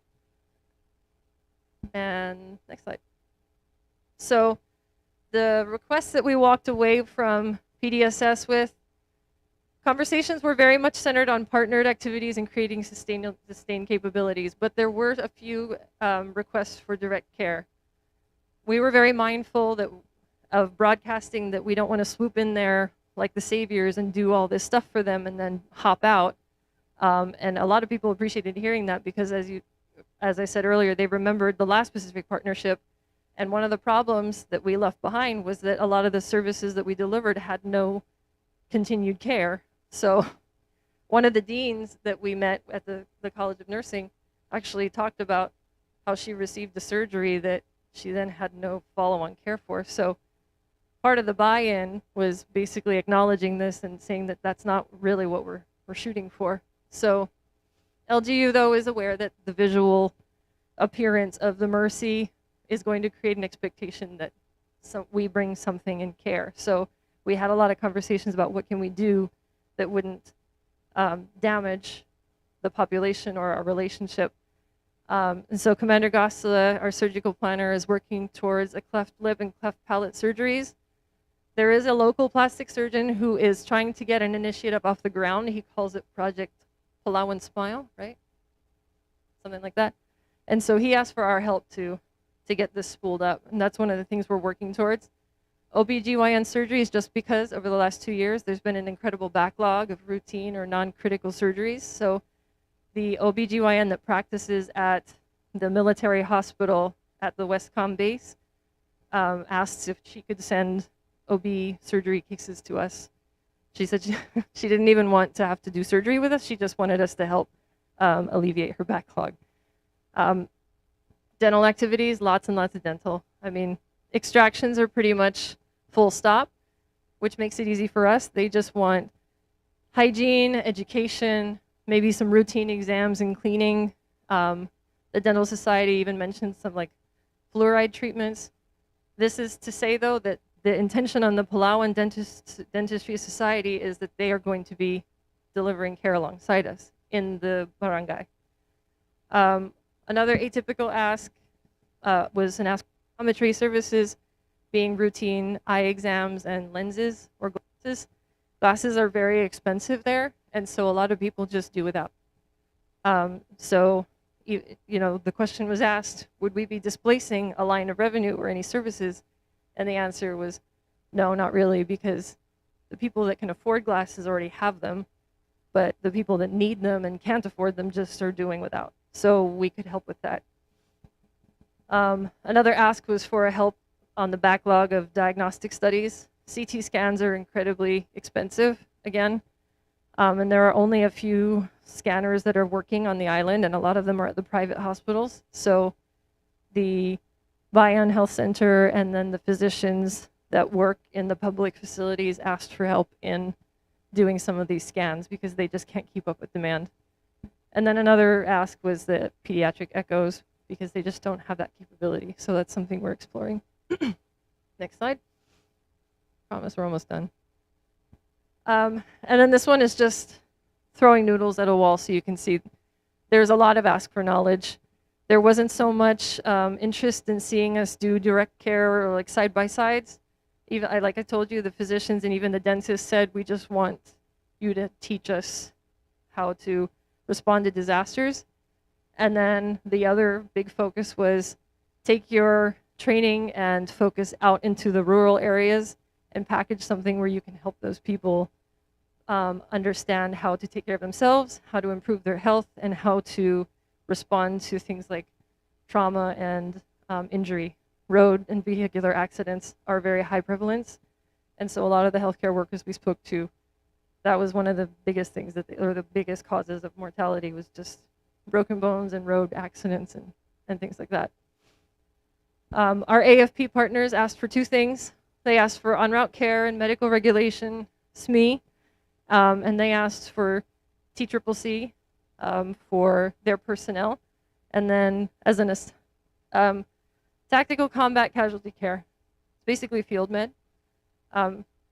It's a proprietary course. However, when I have previous experience at a med battalion at 3MEF. We had a similar content type course that we would deliver at Cobra Gold to the Thai Royal Marines. And so it didn't copyright infringe, but it gave them the same kind of information. The commander of the hospital on Camp Ricarte in Palawan asked us if we could teach that to his personnel, and then there's a 3rd Marine Expeditionary Brigade. Is that? There's a base there, and he was interested in the Marines on that base receiving this training for us. I already mentioned the HADR symposium with a tabletop exercise, and then some interest in education that could be delivered over Zoom, even outside of the scope of Pacific Partnership. So things like quality management. Can you tell an administrator ask these questions? Quality management and joint commission. We hate it. I don't know why they're asking for it, but they want that. And then medical ethics, which I think we have a capability for. So as you can see, there's a lot of asks. The need is great. The challenge for us during this week and working with our partners is honing it down to the things that will be high volume, high impact. And one of the things that we're really focusing on is trying to figure out ways to produce instructors rather than just delivering information. That was one thing that our LGU really fell in love with is, can we create instructors in the content so that, you know, in the scope of 12 days, there's really a limited reach, but if we can create instructors and leave behind some information, then the LGU is committed to perpetuating that, and we can have a much longer impact through that. Next slide. Just a recap of some of the sites. Like I said, the barangay satellite clinics and the barangay are going to be the primary target. We don't know which ones yet because that's pending LGU. All these other places are, you know, alternative venues for symposia, workshops, and, you know, instruction, such. Yeah, they are. Next. And then this is just an example. The LGU has asked us to create barangay level events or community health engagements. And so this is kind of just a working idea or blueprint. Again, one of the things that we came back to do was to build an idea of what could be accomplished, but then we have to feed that back to Miss Ann and the city health office to decide, you know, how long do they want this to happen, where do they want to happen, because they're going to be the primary stakeholder in making this happen. I was actually told after we left, the city health office was going to be launching a public campaign to essentially broadcast Pacific Partnership, and that we were coming, and then the city health office wanted to create a very clear message of their intention and expectations for people participating in our events, which I thought was really interesting. And then I think the next one is also just sort of a example. Yeah. So there'd be two types of events. One that's targeted towards the community, the barangay captains and the tanod, and then another one that's focused towards those midwives, healthcare worker volunteers, and the people that are out in the remote rural areas that are delivering care to people that just because of lack of access and money, they don't come to the city because they can't afford it. So this is the stuff that we're looking at delivering. I think that's it. All right, that was a lot. I see a hand up in the back.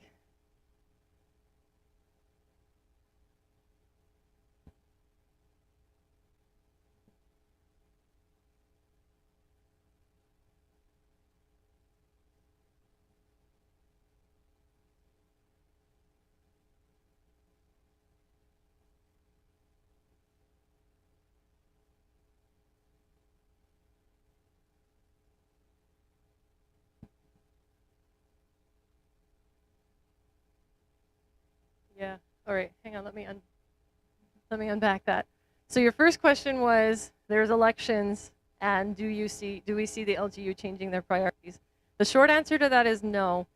Even though it's a general election cycle for president, vice president, the barangay and the local leadership is not under election.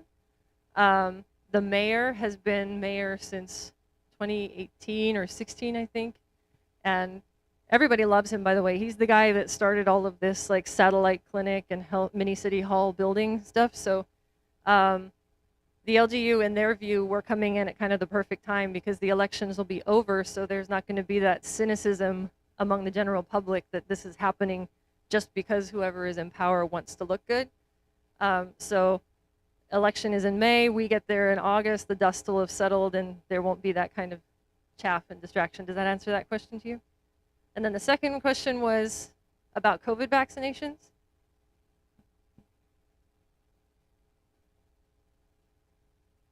Yeah. So the level of compliance with vaccination in Palawan or in the Philippines, or I'll speak to Puerto Princesa because that was the people we were talking to. It's actually impressively high. The country has taken a very rigid stance on the unvaccinated. When we were flying out, you couldn't even approach the airport. They had a checkpoint unless you were vaccinated. So national policy has sort of said, if you want to be a functioning human being and like go to malls or ride public transportation, you have to be vaccinated.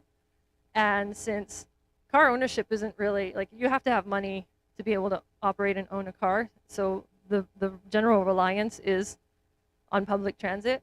So that alone is the carrot for a lot of people to get vaccinated. The city has several vaccination sites in a really well-organized laydown. At their peak, they were vaccinating somewhere in the neighborhood of 4,500 people a day. I, for one, was actually surprised because I was bracing myself for lots of questions about, can you bring us vaccines? Can you deliver vaccines? Vaccines. That was nowhere in their scope of interest.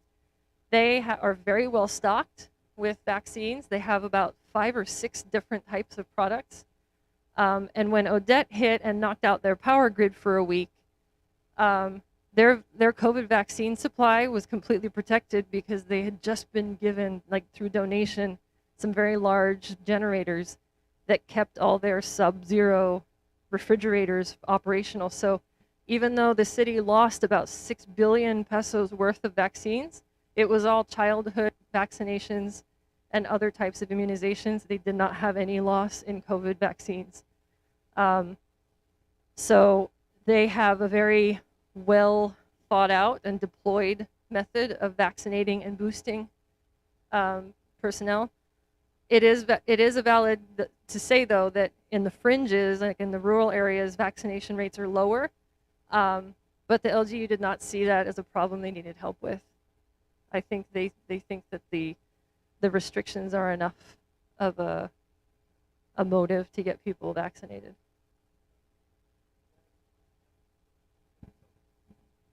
So just add to that, I know this is probably going to come up with a lot of the planning working groups.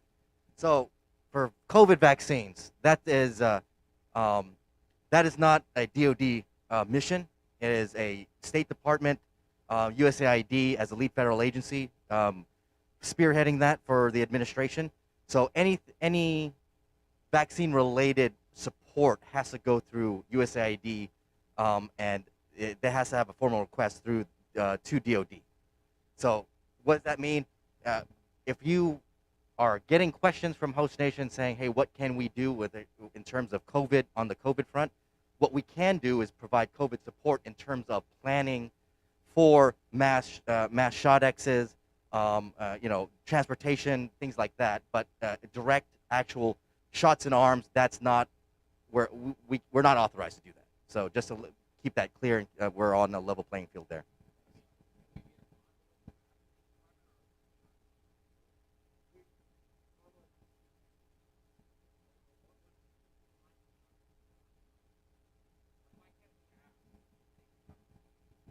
That's the whole exec process. So that is a formal request from USAID or through the State Department to a formal request through SecDef, and then SecDef to SecNav to actually give us the order. So it's almost like tier 0 all the way down. So we can provide, or we can go and request or suggest, hey, can we have this capability? But US Indo-PACOM is aware of our activities and that we are in the area, and we've OPG'd this since, I want to say, last year, and it hasn't gone, there has not been any request from USAID at that point or State Department. So over to you, sir, how you want to proceed with that one, but just to let you know.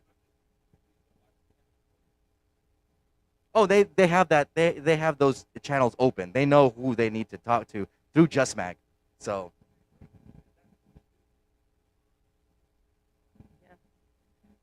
Actually, one of the conversations we had was we sort of, in all this ATDR talk, we were like, where's USAID? So we got on the horn and actually had a meeting with the USAID while we were there, the health office. And the short answer is they weren't as involved in the Typhoon Odette relief as we expected. The thing that they were primarily managing was COVID vaccine relief, and they were the source of the donation for some of the big refrigerators and generators that the city had. So they've already been looped in with the CDRMO guy. What is that? Yeah, CDRMO. So USAID has already been engaged there. So.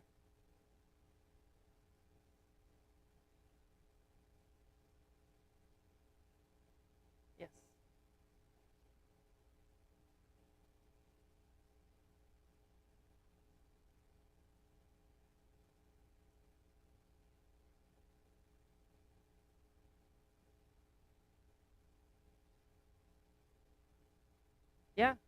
Yeah. So the question was about the NGO's Roots of Health. We actually did have a sit down with the Roots of Health because there's really two NGOs on the ground, and it's a single drop in Roots of Health. And they have their own regular missions, which, like you said, Roots of Health is prenatal screening, health during pregnancy as a foundation for better life and population health. But they've been looped in really through the informal network of all these NGOs being friends, right? So they've been looped in coordinating the Typhoon Odette response. But yes, I did have the health security angle in my mind when we were sitting down talking to them. We weren't able to, in the moment, figure out how we could leverage Pacific Partnership with them. I know that part of their challenge is prenatal screenings have really fallen off. While we were actually visiting, we visited four remote clinics in those northern barangays, and that day, 3 of the 4 had all had deliveries that were precipitous or unexpected. One was a preemie, one was a Downs baby, and then one was a very young teenage pregnancy mother. So it really highlighted all of the challenges that Roots of Health is working towards. And so I would love to try to work with our women health security and get Roots of Health engaged. They were interested, but I think the overall feeling of our meeting was that they're a very small organization and they were completely tapped out on their bandwidth. So it wasn't immediately evident to us what we could do together, but we are connected to them. Do we have any other questions? Ooh, what's the FPCon? So, thank you, Psycho. So, sir, the FPCon for Palawan is FPCon Bravo, sir.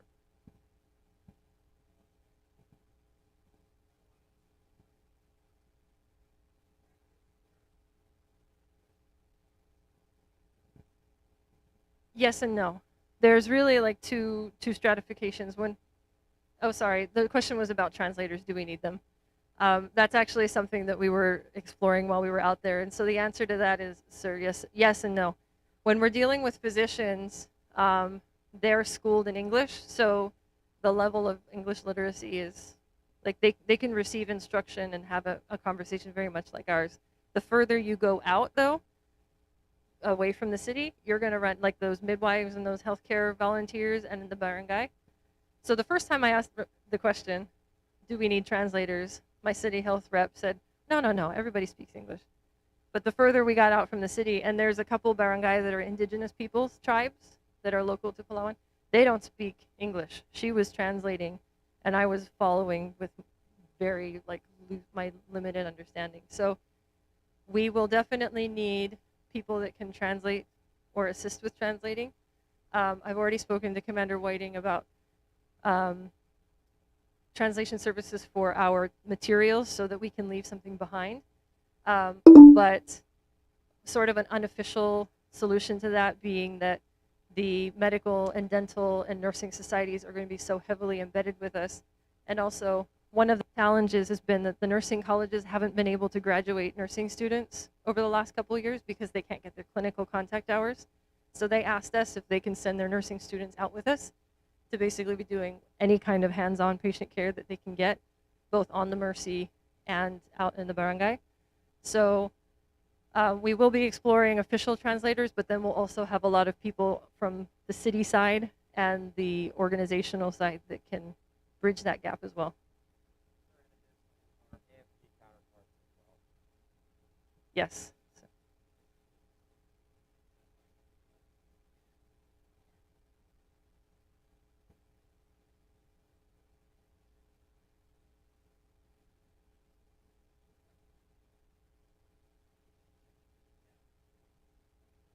I believe so, sir. Yeah.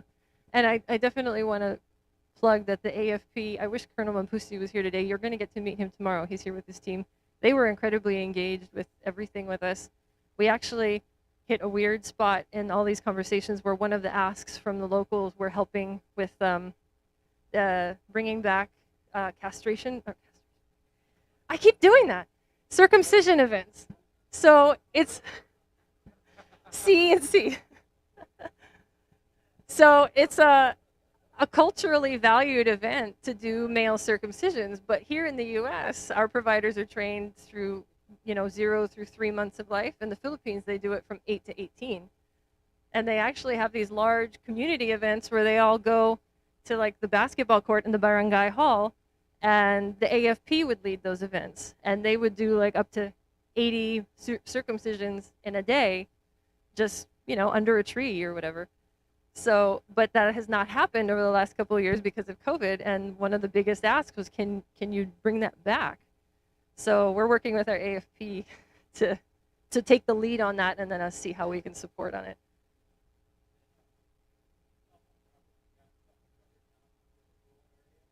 For the most part, yeah. So the question was about cell phone coverage. There are two primary cell phone providers, Globe and Smart, and they, for the most part, we had comms while we were out there.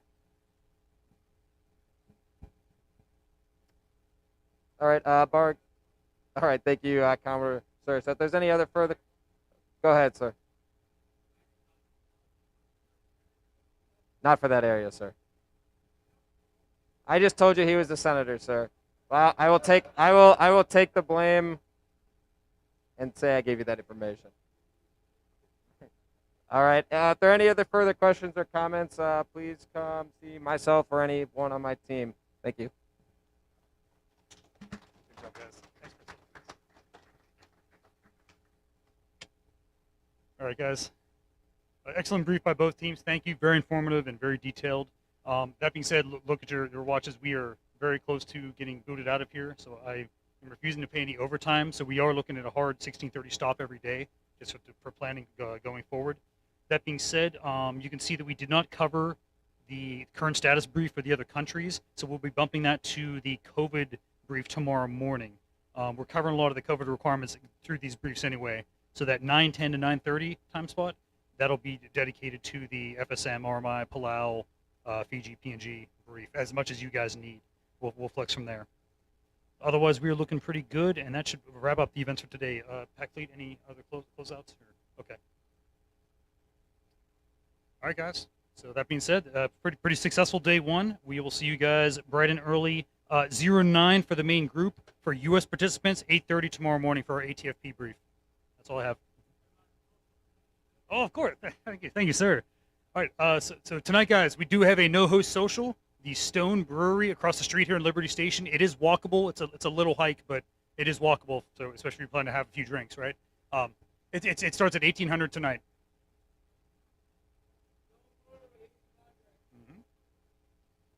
All right, thanks all.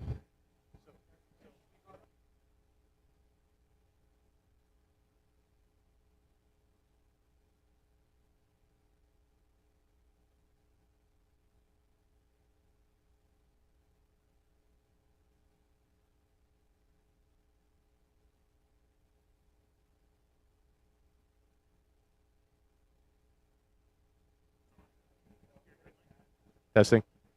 Medical line of effort. Could I please get you all to meet in the back of the room one more time, please? Thanks.